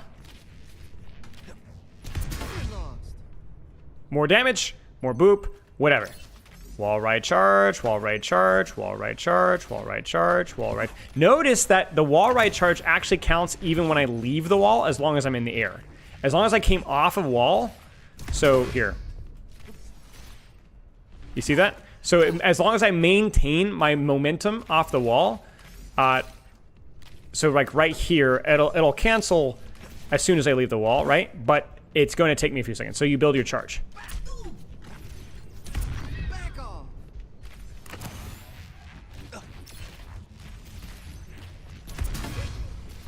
It's a little further. Crucially, it also decays. So if I don't do it for a while, it's going to decay back to 0. It's cool. It's cool. I like the fact that they gave it a charge mechanic, so you got to actually have to decide about when you want to use boop, because it takes a decent amount of wall riding. It's going to take more than 3-4 seconds of wall riding. So if I'm dueling somebody Do I want to use my, like right now, for example, I'm wall running. Do I want to use boop right now for extra damage? Right? You got to decide. There might be windows where you could use your boop now, but if you wall right for an extra second, you get an empowered boop. It'll be interesting. The more you charge, the more damage you do. No, it's like empowered punch for Doomfist, where it does 0 effect or full effect. No in between. It's okay. We might need to keep an eye on it, but I won't even say it makes the list right now. This one is fine, but the wording is wrong. Let me showcase what's wrong with this one. So, increase Mercy's travel speed after canceling GA, whatever. The problem is that canceling Guardian Angel is not what you're doing here. You see, it's still off on cool. It's still off of cooldown, or sorry, on cooldown because it's still activated. You see, it's still orange, and then it cancels. You don't get the movement speed when you cancel the GA. You get the movement speed when you use your GA tech. You see what I'm saying? Right, it's not canceling. So the wording is wrong, but it does exactly what you think it does. So whether that's slingshots, whether that's bounces, whether that's super jumps, it's more movement speed. It's fine. It's cool. Not a big deal. Not a big deal. Right, it's the movement speed and the extension of the cooldown, not when the cooldown goes on cooldown. But yeah, you might have to be careful because that might change your muscle memory with some of the res text and so on. Now, this one, you guys can have fun with this one. Not this one right off the bat. This one's a little sussy bok, I'm not gonna lie. The Coalescence full healing or full damage. It's only 25%, so it's not a ton, but this is gonna be disgusting. Surrender to my will. In certain ranks for sure, but it's whatever. Now this is the sauce though. You guys ready for this one? Phantom Step, I'm not gonna even show you guys. I'll show you really quick. Okay, basically go higher, go longer. You guys know the whole yard. It's the combination of the two perks before, but what makes it really strong is, more importantly, you can cancel your perk or cancel your fade whenever you want to, like immediately. So you can not only go higher, you can go further, but you can also stop whenever you want to. It's really good.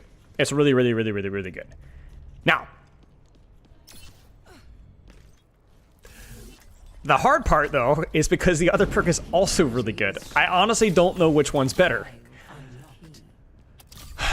Because it gets way more uses than you think. Everybody goes, oh, yeah. Cool, you know, all right. Yeah, I get it, man. I get it. Sure. Only the perk. Only the perk with Fade. But check this out.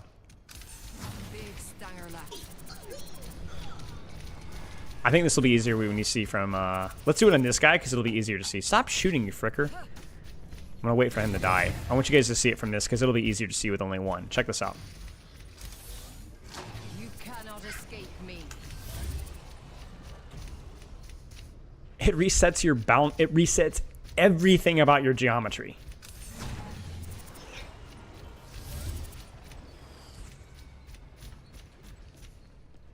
Another example here.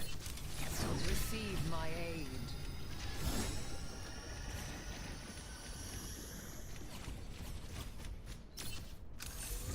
Misery made manifest. Like everything. I offer something more. It's good. It's really good. Everything. So you're going to actually have a little bit more relevance to geometry than you were with Moira before, and it's also really, really good in duels too. It's good. You know what they say? We won't talk about Wu Yong's perks. I guess we can maybe look briefly. I think Overflow is not great because you don't get over ammo or over healing resource. You have to use it. So in certain heroes like Tracer, it's more skill play. But for Rushing Torrent is not something that you're going to be actively... Rushing Torrent's going to be more about the rotations and less about the uptime, I guess is what I'm saying. So it's a little bit underwhelming. Yeah, so I'm going to hold off on talking about Wu Yong's perks for right now. We'll talk about it at a later point in time, potentially. Please show damage numbers for Wu Yong.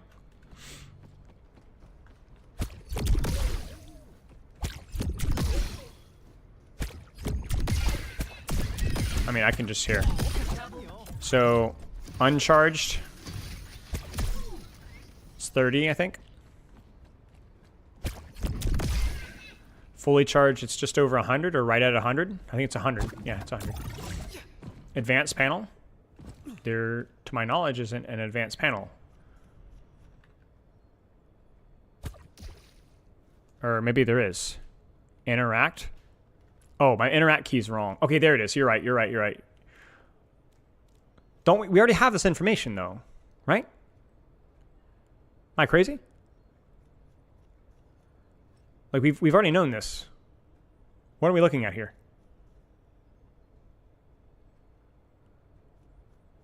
Oh, the new jump height. Correct. Yes, true. We can see the new jump height. What else can we see? Oh, we can also look at the ult cast. Yeah, let's look at the new jump height. And also the cascade. Oh, wow, that is way better. Way better.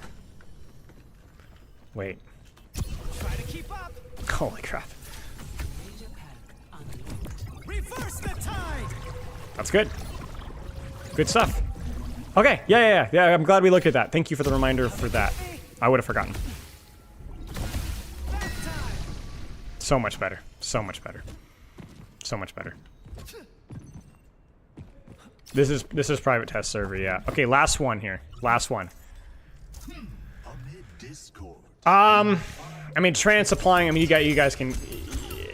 It's gonna be good. The other one is good too, so there will be more map situational, but you're gonna have some actual like close range efficacy, like shields will block it. Experience tranquility. But yeah, that's gonna be pretty nice. Okay. I think we'll probably need to keep an eye on that one. I think that's gonna be a caution one. But Zen isn't really good versus clumped up situations. So that's kind of something we're gonna have to keep an eye on. And then this one is weird. Like the second Harmony Orb one is pretty good. So we'll have to wait and see. Yes, caution. It's only when they're in trance. It's good. It's good. I think the key thing is going to be knowing how to use this perk. I unironically think, I was talking about this with some of the guys yesterday, I unironically think Harmony or as British for a second, Harmony Orbing Tank will be good now, because you don't really want to manage 2 perks on 2 squishies, because it's probably going to be a little bit too much multitasking, which will take away from your damage output. So what will happen is you'll definitely keep a deep Harmony Orb on a flanker as you normally would, but you'll probably keep your other Harmony Orb and whoever's easy to see, so that you don't take, because I've done the double Harmony Orb stuff before back in like Junkenstein's lab. You guys remember that? Before perks. And it's really easy to get swamped with doing unimportant things like cycling Harmony Orb. So you have a ceiling of more healing output for sure, but you need to be careful it's not distracting you from doing more damaging things. Now, a hot take here, Focus Destruction is not super great. It's good, but I think my gut says Dual Harmony will probably be slightly better in most situations, because you're not really charging secondary fire. It's situational. It's good. It's just something you want to avoid spamming, because it does lower your DPS even with the increased charge rate. So, yeah. So we'll see. But yeah, Zen's definitely going to be stronger, because Zen's perks are now actually kind of functional, right? Like, whereas before his perks were really some of the weakest in the entire game. So we'll see. We'll see. Okay. Questions, thoughts, concerns. That took forever, but obviously like a lot to break down, and this kind of gives us a head start into the next season. Our bad list right now, let me kind of showcase what we have here. Are there any other bad perks here? Okay, we'll leave as that. This is what we have so far. Ryan Shield Pin perk, Winston Barrier Toss, Zarya Minor perk with the alt fire, Junkrat attack speed, Bastion Nade perk, Ediari major heal on resource. Oh, I forgot. Venture range. Yeah, this one shouldn't be old. This is in the wrong spot. Old ones, which I don't like, which we should look at, would be... Wait, why did it just go away? Okay. Ramatra heal perk. Zarya Lance, potentially. May Freeze, Sojourn Ult perk, Life Weaver Cleansing, Life Weaving, and then Cautions, Diva, Precision Fusion, Doomfist Slow perk on Slam, Orisa Modal for Fortification, Alt Fire perk for Roadhog might be a must pick, Wrecking Ball Parry, Cassidy Caution with Bleed Shot, Junker Queen Ult perk, Echo Full Salvo, Genji Melee perk, Junkrat Mind Reset, Soldier Helix, Sombra Hack Health Pack, Widow Venomine perk, Ana Nano Boost, not OP necessarily, part of the, some of them are just bad, Nano Boost Speed and Nade Bounce, Brig, Pack, and Shield Bash, Juno Full Auto / Triple Jump, Kiriko Fox Race, and Transcendent Condemnation. Things to keep an eye on. It doesn't crimply. It doesn't do the same distance in the same amount of time. It still goes fast, but it just extends it. That's a great question. These are caution as in they're either trash, not super well designed, or could be OP. Yeah, the caution was only new perks. There's no reason for caution with old perks because we already have a pretty good idea of how good they are. Yeah, so there's a lot of good perks that didn't make this list here. Most of these might be fine, or half of these might be good, or a third of them might be fine. These are just ones we want to keep an eye on.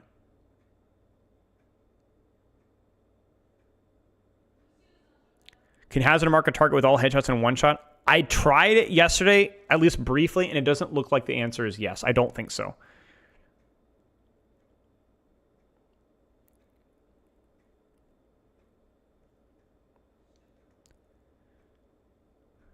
So, yeah, we'll see. The Venture Melee, I'm not as sure on like whether it's good or whether it's bad. Or like whether it's not bad. It's obviously not bad, but like whether it's working as intended or not. So I will keep an eye on that one as well. I'll keep an eye on that one as well.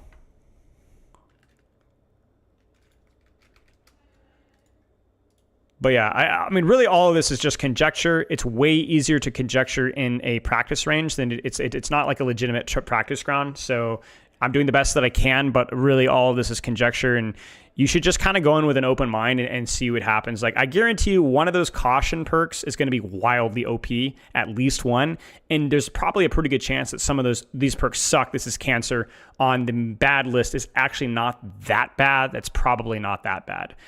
So I don't think I'm going, I mean, I was pretty accurate with my predictions with the first iteration of perks, but I definitely got some wrong. And so, like, you know, nobody's perfect, right? So we kind of go in with an open mind, have fun testing these things, be thankful that we have all these crazy new contents, and just see how it goes.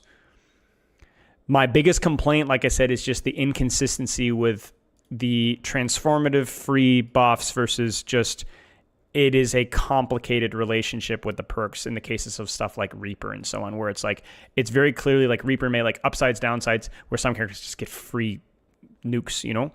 So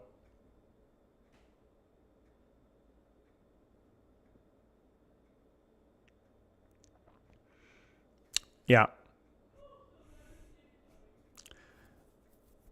Yeah, so we'll see. What do you guys think? I'll be right back. I got to pee and get some water. What do you guys think? I'll be right back.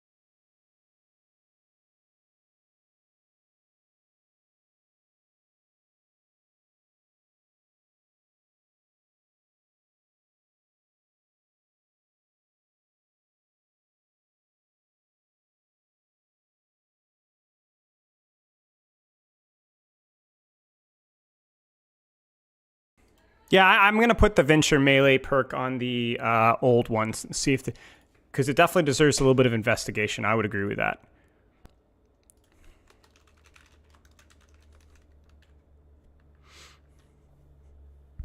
I'll keep an eye on it.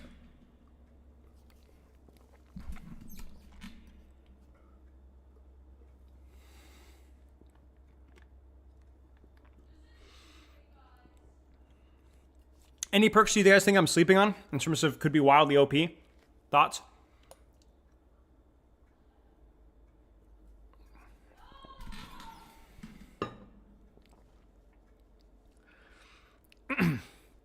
Yeah, I'd agree with you, Dumda. I think overall, I guess we didn't really grade the patch. I would give the patch probably like a B plus overall. Definitely think that they did a lot of really good changes. Like they fixed Vortex. A lot of the changes to like cast Sojourn HP seem pretty reasonable. They nerfed the right things with Hazard. I mean, it's all right.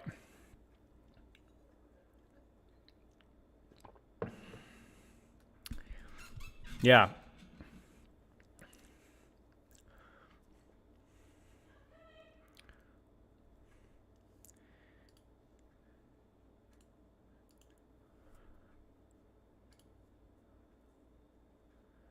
I don't know why they're nerfing his in-alt cost, though, because his healing went up by a significant portion. It's just keeping in line of where it was before. I don't mind the ult nerf here. Scream about ball and venture? Yeah. Here's the reality, guys. Like, reality check. How many of you guys have been playing this game for 1 year? How many of you guys have been playing this game for 2 years, 3 years, 4 years, 5 years, 6 years, 7 years, 8 years? I've been playing it for almost 9 years. I came in about 1.5 years after its release. How many times have you guys been so frustrated about the game you didn't even want to play? Like, several times. I'm a pretty good attitude about stuff. I have a pretty healthy relationship with the game. I have been pretty dissatisfied about the game state a handful of times. Double shield at times was really frustrating for me. I didn't enjoy playing that. I really didn't like goats. I didn't like Grav Dragon meta. Briggs release was cancer. Valk meta was when I was starting to take the game seriously, and it was really discouraging. Malga Season 8 was really, really toxic. I'm not saying getting tilted. I'm saying you don't actually want to play the game. The reality is that's just the nature of gaming, man. They're just going to have times when you just don't like it, you know? And I think that that's happened a lot less recently because it feels like we're constantly more often. You know what it is? We're in an exploration and experimentation phase almost constantly. Almost constantly. Because of how frequent patch changes and even little things like perks and the hero pool constantly expanding. And that feels pretty good. I am definitely not a fan of the Gen Z, new gaming headspace, everything's live service, content max. Who cares about competitive integrity? Who cares about making a game that's actually fair? But I will say that content does keep the game fresh, which has competitive ramifications in terms of preventing a game from being solved.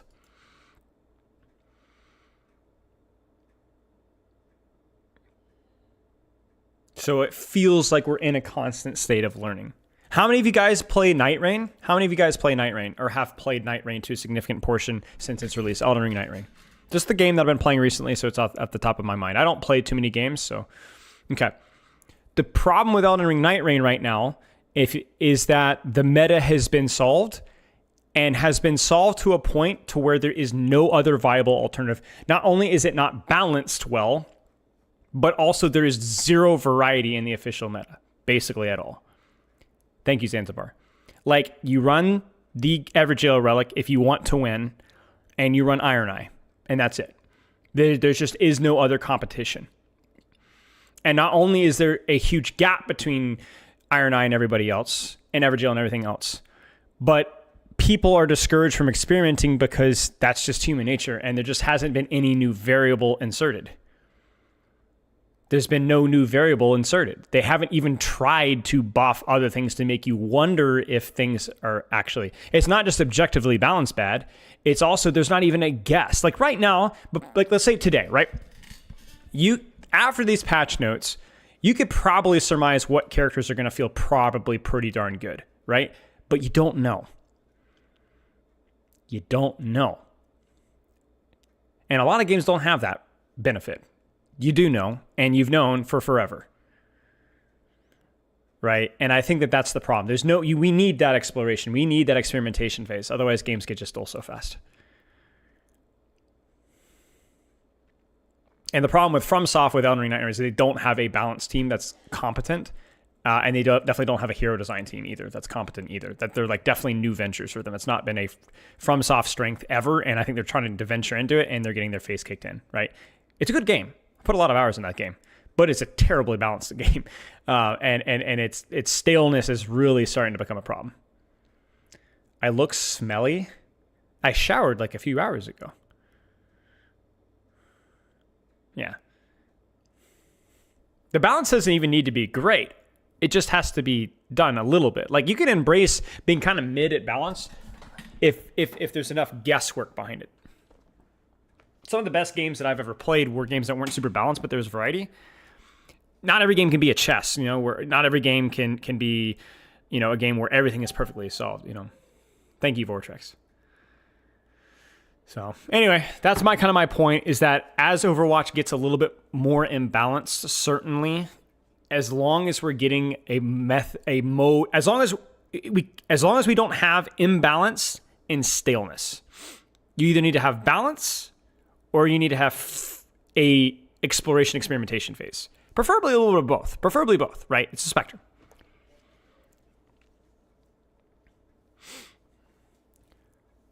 So we'll see. We'll see. Yeah. Okay. Do you guys want to? We can do two different things. We can play some Overwatch if you guys like, or we could do some perk theory crafting, like create some perks for that we would like to see in the game. It's up to you guys. I'm flexible today. You look like you want to come to Scotland. I do want to come to Scotland. I would love to visit Scotland. That is true, Magister. Poll it. Yeah, let's do a Twitch poll. Let's do a Twitch poll. Good call. Good call. This is why you guys are the content creators. What do? Perk theory crafting. Perk creation theory crafting. Basically, just we've already criticized a couple of perks that we don't like. This is what I did in Irvine when we were brainstorming for the perk ideas. Well, you subscribe, so that means that it has to be play right now. Thank you for the sub. I appreciate it. Sayonara. All right, polls live in Twitch.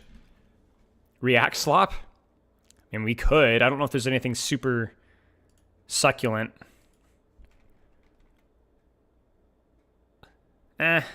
Maybe. I think too many of these videos would take a little bit too much mental effort from me. I know it sounds weird to say that mental effort's easier to play the game and or easier to theory craft, but I think it's because it's more familiar ground for me.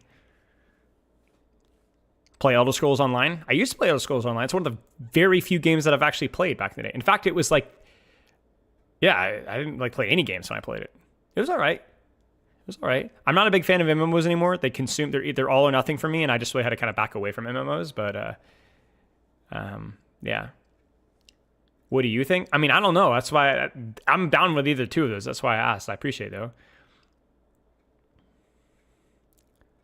MMOs are like, all right, we'll play. I don't know, man. Like, I had my MMO time. I was the GOAT at whatever I did, and it takes so much time. So much time. I don't like the grind nature of MMOs either. They're like full on progression build. Like that's the funny thing is like we look at like the modern gaming headspace of like how grindy, like how like engagement bait it is. But dude, MMOs were doing that for like 25 years, man. Like they were the original Gen Z brain rot. Like log in every day, play, grind. They like consumed your life. So like it's not a new thing here. You know what I'm saying? So, yeah, MMOs were way worse, right? Exactly. Depends on what you do. Yeah, maybe a conversation for another time.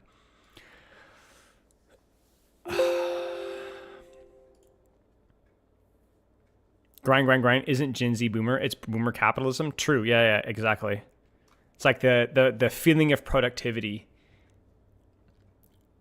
I don't know if I assign getting better at specific skills to be somewhat valuable. Like, I guess grinding a video game isn't like a great life skill necessarily, but it can be depending on how you apply yourself to it.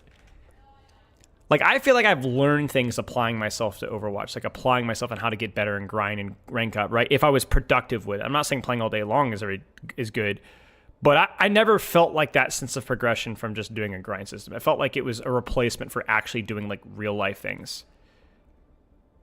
You know? I'm not saying that MMOs are inherently part of that, but they do lean in towards that. Like, I played an MMO class. You've heard the story a million times, but applying myself to that class and getting really good at that class was an enjoyable and satisfying and fairly productive process. I got really good at learning how to get better at things during that process. But grinding for gear and doing my dailies didn't make it any better. But it was engagement bait, but it didn't, you know.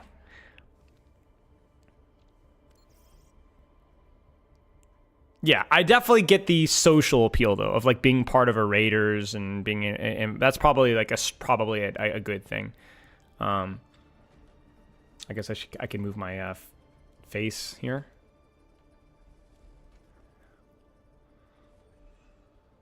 Oh, definitely Serpent is. Definitely. I mean, their class design is a collection of very cool ideas that clearly was not play tested well. I was talking with Stefano, one of my buddies, and he thinks that one of the things, I think there's an Asian or maybe it's a Japanese gaming philosophy. He's played a lot more Japanese and Asian games than I have. I haven't really. Where he says that he thinks that they make certain choices or certain things objectively bad on purpose. He thinks that it might be due to like their game design flavor, where like certain things just are terrible and there always will be terrible, and they're done on purpose. I'm not talking about like there are very bad choices and very good choices. I'm saying like literally awful. So I don't know. You see that all the time with a lot of Elden Ring weapons and Elden Ring, like the Night Rain rewards, but you even see it in terms of class design. Like there are objectively optimal classes and objectively terrible. No, not even for challenge players. Just what I mean is by useless, like actually useless. I don't know if that's true or not, but yeah. Well, there's certain things that FromSoft has done that either you are incredibly incompetent to the point where something was not even play tested, or we're pulling our leg and you think it's part of your choice of class design. Again, I'm going to dig even deeper here. Have you guys beaten the new Everdark Libra? The new Night Rain? His boss relics are memes. They're unbelievably terrible. Like, they're almost worse than useless. They're almost a negative choice. But they put it in. And I have to assume that they knew what they were doing when they put it in. It's a joke. And they've done that with a bunch of things in that game. So, I don't know. It's kind of hard to know. How much of it is incompetence versus how much of it is purposefully just leaving bad things in the game? You know? I don't know. Because you can look at it with Overwatch. Like, you look at, like, Mercy's state or Roadhog's state. And you're like, they just don't have the development time, and it would take a lot of effort to fix these things, you know? So you can be frustrated and angry, but you can also understand, okay, I get it. It's not a priority right now. But then there's certain other things that just, there is no excuse. And you're like, okay, well, that has to be done. You know? So, you know, who knows?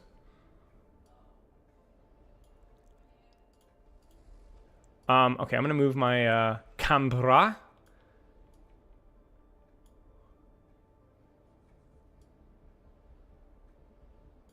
Let's see here. Black screen goes there. Main chat goes there.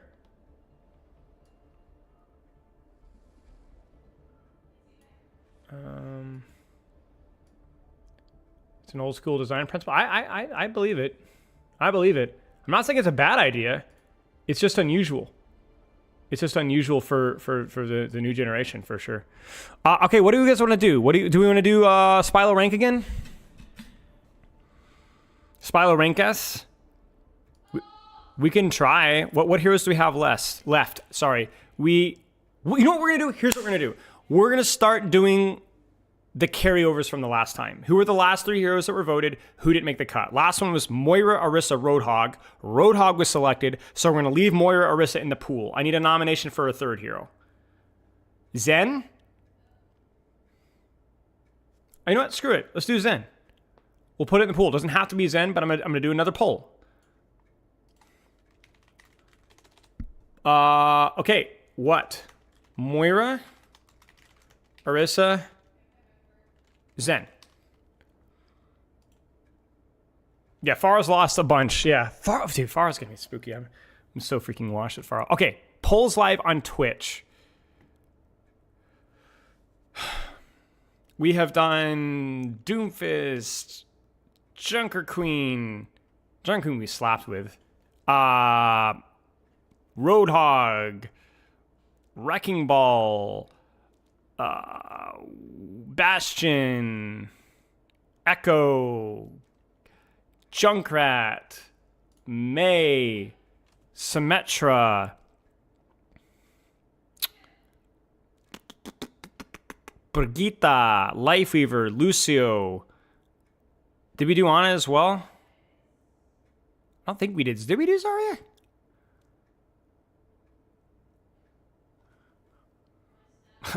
Oh man, Moira and Zen, it's close. Oh, Zen pulled it out. Zen pulled it out.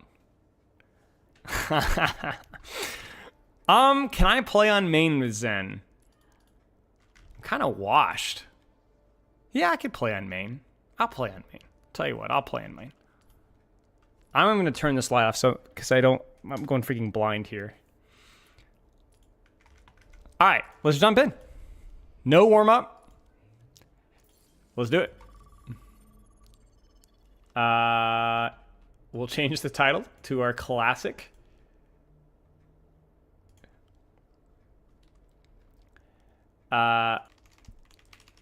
Is Spylo plat on Zenyatta?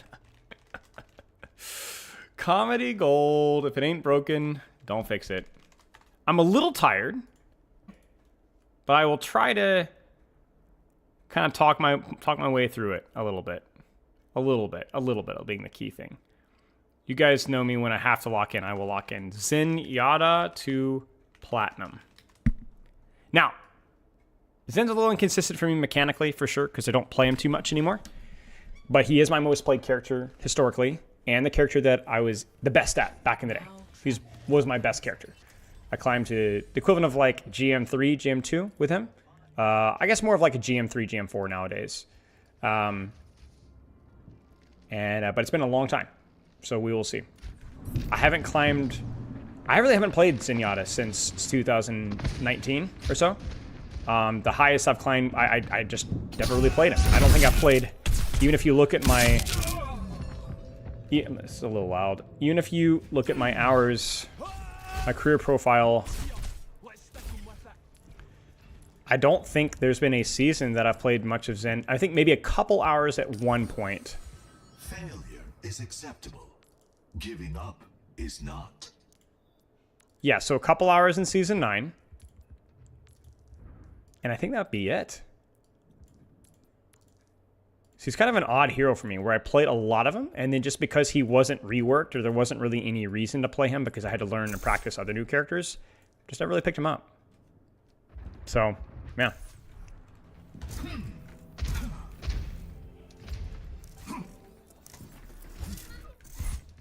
Latency's a little bad, though, I will say. So hopefully that doesn't become a problem.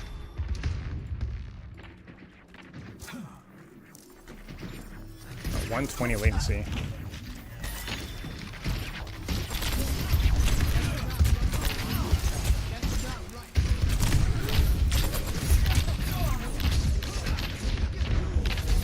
Did you climb from Golden Masters in May?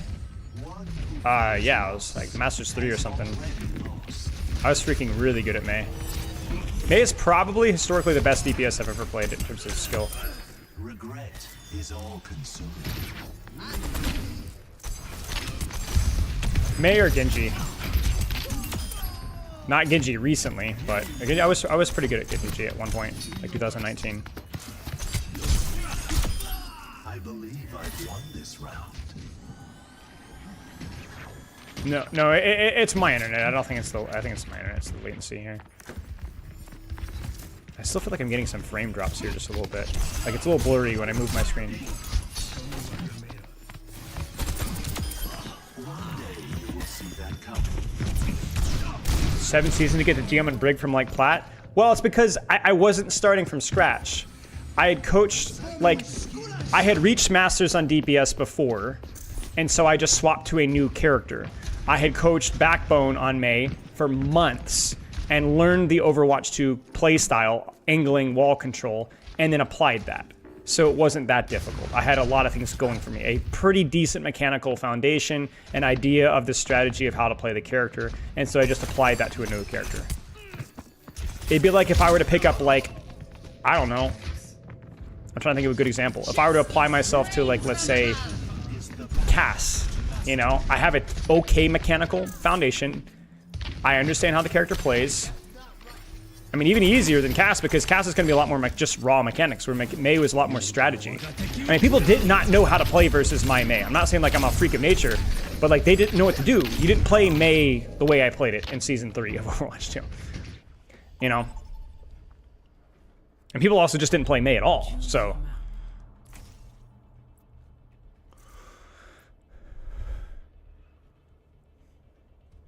Oh, Poke.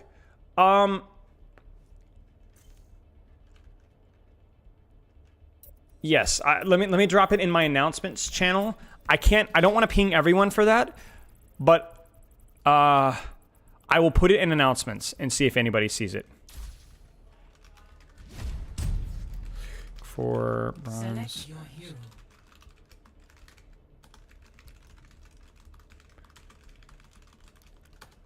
Sorry, I can't do more, but I'll drop it. Yeah, I got you. I got you right now. Choose heroes to ban. There's been some weird currency bugs. There was somebody in the content creator Discord who had a similar problem I saw, so I'm sure something's going on at Kuma. Look at them banning Ball Sombra Tracer for me. I'm pretty sure that's for me. I'm pretty sure that's for me.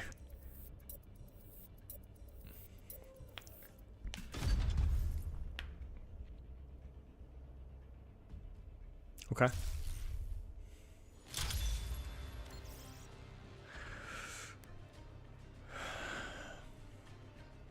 I'm gonna be washed, man. So the thing was then, find a sightline, apply pressure. But if your sightline isn't that great, you flank. You flank to open lanes like Juno. You avoid contested angles unless it's somebody that you can contest up close or you have the drop on them, or unless you have trance. So you could do all sorts of silly things with Zen, but you have to be sneaky with it. You have to be sneaky with it.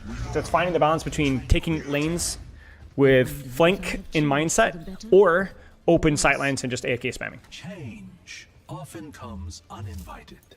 What you make of it is up to you. We'll find out how this goes.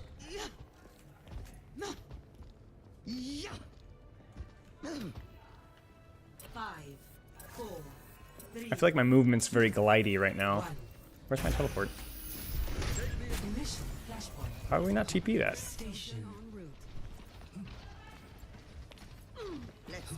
We're gonna have it in time, my friend.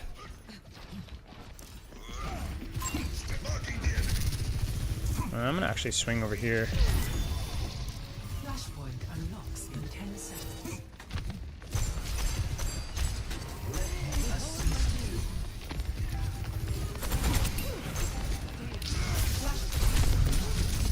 Frick.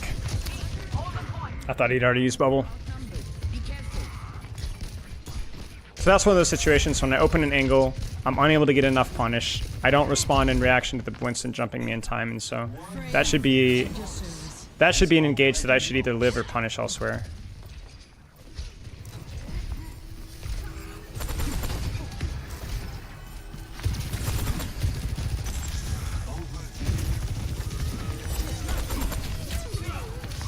That's bubble.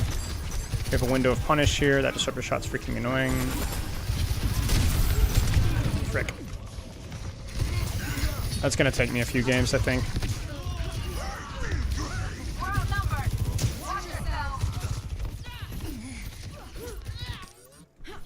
A temporary set.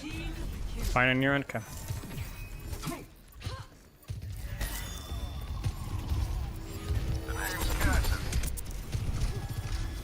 Ah, there's the latency. I'm gliding. This might not be good to play ranked in. This is now at the 600 latency. We'll finish this game, but we're kind of cooked here.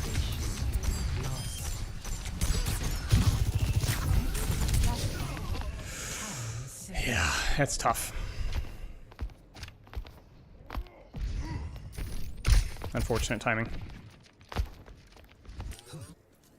Repetition is the path to mastery.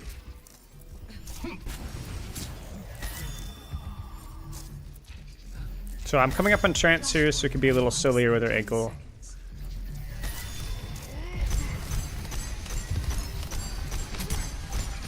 You're gonna push me. This ends now. They're not trance in time. Thank you. Nano boost administered. That's kind of like one of those moments where you can kind of see my opening angle allows us to get out of the choke. And then if I can bait a dive there and trance that, no problem. But you have to trance it.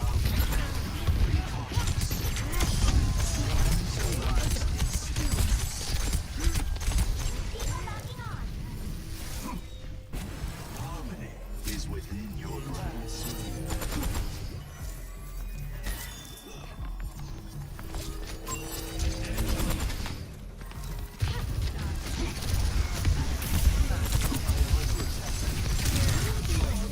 Dude, it's the same thing, man.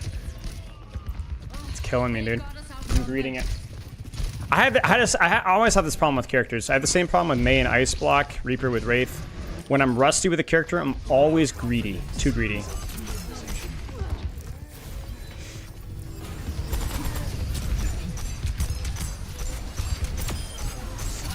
answers all questions. August here. Lucky you. Town center. Lost. Flashpoint. Garden. How ominous.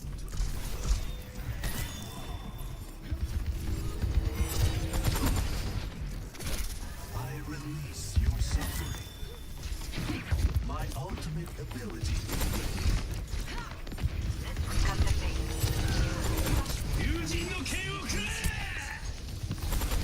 I'll trance your team.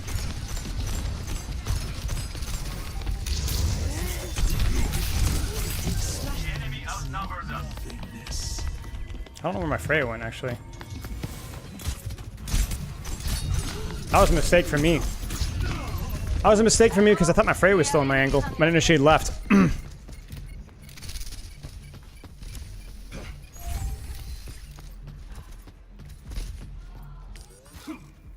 temporary setback.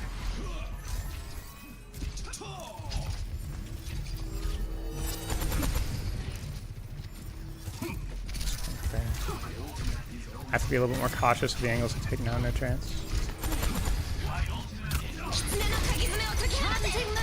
Especially with this double support ult that they have. Nice. Don't know where Genji is. Okay, now we have some CDs for us, so I can take some space. You can see there, you don't need to be really cute with it. Frick, dude. Me and my Genji just killed our Freya. I'll probably do the Horde deal here. I don't see myself using alt fire as much this matchup. Not a lot of snipers. So I'll probably be just kind of prioritizing primary fire.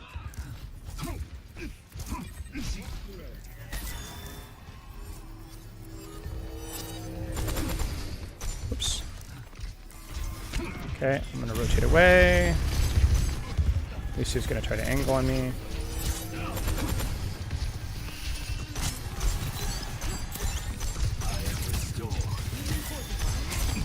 That's bubble. This ends now.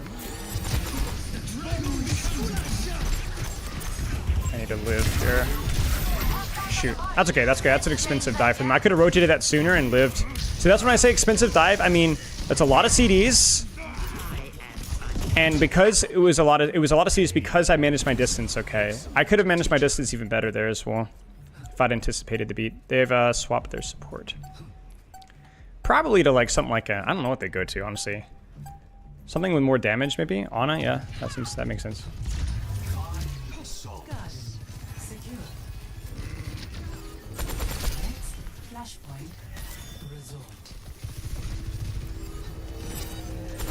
Because basically that Lucio is struggling to close the distance, right?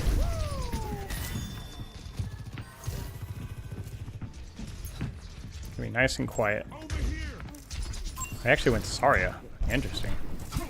Honest dead. Nothing to do about that. Awkward rotation from us. So we keep moving. We keep moving, and we get on high ground. Keep my Freya healthy. No, I can't. Break bubble, break bubble, break bubble, break bubble, break bubble. Nice. Don't shoot, deflect. Look at my angle.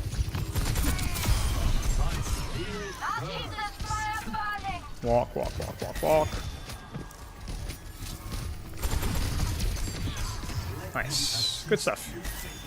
I probably should have capped point there, but I want to make doubly sure because we weren't up. It was a 2v2, so that's not a guaranteed win by any means.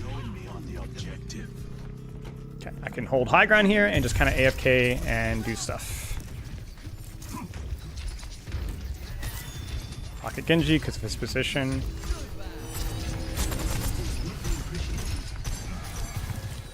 Ping is looking a little shaky.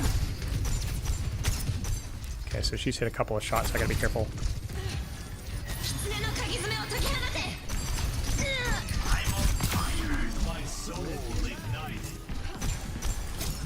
Try to not trance this, so don't get too sloppy here. Pocket my... Yeah, I know. Nice. Nice. I'm gonna actually let my Lucio get the charge there, so... If I can cycle my orb, holy crap. Oh, we're fighting this? Yeah, I prefer to fight her on point. We have Discord advantage. Okay, no, they have Discord now. But they're gonna be in a rush to touch here.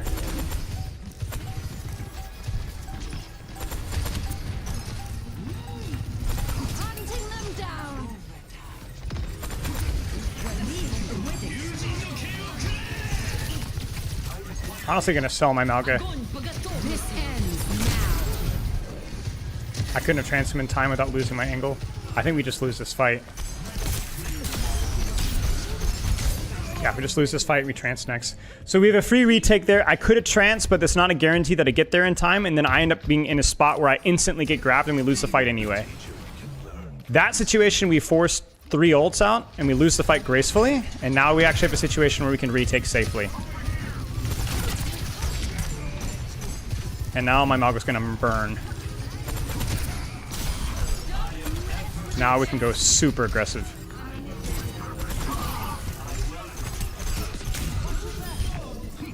A little scary. Cool guys don't look at finish killing blows.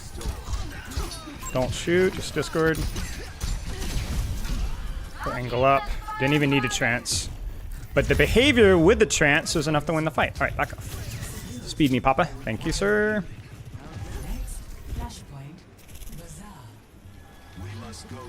Now we rotate to point. This is another pretty decent point for me. They're going to have Transcendence as well.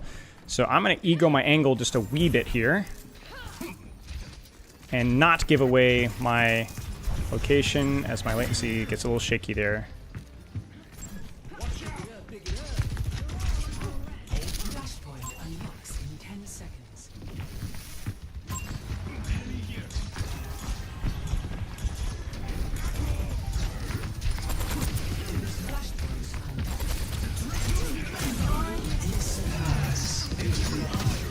That's it. We won our 2-for-1. We got enough value off of it. Okay, we trust that.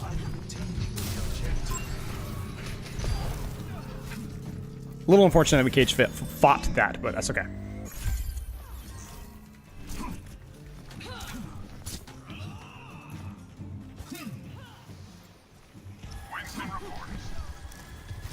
I want to play backside a point here, but I'm going to be flexible with what I see my Genji doing. So if I see him walking up... Okay, no, he's backing off.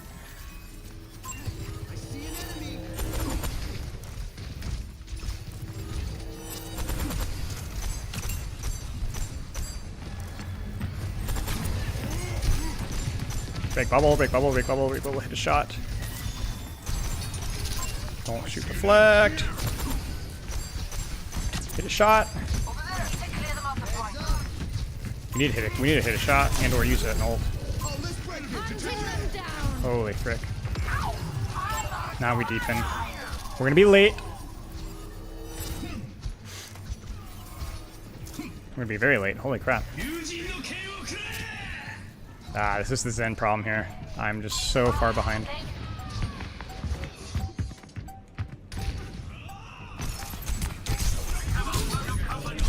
Frick. It's okay. Dude, that was terrible ult use from us. Or not ult use, we just ended up pushing. Okay, I think we might need to make a little bit of a clutch here because they're gonna have Grav and Nano Boost and Sojourn ult. Oh, that's not too bad. You even got a trade here. Interesting.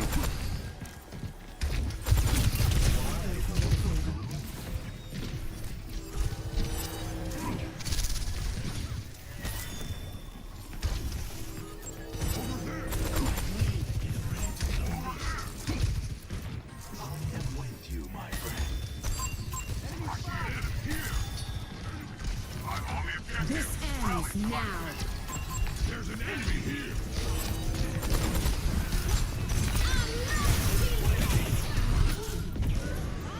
Ooh, cheeks.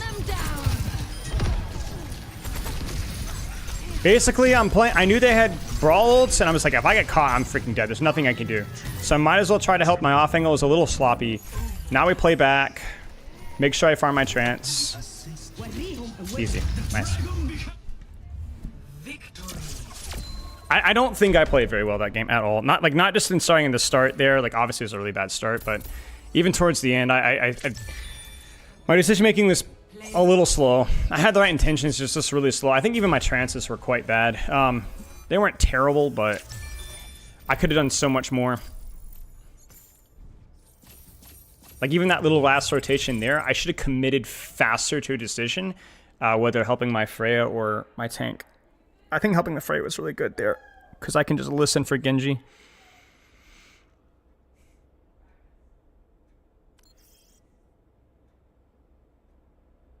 Hey Kyle. Plat Yada stream, yeah.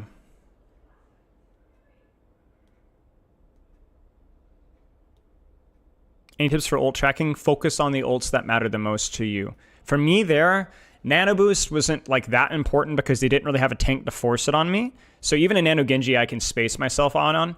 But like, for example, Grav meant that I had to be careful with my trance, because not in the traditional way, but as in then if I'm going to use my trance aggressively, something needs to die, and then I need to make Zarya solo Grav me. Like I don't want to be grouped up anywhere close to my team when they have Grav if I don't have trance. Pulse, EMP, anything that affects you specifically as a player, whatever hero you're playing. Gonna keep going with the ping. Well, it didn't spike anymore at the end, so it was okay. Yeah. What is a Bible verse in the upper right? A Bible verse I really like. Highly recommend looking it up. Bro turns so fast, though. Oh, I didn't have that. Yeah. Yeah. The Winston thing is okay if it doesn't keep momentum with your jump. Yeah, I'm not sure. Like I'm with you with that one. When I initially read it, I thought it was gonna be something like you can like bubble your team or something, but it's not really like that. So yeah, I'm not honestly too sure. I'm honestly not too sure. We'll try one more, and if the ping is still stable, we might do a few more.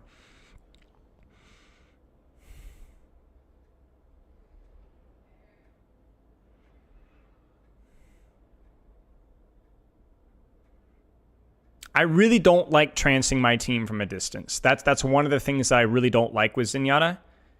is it, especially with the DPS passive, the way that it is, trancing teammates from a distance is really, honestly, even just trancing teammates in general, but especially from a distance is really not good. Because a lot of times they will die before you get there. And you don't want to play grouped up with your teammates very much either. So generally trancing on an angle, forcing ults to yourself, and then trancing that. Like if I get bladed, I'm going to trance. Somebody else gets bladed, it depends on how close I am to that target, if I had to trance or not. So you force trance value by opening up really greedy angles that force people to focus you down, otherwise you win the fight. You force them to do things to you to get your trance out. Like you're using your body as bait, but good bait. Like bait is in like, if you don't dive me here, I'm going to kill you. Like you saw it in the first couple of fights early on. I got a really nice angle, and I just didn't press Q. I died. But the angle prior to the queuing press was very valuable for my team. And that's kind of what you need to be looking for with Zenyatta Transcendence. Now that will change slightly with the new Minor Perk coming up here. It is definitely going to be useful even offensively, arguably, right? But it's going to depend.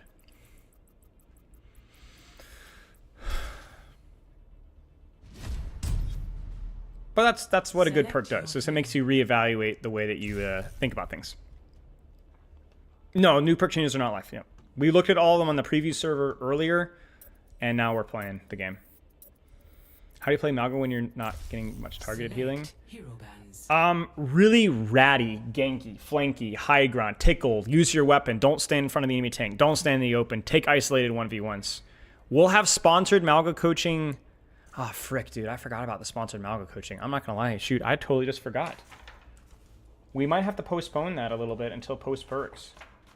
I'm gonna write, thank you for reminding me accidentally. We did the sponsored Symmetra coaching, but I've been too busy this week to do the sponsored Malga coaching, so we might have to postpone that for next week or the week after. Well, I already have 2 people selected. I'm going to have to message them and say, hey, well, I'll be in touch.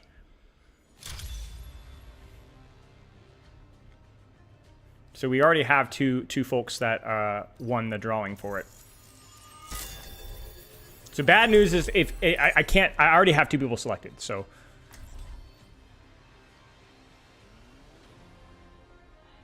Who is banned? Tracer, Freya, Orisa, Doomfist, sure. Orisa gets murked by Zenyatta pretty consistently. Yes, they'll be posted in Spylo coaching. I already have the Symmetra one uploaded. It might take a little bit to be posted, but you can look in the Symmetra playlist on Spylo coaching and you'll find it. I edited it together. It's a long one. It's Gold Symmetra play, Master Symmetra play, Spylo Symmetra play, and then Pro Symmetra play. So there's a whole cornucopia of crap, you know what I'm saying? It's a lot more micro-focused in a lot of my reviews and a little bit less... It's a little more disjointed, which your mileage may vary with it. You're going to have basically, there's a lot of tips and tricks in it. Along with some good feedback for like just general playstyle stuff, but it's not quite as cohesive as my normal Spylo coaching videos. Probably because I'm out of practice with Symmetra.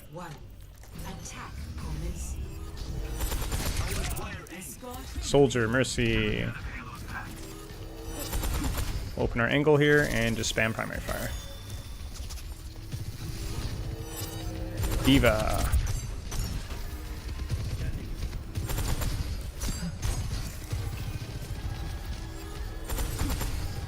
A little bit of latency there. Ah, frick. I don't think I could have saved him, but...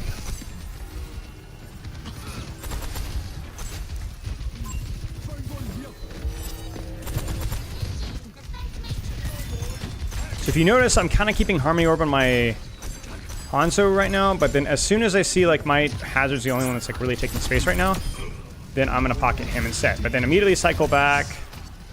Because my Hazard's gonna die no matter what I do in that situation. This Diva's gonna stage for me. Yeah, she's gonna stage for me. The problem is we were not taking space along with our Hazard, and he was kind of going a little deep. He was gonna go for me. Yeah. Yep. My bad. I couldn't rotate out in time. It's too slow.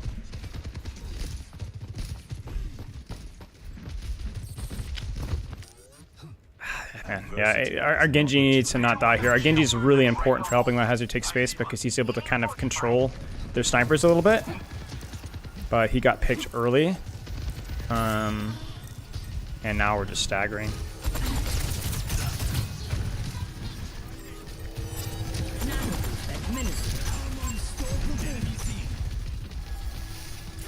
I have trance now, so we're gonna go ahead and... I'm just kind of guarding body here more so than anything else. Oh frick, that was good from her. I tranced too late. I don't know if it would have mattered. Shoot. Yes, it would have mattered. I misread my breakpoints. That was just mechanics. Giving up is not. This is just a streamer name. If you've seen this name, it's because there's a lot of people with a streamer tag on. It's not my name.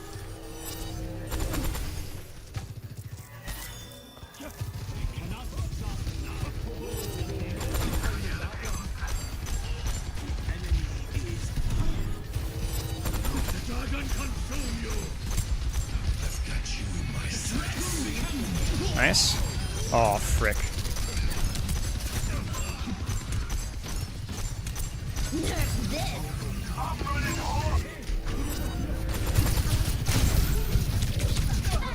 I don't think we had that. I was thinking about trancing it, but with both DPS dead, it's probably not going to work.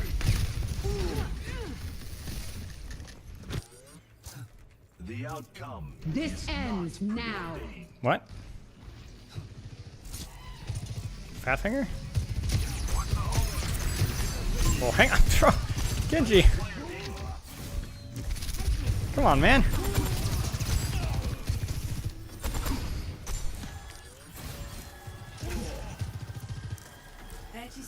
Oh.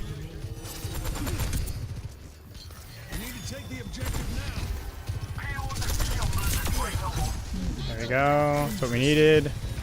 That's gonna open up some space. We get the res, but it's okay.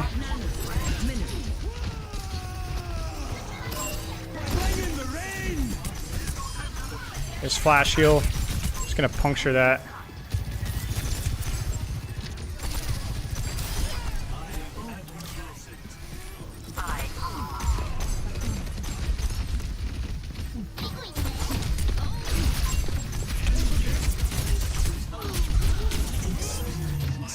Don't want to gamble.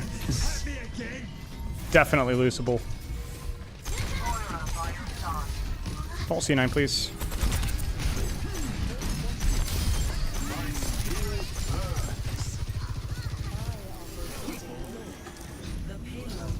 Okay.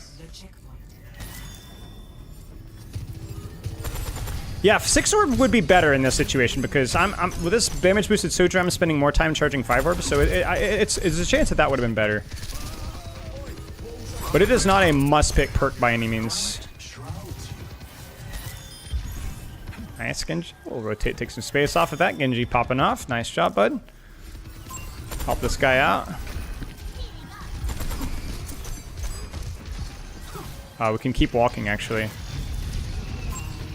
Frick, man. Live by the sword, die by the sword, man. Huge wall. And we can puncture right through that, actually. She's gonna over pursue, I think. Well, maybe not. Nice.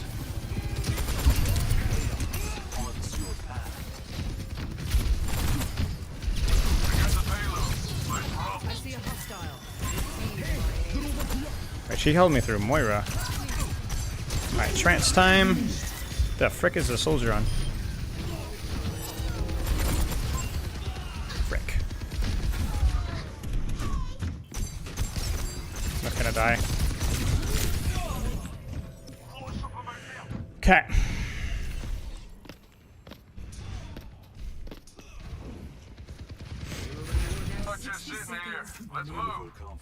Oh, my Cassie top, which I can definitely do because I have trance.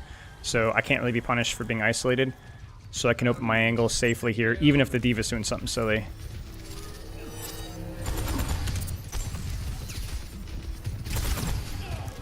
Don't really want to push that angle. It feels a little... See, I can ego this a little bit. Confidently. Please tell me didn't just get moved off the map, right? This ends now. What? Poopy, poopy, poopy, poopy. No, dude, it's the same freaking mistake. That's a game loser right there. That's a game loser. I actually need to trance this. I need to go now. Like, legitimately, we're gonna lose this if we don't get help now. Yeah, we lose. Shoot. So crossbow is now the norm for competitive? No. To my knowledge, it was just quick play, no?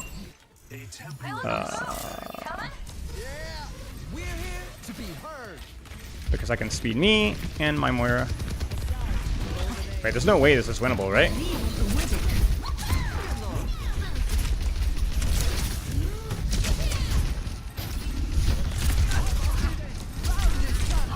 Frick. I could have lived that. I should have just left cart. I could have just easily left cart there.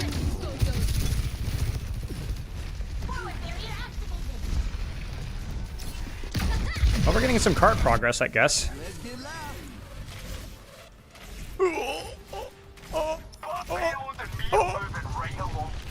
Insane clutch by my Venture.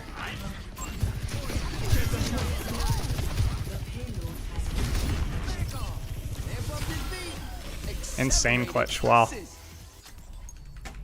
Amid discord, we will find tranquility.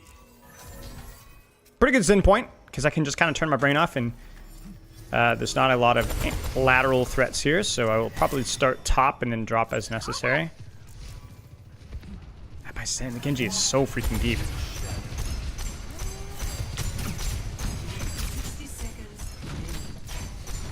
She's gonna look for a stage on me, I think.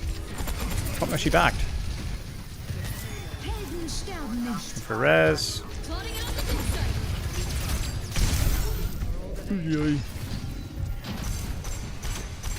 As long as I can maintain my distance here.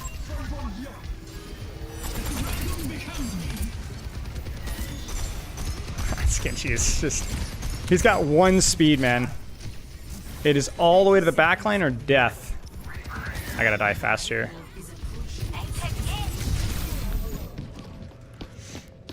We should be okay for touch.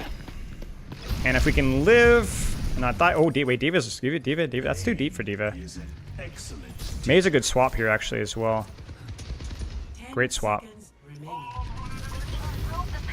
Genji is still doing the same exact thing.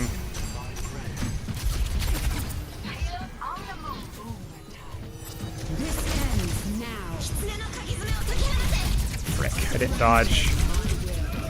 I knew she's coming after me. Yeah, we're not. Yeah, unfortunate.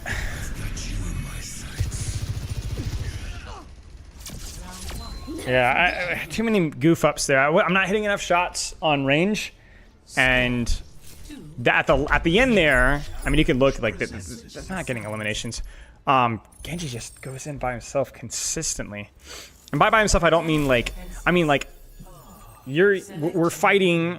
Okay, now we're not fighting, but Genji's fighting by himself basically. It's just more of a stagger thing than a positioning thing.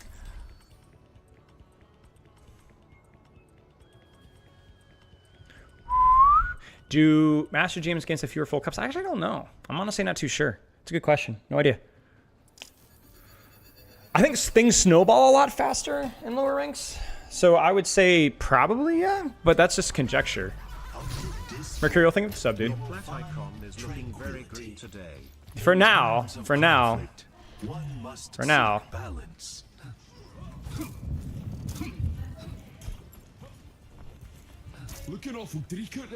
Now, I want us to play this corner here, so I'm going to gamble a little bit and assume my team knows how to fight on Route 66 first point. So I'm going to hold this angle here, because I like the crossfire in the distance here. I focus on my breathing. But you don't breathe. Indeed. So I'm going to try to off angle here, and we'll see how it goes. 3, 2, 1. I hear Sojourn, so that's no Widow, most likely, because I don't think we'll double up and hit scan. Yeah. At least... Okay.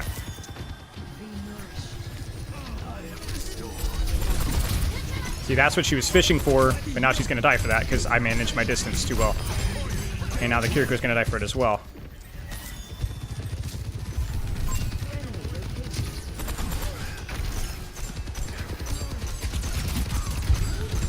Please tell me this guy dies. Frick, my goodness gracious. A little trigger discipline to go a long way, you know what I'm saying?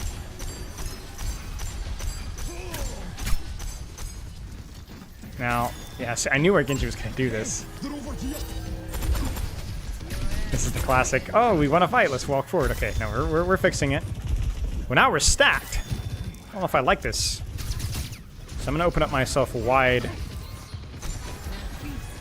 See, I wish I had my float perk. Yeah, we're gonna angle here. We're gonna lean towards main, actually, because where my team is playing.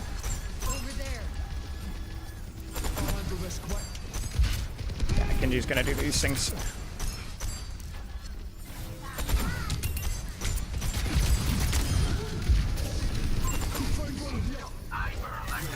So just I'm mimicking my team. If my team wants to play there, that we're gonna play there. Because at least we're gonna lose in their spawn door. 2 months from learning what an off-angle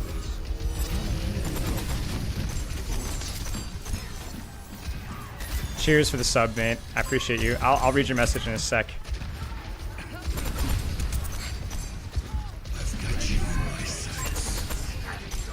No, Kenji's freaking dead. He caught me by surprise. Honestly, that was well played.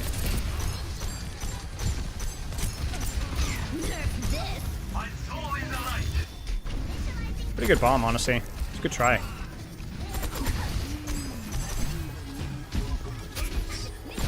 Okay, we're gonna die here and we're gonna make it count.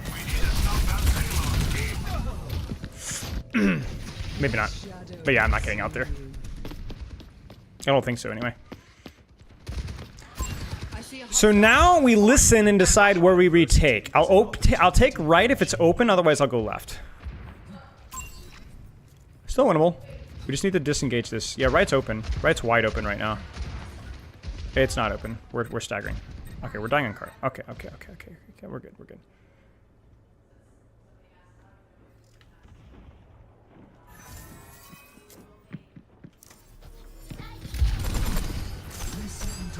Got him. Diva fills that. Okay, we go.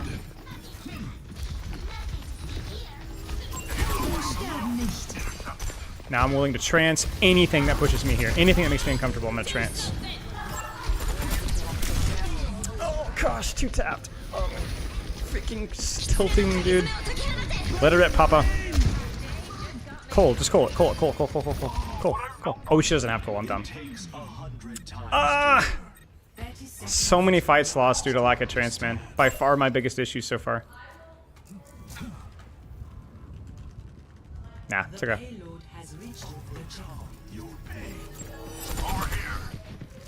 She's gonna push me.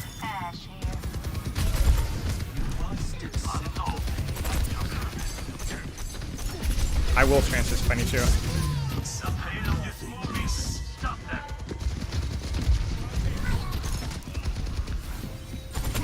I honestly don't know if that was good or not.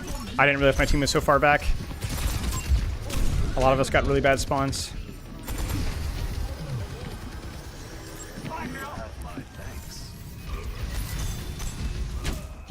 Can't help that, it's fine. We don't have trance, but we're gonna ego this.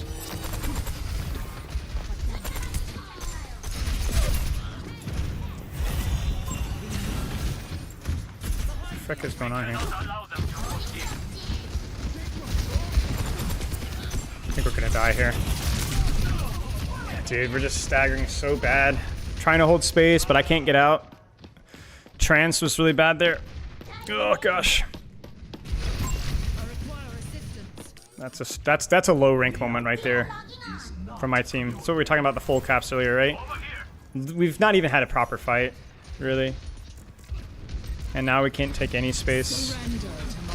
We Cole a little late. And it doesn't matter.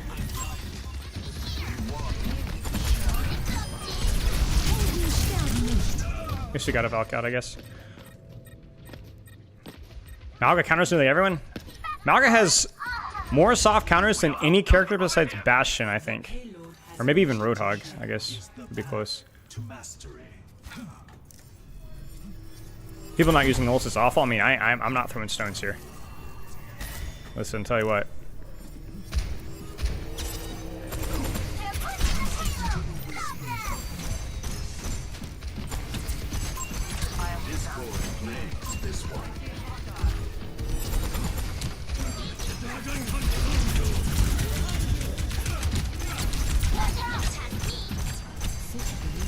That matrix is just crazy.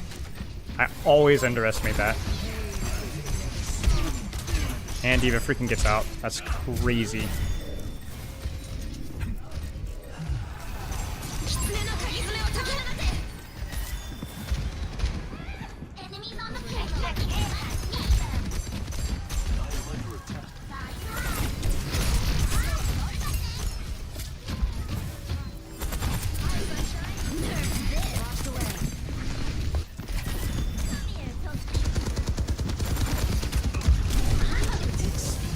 Not today.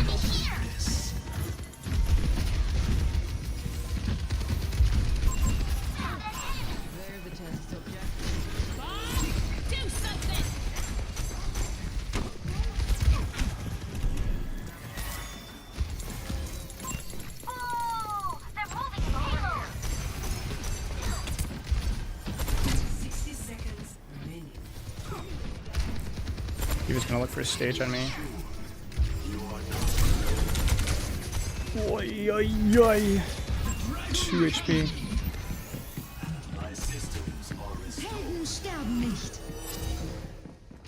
Frick.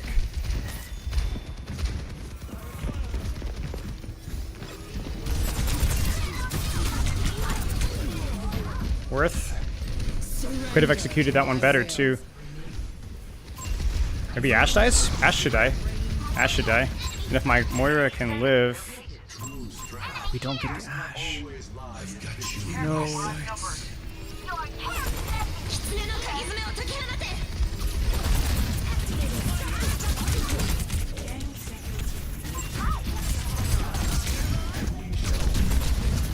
Oh no, we could have gotten that. Shoot. So close.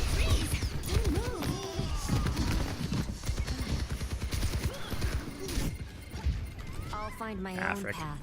We had plenty of opportunities there. Yeah, we had opportunities there. Fumbled it. Alright, thoughts? What do you guys think for rank? Those are Masters 5 games. What is your guess?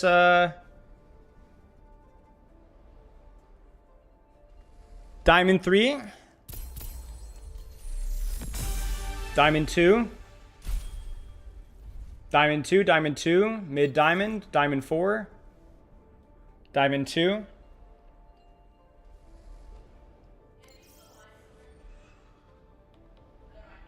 Diamond 1 Masters 5. Diamond 1. Looks like Diamond 2 is the average here. Got a couple lower, couple higher. Okay. Let's do it. I need Diamond 4 to Masters 4 players. Just drop your battle tag, rank, and roll in chat. Battle tag, rank, and roll. I'll be right back. Battle tag, rank, and roll, public profile, please.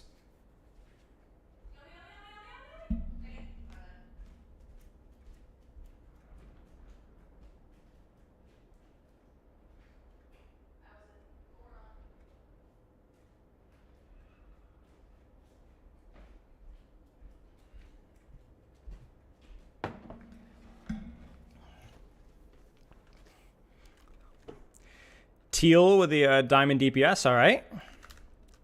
Get you in here. Masters 5 tank, diamond 3 DPS. It doesn't matter if you're on console, no. Just let me know if you are on console, because I'll probably bring you down a couple tiers from your rank, just a little bit.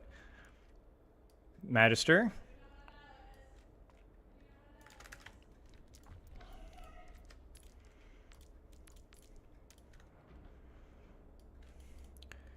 Diamond 3 DPS.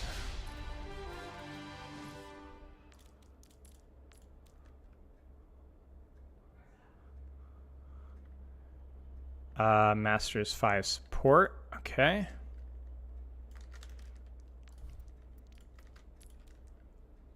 Let me know when you're online.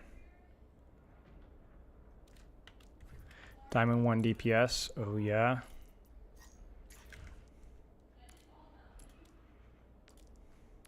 And just make sure public profile here, please.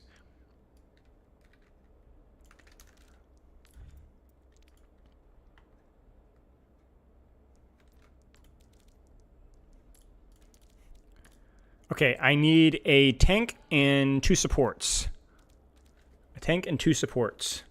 Almost there. Awesome. I need 2 supports now. 2 supports. Let me know when you're online, Jarl.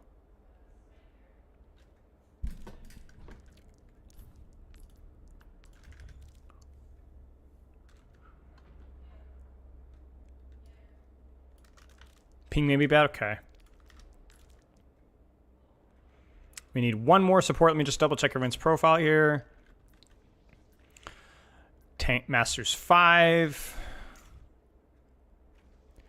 Diamond 1, Masters 5. Okay, Bones is in here. Diamond 4 support, so I'll have you swapped then with me. Okay, so then Magisters, Diamond 4. Diamond 1.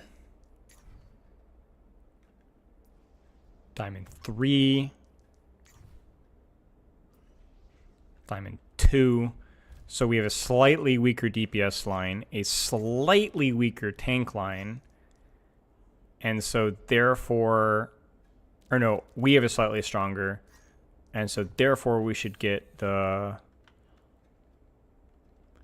Diamond 4 support. Okay, this should be okay, and I'll be swapping roles. This is pretty close. Okay, let's do it. No rules. Have fun. Play whatever you want. Hard focus me, hard counter me. I don't really care. Doesn't matter. We're just chilling. And then I will swap to the other team with the other support. I think I will be swapping with Rambo, I think. Or Taco. Yeah, I'll probably be swapping with Rambo. Okay, let's go. I random map, so it's Blizzard World. Let's do it.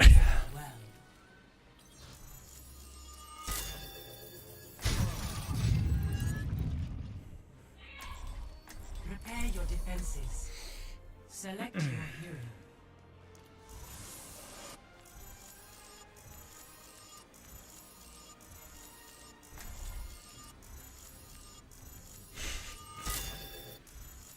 Hey, a lot of skins. Wow.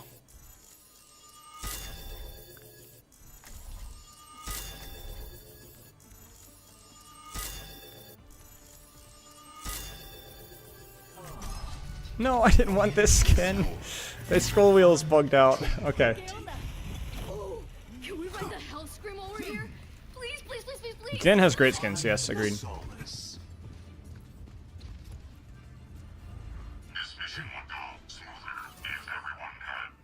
Yes, Taco Cat. I believe they ban people for, or chat ban people for posting their Twitch. I believe, and also you probably got mass reported because people get irritated at that stuff. Boots on. Drill being held. I'm ready to get into trouble. Okay. Do you have a favorite skin in the whole game? Take a guess. 5, 4, 3, 2, 1. Attackers incoming. Defend objective A. Yeah.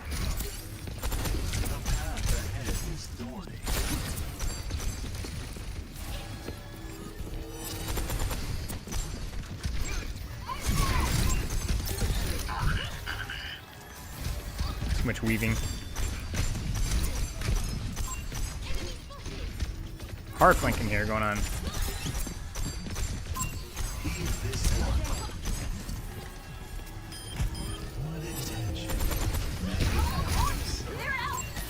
The target.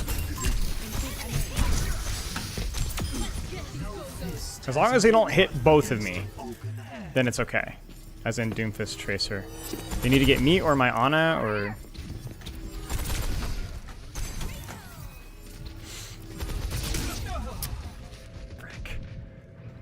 bed.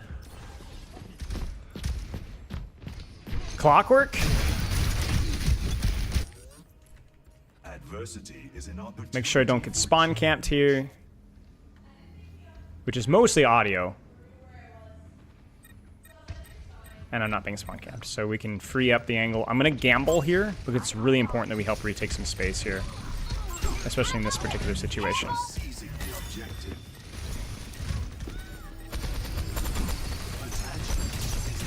Alright, we die. We die in a blaze of fury.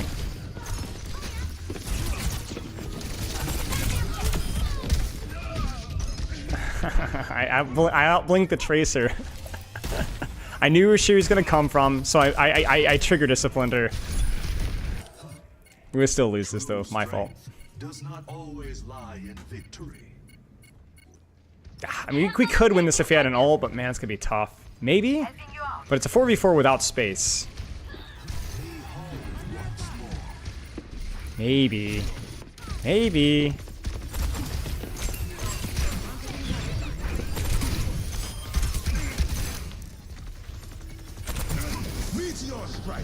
No! That's no way to get away from that. It's fine. I'm spending a lot of time in the spawn room, man. Come on, we can kill him, we can kill him, we can kill him. Absolutely can kill him. He doesn't have support yet. Bro, please tell me he dies. Holy crap. Okay. That's a little spooky.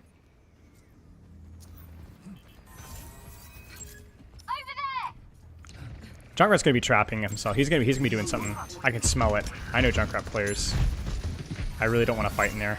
That's not a good choice. Ana's not in any danger, so.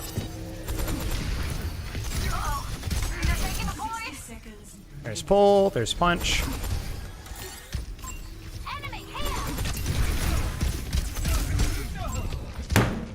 Dude, that's my bad. That's fine. There's no way that he should be able to get off of that just to slam. Man. That did not feel earned. I swung too far from cover. There's no way a slam engage with one shot or two shots should get that on me if I'm playing cover properly. There should no need for trance there. Should be no need for trance. I might need to trance this.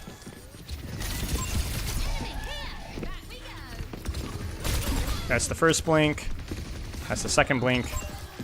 And now we push in.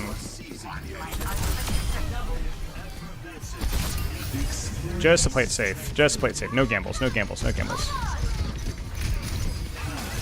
Bro, are you kidding me?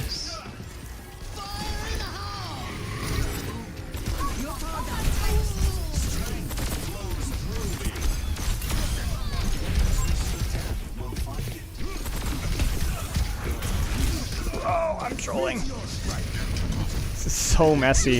If we kill Tracer, there's a chance, but otherwise, no. No, that's it.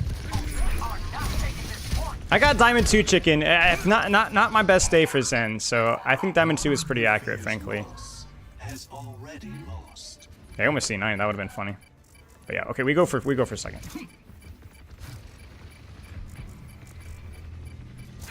Okay, we'll back off. Just to start. Oh wait, my Tracer's trying to hold space. I need to go help her. I think she's cooked.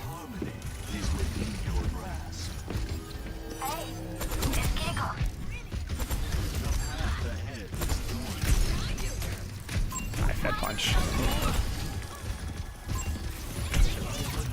Holy frick!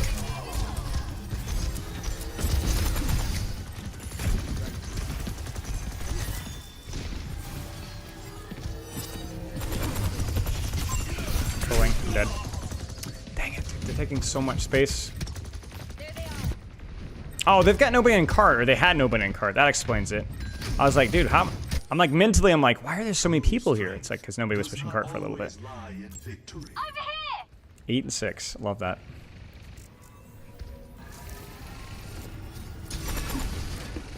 They're moving the payload. Oh, Finch. Wow.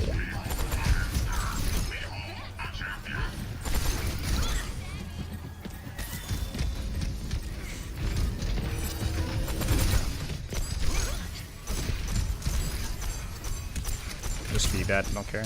He might die from that.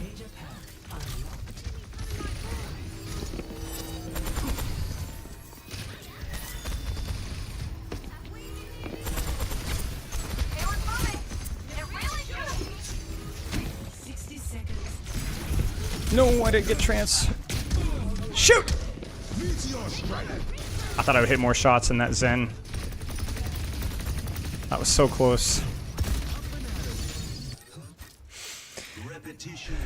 I haven't thought about the perks with 66. No, I'm just still like getting my initial grasp of them. We are outnumbered. Be cautious. Let us halt that payload. 30 seconds. My team is doing great though, honestly. Your answer lies in stillness. Discord weakens them. Wow, he stands there? Why? I predicted the right click because he should have gone the cover and he didn't, and so he just died. Just gonna feet punch. I'm not in any danger. He's gonna die. Don't die to Junkrat. We're cooking.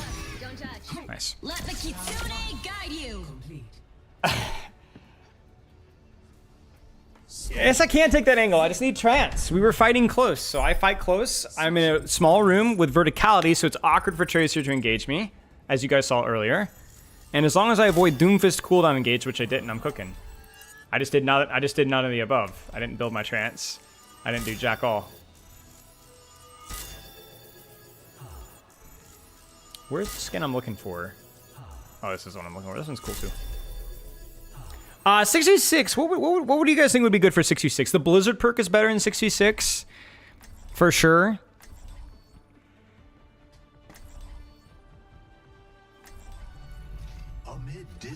Stuff like Zarya's perks are probably gonna be better in 66, just because that character is gonna be a little bit stronger in 66 as a whole. Want to see some real magic? Head to the Wizard Sanctum Magic Show. But beware. The ball one, yeah, could be tough, yeah. But I suppose you will. Heck, even Junkrat's gonna more likely to get mind final blows with his perk, you know, or in 66. Arista HP gain and ult, indeed, yep. Oh, dude, the Zen one. Oh, Zen is already OP in 66. Yeah, true.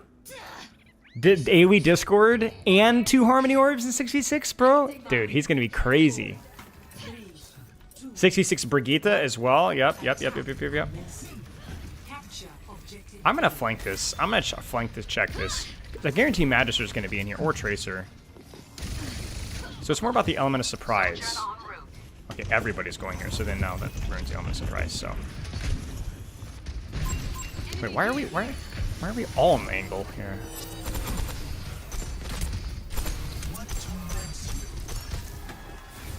Freaking Spilo viewers, man.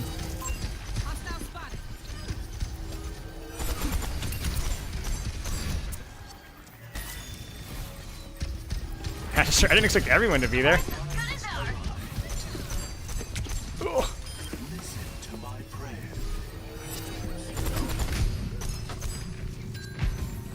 I can just angle one point here. Super strong.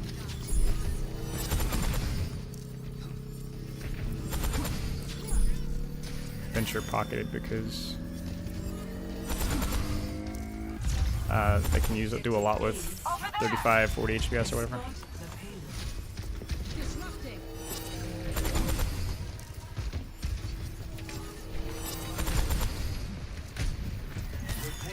Advances as it should.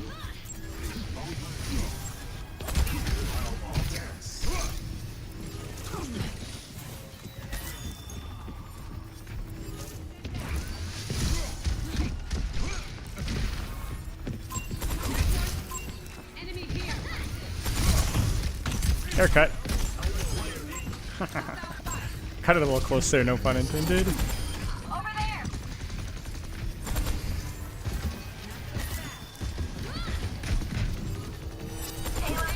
Oh no!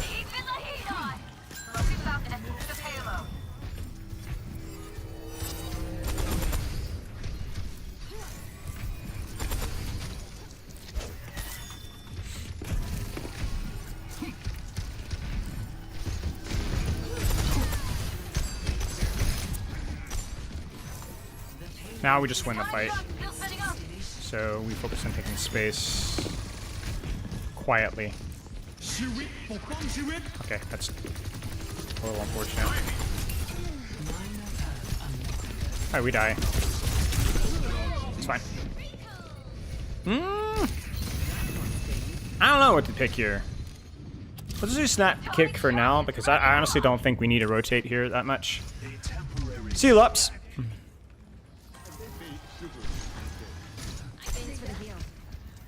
Check corners for pulse. I hear Tracer out of position or forward, so we can move forward. Can still trance this if we need to.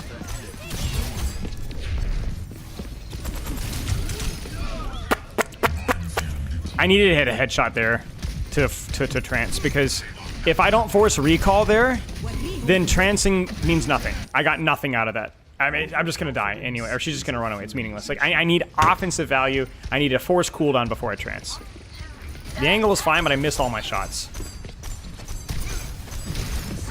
Like, I'm gonna die here, but I'm not gonna trance because it's pointless. Maybe I could have tranced that, but it's just pointless. It's just it's just overextension for me. That was interesting. So it's like, my ball's done a phenomenal job of forcing point though, which means that, like, even though we're losing, we're keeping the cart within one fight progress, and I just need to kind of force. I'm gonna force a trance here. I think I'm gonna force a trance. We're gonna ego angle right side because it's where my tracer's going, and it's got a nice juicy sight line. I'm not gonna even charge a right click. I'm gonna be quiet.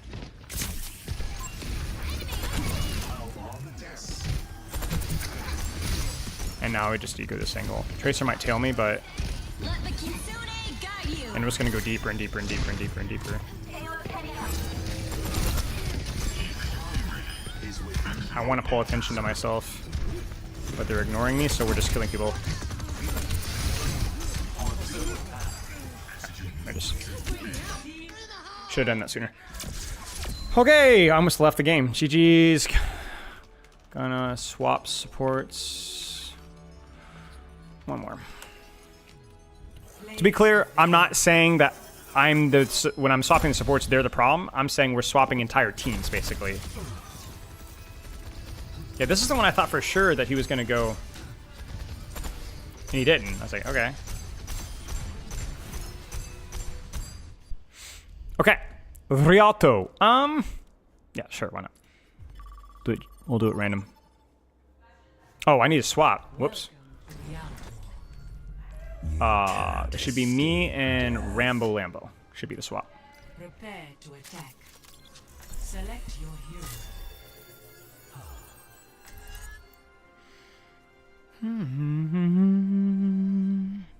The goal is to get the plat. It's kind of a joke. We're gonna see if I'm Diamond 2 or not. If I'm Diamond 2, then I should go 1-1. Again, it's not really perfect testing, but we do it for fun, so.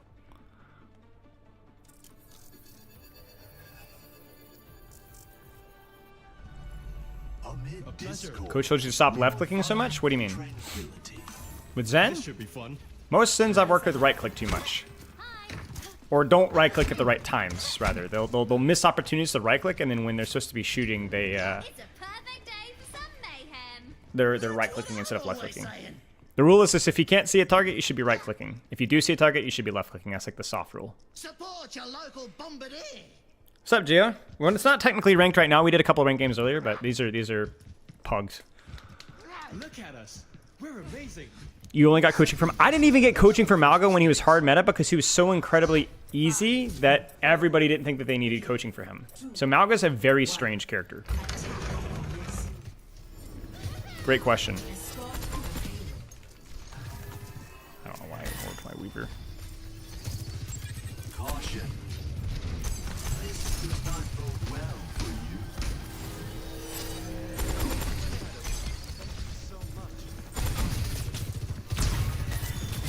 I'm feeling spooked. I don't want to die to that. Well.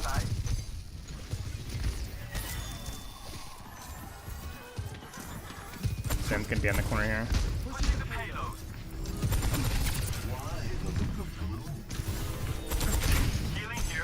Let's go Wraith. Oh gosh, so many opportunities.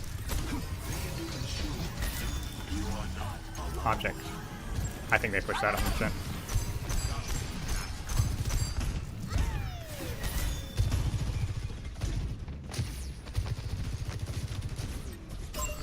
We're outnumbered, driving the payload forward. Join me.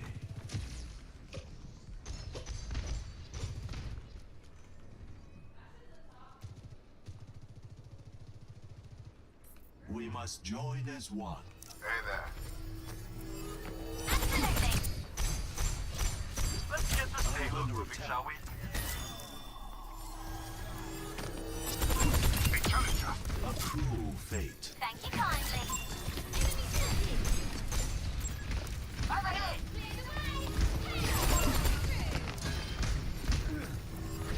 We are outnumbered. Be cautious.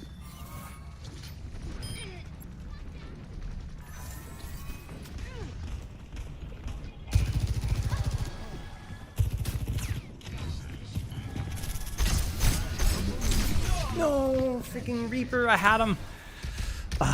Okay. A temporary setback. My ultimate is almost incoming. Stop left clicking so much. I'm not sure you understand how to play Zen. Maybe I'm misunderstanding what you're saying. Right clicking cuts your DPS almost in half.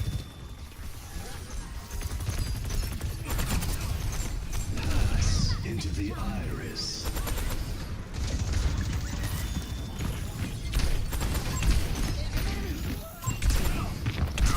Oh, here. Frick. The numbers do not favor us.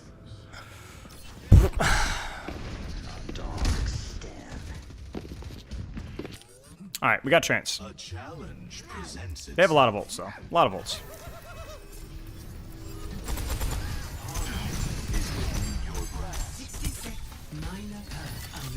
Might be useful for Ball Reaper.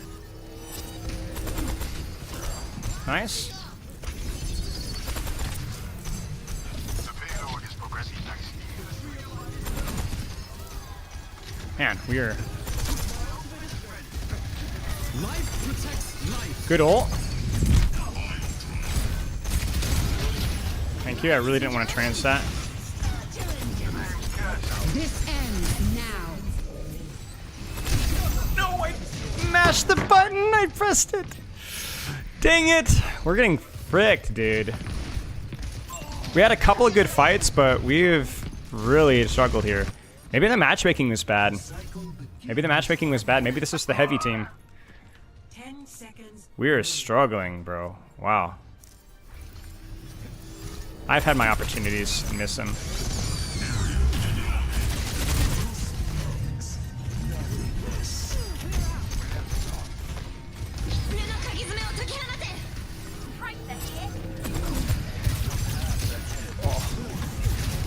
No. Oh, almost. Wait, dude's got ult. We should win this, man. We should win this. We should win this. We have enough damage to punish that ball. Nice. Nice. Okay, good job, guys. Nice job. Yeah, we just didn't do anything with our ults, and we lost two already won fights. Like the one where I flanked, we had 2 opening picks and then died.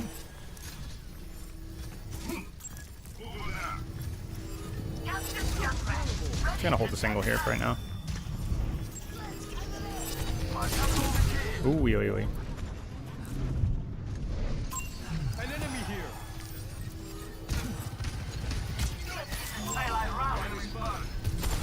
No damage. Get some damage on him. Thank you. That's what we needed.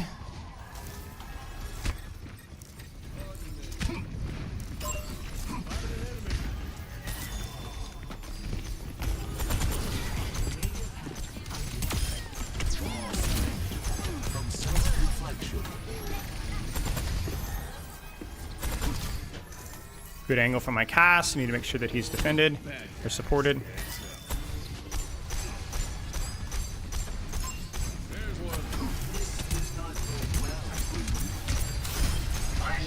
Huge punch. Nice. Now we walk forward. I would love a stagger pick here.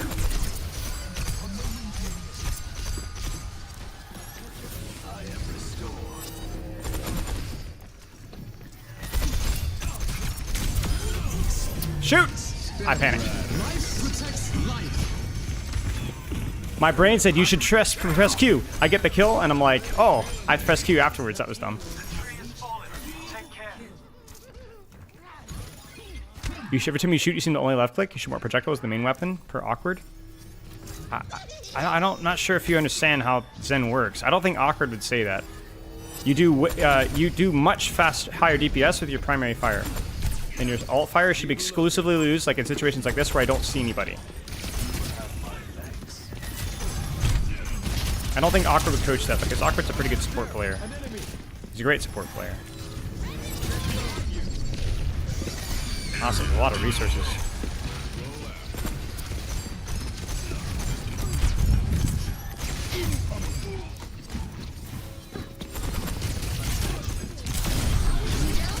Frick.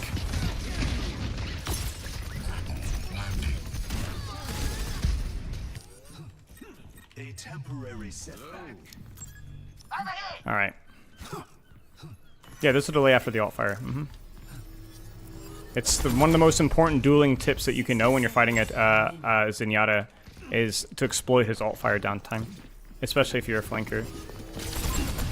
It leaves him wide open, which makes like shot timing really important.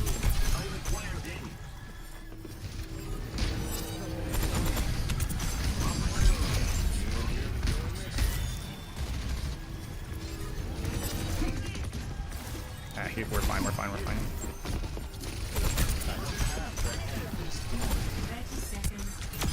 I am effervescent. Time is short. Let's hurry. We can actually punch right through that. Ugh. I didn't get my Discord up. No! Okay, we're good. I think.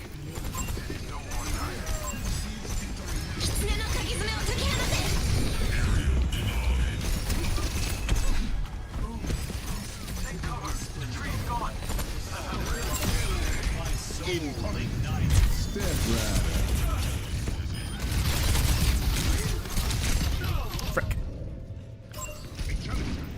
Is Zen's audio bugged? With the alt fire, it can be buggy, yeah. So most likely, yes.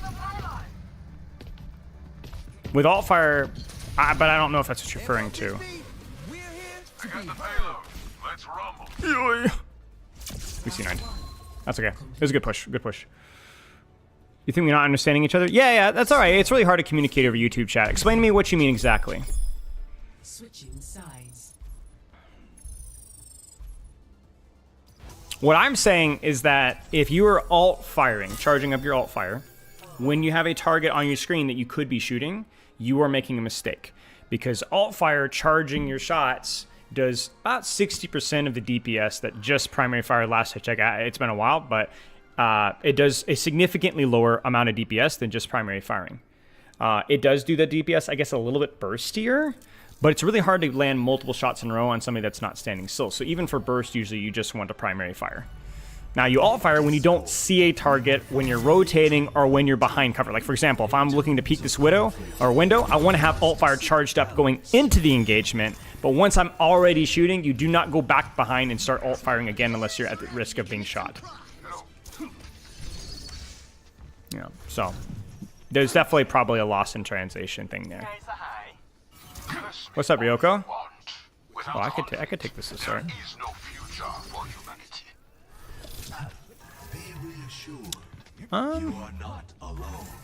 I think I start here actually.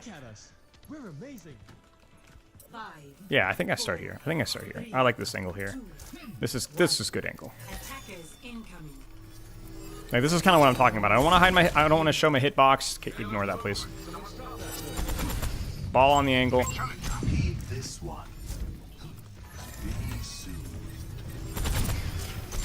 But I'm just gonna primary fire. I can't see him, so I charge alt fire. But I can see somebody, so I'm gonna primary fire. You can see it just good enough. Now I can't see anybody, so alt fire. Predictive alt fire. I can't really see my team. I think we're over focusing high ground, but. And now I need to rotate out. To probably open up my angle left side. If I can keep my junk alive. Yeah.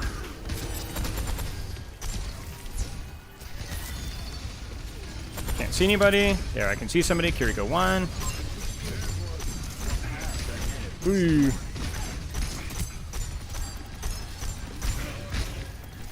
The only thing is you have to be careful about like being a little bit unintentional with your shots.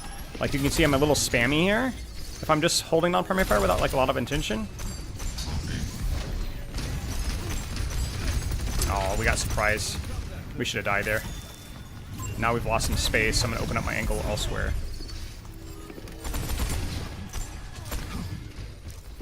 In other words, I see a stack, so I rotate away, and I find a different angle instead.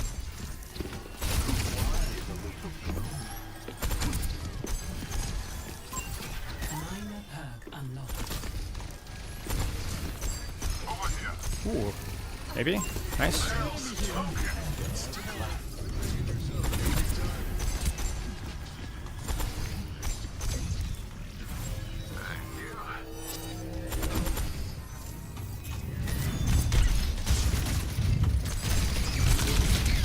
Trancing. I thought that I could get out of that. That's my bad.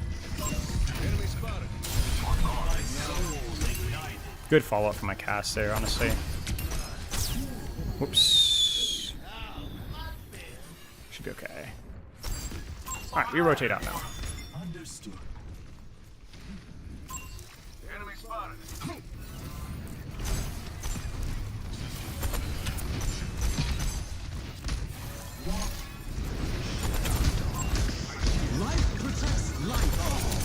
Oh no, I didn't see he was trapped until too late. It's a good trap.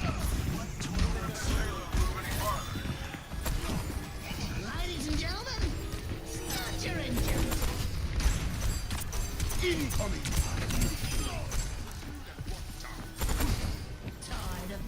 Good catch. They rushed it.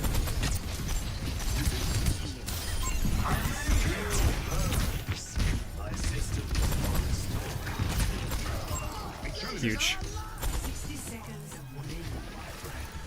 Okay. Now we chill here for a second until we see ball roll out. Okay, there's Diva, so I can hold here for longer. Because she's slower at setting the dive. I don't know why I'm not just shooting at the Kiriko. Okay, I need to start rotating.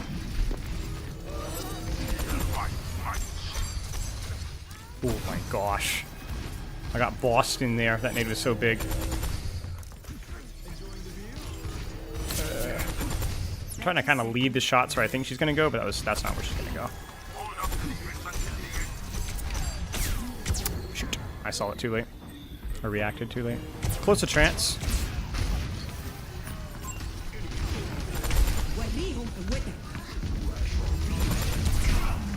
Frick, frick, frick, frick, frick, frick, frick. Frick. I'm going to trance this here. And get stuck and die. Okay, that was not good. That was not good. I should have died, should have died, should have died, should have died. I was thinking about trancing, and then I saw my doom. I was like, maybe we can get a trade. I wanted to at least die on cart, but if I'm gonna die on cart, I should have just died. That was dumb. And I got stuck on payload, yeah. I was trying to get a little bit behind them, so I could die slowly, but... kind of the worst of both worlds, honestly, there. I'm not gonna lie.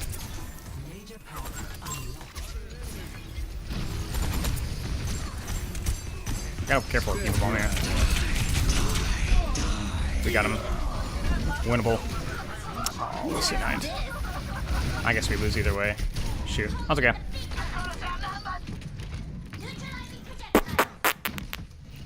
That trance was so expensive, dude. We win that with trance. That reminds me of the previous one. Yeah, sometimes it's just better to lose the fight, you know? Just lose the fight. We lose the fight, we win the fight, you know?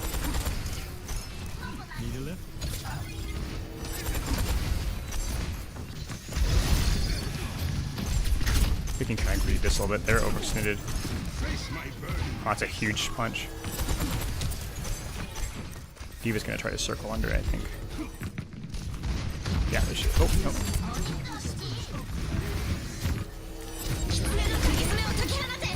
Ooh, that could be huge.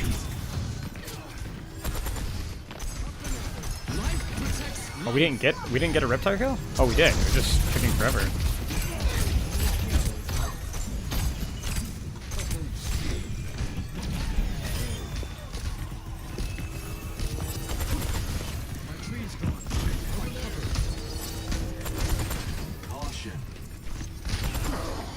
Nice.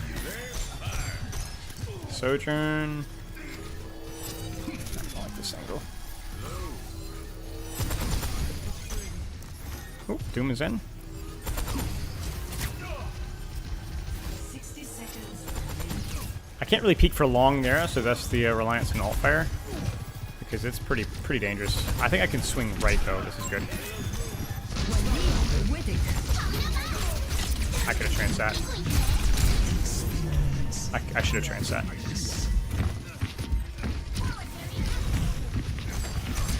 Shoot.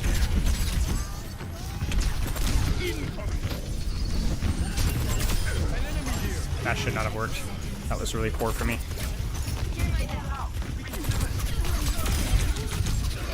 Okay, nice. We win.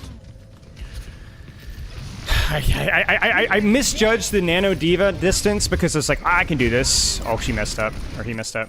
I was like, oh, I don't need to trance this, but he was 50 HP and Nano Diva was able to mow him down at that distance. I misjudged. Wouldn't have needed trance if she wasn't nanoed. I just misjudged the amount of damage that she would do from that range. I think we gamble just a wee bit here. We go nice and quiet.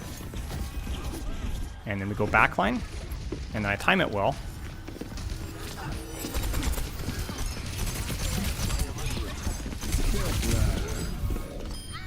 And with that, let that do its work.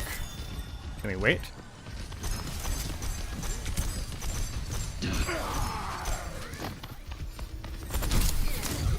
That was unfortunate. We should still win this though.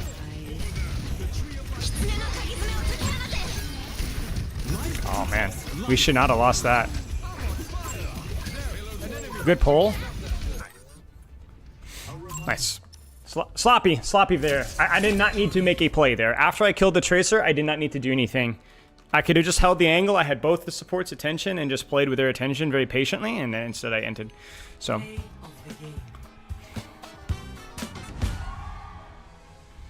Alright, what did I miss about the alt fire? Maybe there's a bit of a miscommunication.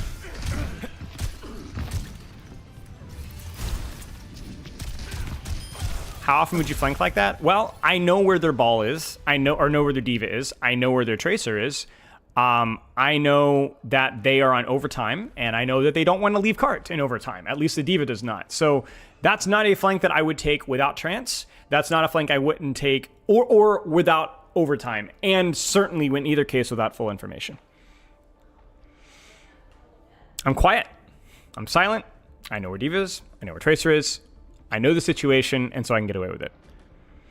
So the Tracer duel there, honestly, that is a duel that is very difficult for her to win there. I mean, the trap definitely helped, but she has to use double or triple blinks just to get to me. And if I'm better mechanically and better with my cover usage, she can't possibly win that duel consistently. It's just way, way too scary for her. So she would need Kiriko. And so basically what they would have to do in that situation at like a professional level you would send Kiriko with Tracer, and then your Aunt Diva would just manage point and cart. Like, you would need a high level of communication, and it doesn't happen in ranked, even in high level.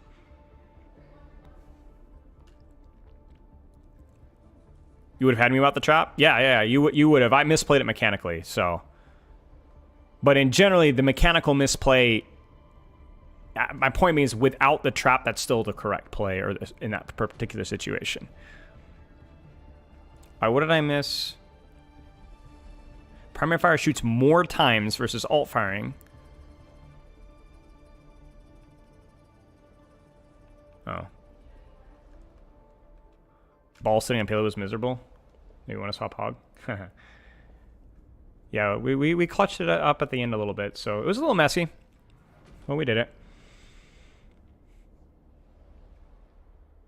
My trance baits were not strong. I honestly don't think that did I have any good trances in these games? I honestly No, honestly, no. I think even in my ranked games, I don't think my transcendences were that good. They were either too late or too awkwardly forced, so it's not easy. It's not as easy as it looks, but you did fine, Magister. You did fine. You did good. We did good. Well, it's not so much the Doomfist. It's on me. It's on me to open up a solo angle and get value out of it. Most of my solo angles, I either didn't get enough value out of them or ended up not needing them. So, like, let me just look at my trances. You know what? Honestly, let's just look at them. So, like, let's just look at just the trances. Okay, so this trance, great example.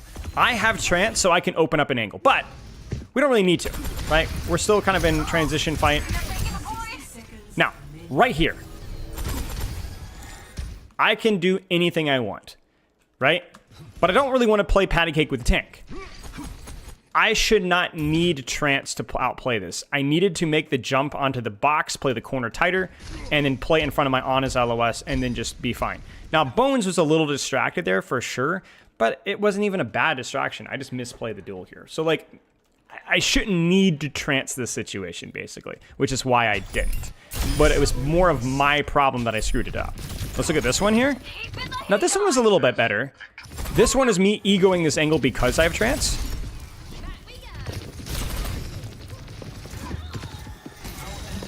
So, like, right now. This was actually probably my best trance. Like, as weird as it sounds, like, I'm not egoing the duel. I have enough of an advantage to live. The trap was sucky, but I got my kill. I got Zen low, and I lived. I'm not going to get punished for that. Now, I could have probably just won the 1v1 there. I definitely had a small advantage. But that was a decent trance because it allowed me to do an aggressive thing and not get punished for it. It was my insurance to do that and get away with it. I don't think I ended up using my trance. I think the last fight I just had a really good sideline and didn't use it.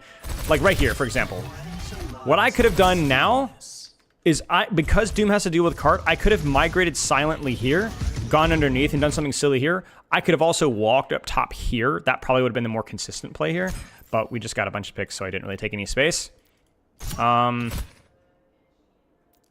You really want to think more aggressively on backline, though, with Zen, because you want to pull people out of position, and you want to use the speed of your Transcendence to reposition yourself. Because the biggest, most underrated aspect of Transcendence is the speed. The speed that you move allows you to do really silly angles. Like this, for example. If my team wasn't dead, this would be a really good angle, but my team's dead, so yeah. And then we win the fight because I actually... So I'm taking this really deep angle. If anybody hunts me down, I'm just going to discord them, shoot them to 1 HP, and then trance. So, like, I can get away with anything that I want, and it ends up not even needing it because I'm getting value out of the angle because they're not respecting me. Either you respect me and I get value out of trance, or you disrespect me and I get value and I don't even have to trance. You know?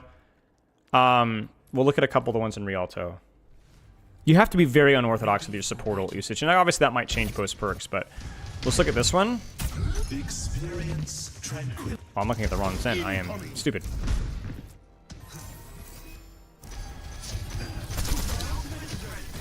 So this is kind of similar. So that was a really good boot from him. But here, for example, right? Like, I probably could push top left here. That's actually probably the better play than what I'm doing right now. Like if, yeah, see, I could have tranced this too. But if I'd been faster with my rotations, I could have walked up here, pocketed Magister, walked in here and done something silly, or pocketed Magister and gone backline. Like there's all sorts of things that I did. I just greeted this because I wanted to get a Discord off before I shot my trance. Like right here.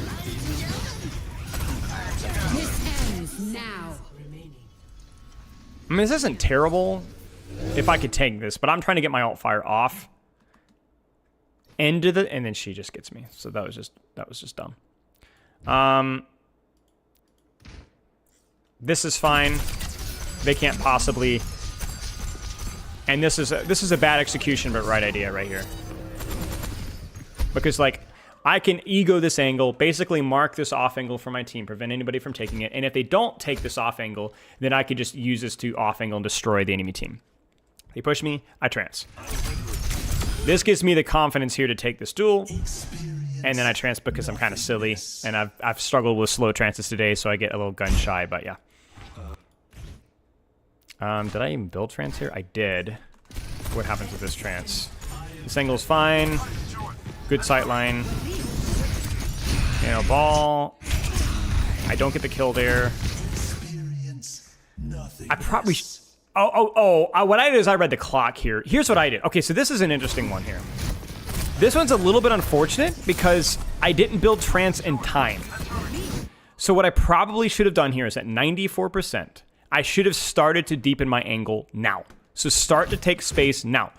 Harmony over my junk, pop, pop, pop, pop, pop, pop, pop, pop, pop, pop, pop, pop, pop, and then murder backline. The problem is I didn't take the space leading up to my trance, so then when I had to trance my tank because we had 10 seconds left, and I knew if I let him die, we'd lose. No, Magister, this is fine. This is my fault. This is my fault here. I had trance or was coming up on trance, and we could have literally killed backline by ourselves here because this Kiriko would not have followed. Maybe my Doomfist dies here. Maybe whatever. Maybe we'd get trades here, but you should have easily lived here and gotten more. I didn't get anything out of my trance outside of keeping my Doomfist alive. We didn't get any space. You didn't get any help. It was bad. This one was kind of awkward because I griefed my angle. I went too deep, too isolated, so Ball could force it immediately. So there wasn't even a fight happening right now. So I'm like, oh, I'm good, right? I'm good, right? No, this is stupid. I should have just stayed here and then griefed my angle later. So I get my trance forced basically off of nothing. Now, I did burn his Adaptive Shields, and I did take over 250 or about 250 of his HP gone. So that does mean that we are able to kill him, which is not a bad trade, actually. But that's more of my Cassidy playing it well and less of me playing it well. This was interesting. I don't think this was worth it. I think I should have just died. So we've died before the fight starts, not my fault. But I could have died here, no problem. It's okay. No problem. Just reset, take it again. Alternatively, I could have tranced and let my Doomfist die, potentially, and instead back off and give up more space, maybe, and try to prevent myself from staggering. So I can kind of sync myself up and see if I can catch the enemy team overextending. The better play would have just to die there. Better play would have been just to die. My intention was to go through them and then die here, but maybe get a pick. Allow my team to retake space easier. But at least I died in card. This trance was me not knowing what angle to take. When in hindsight, I think the angle is definitely opening up my broad angle and attacking from here. I could have dropped with trance here and just murdered people easily, and it would have been fine.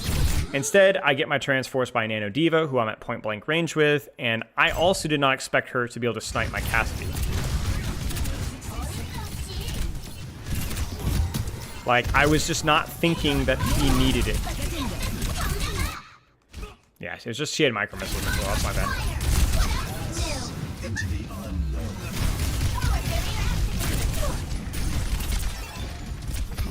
Yeah. Yeah, we can look at your ults, Magister.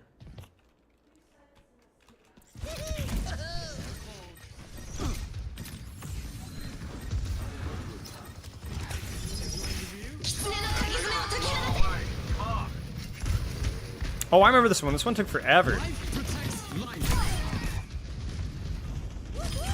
Well, why is it disappointing? What am I missing? That's a good ult. It's a really good approach. That's not a disappointing ult. It was almost 3. Oh, I see what you're saying. Let me look.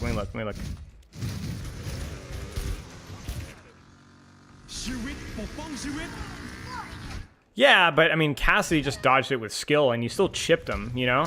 And I think he's gonna die for that too. Yeah, here you got your 2. You got your 2. Yeah, good tire. It was a good tire. Yeah, there's Zen. Definitely washed, but he's very interesting in Overwatch 2. Definitely like more. Honestly, okay, this is like, Zen's like the classic example of a character that's definitely leveled up in Overwatch 2 in terms of complexity, if not in terms of performance. He's definitely weaker in 5v5 than in 6v6 for sure, but he's a lot more thoughtful rotationally and a lot more thoughtful in terms of trance usage even. If you guys ever played Zenyatta back in Overwatch 1, he wasn't easy by any means. He was still a very mechanic, especially by par of Overwatch 1 supports, which were largely pretty simple. But it was mostly mechanics. Mostly mechanics, cover usage, and so on. Nothing super fancy, right? It's so much more complicated now. Yeah, I've odd reviewed myself pretty consistently. About once a week. About once a week. Not as much as you think, because I think VOD reviewing yourself is a little bit underrated and overrated. It's not something it's underrated by people that don't do it at all, and overrated by people that do it that are obsessed. Like, I want to do it every day. You don't need that much information. Like, you can look at my gameplay here, and my trans setups were bad. Mechanics are kind of bad at times. I even found myself forgetting Harmony Orbit at a moment. So,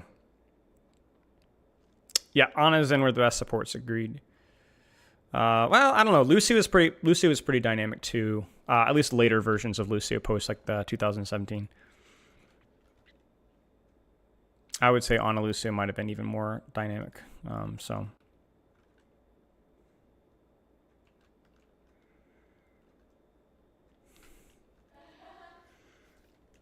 Yeah, good game, fun game. Thank you for everybody that participated as well. It's always a lot of fun. You guys are great mates to join in with the fun.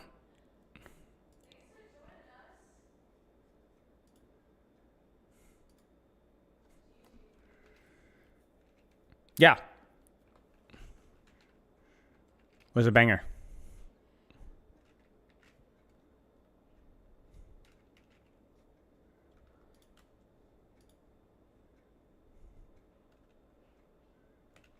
All right, we're gonna toss a raid over to Ultraviolet because Ultraviolet's doing a charity stream, and yeah, we'll raid Ultraviolet. I think he's doing a duo stream with Infected as well. So okay, GG's all. I'll see you guys on Tuesday. Season 18 official. Oh my gosh, he's cosplaying as well. It's awful.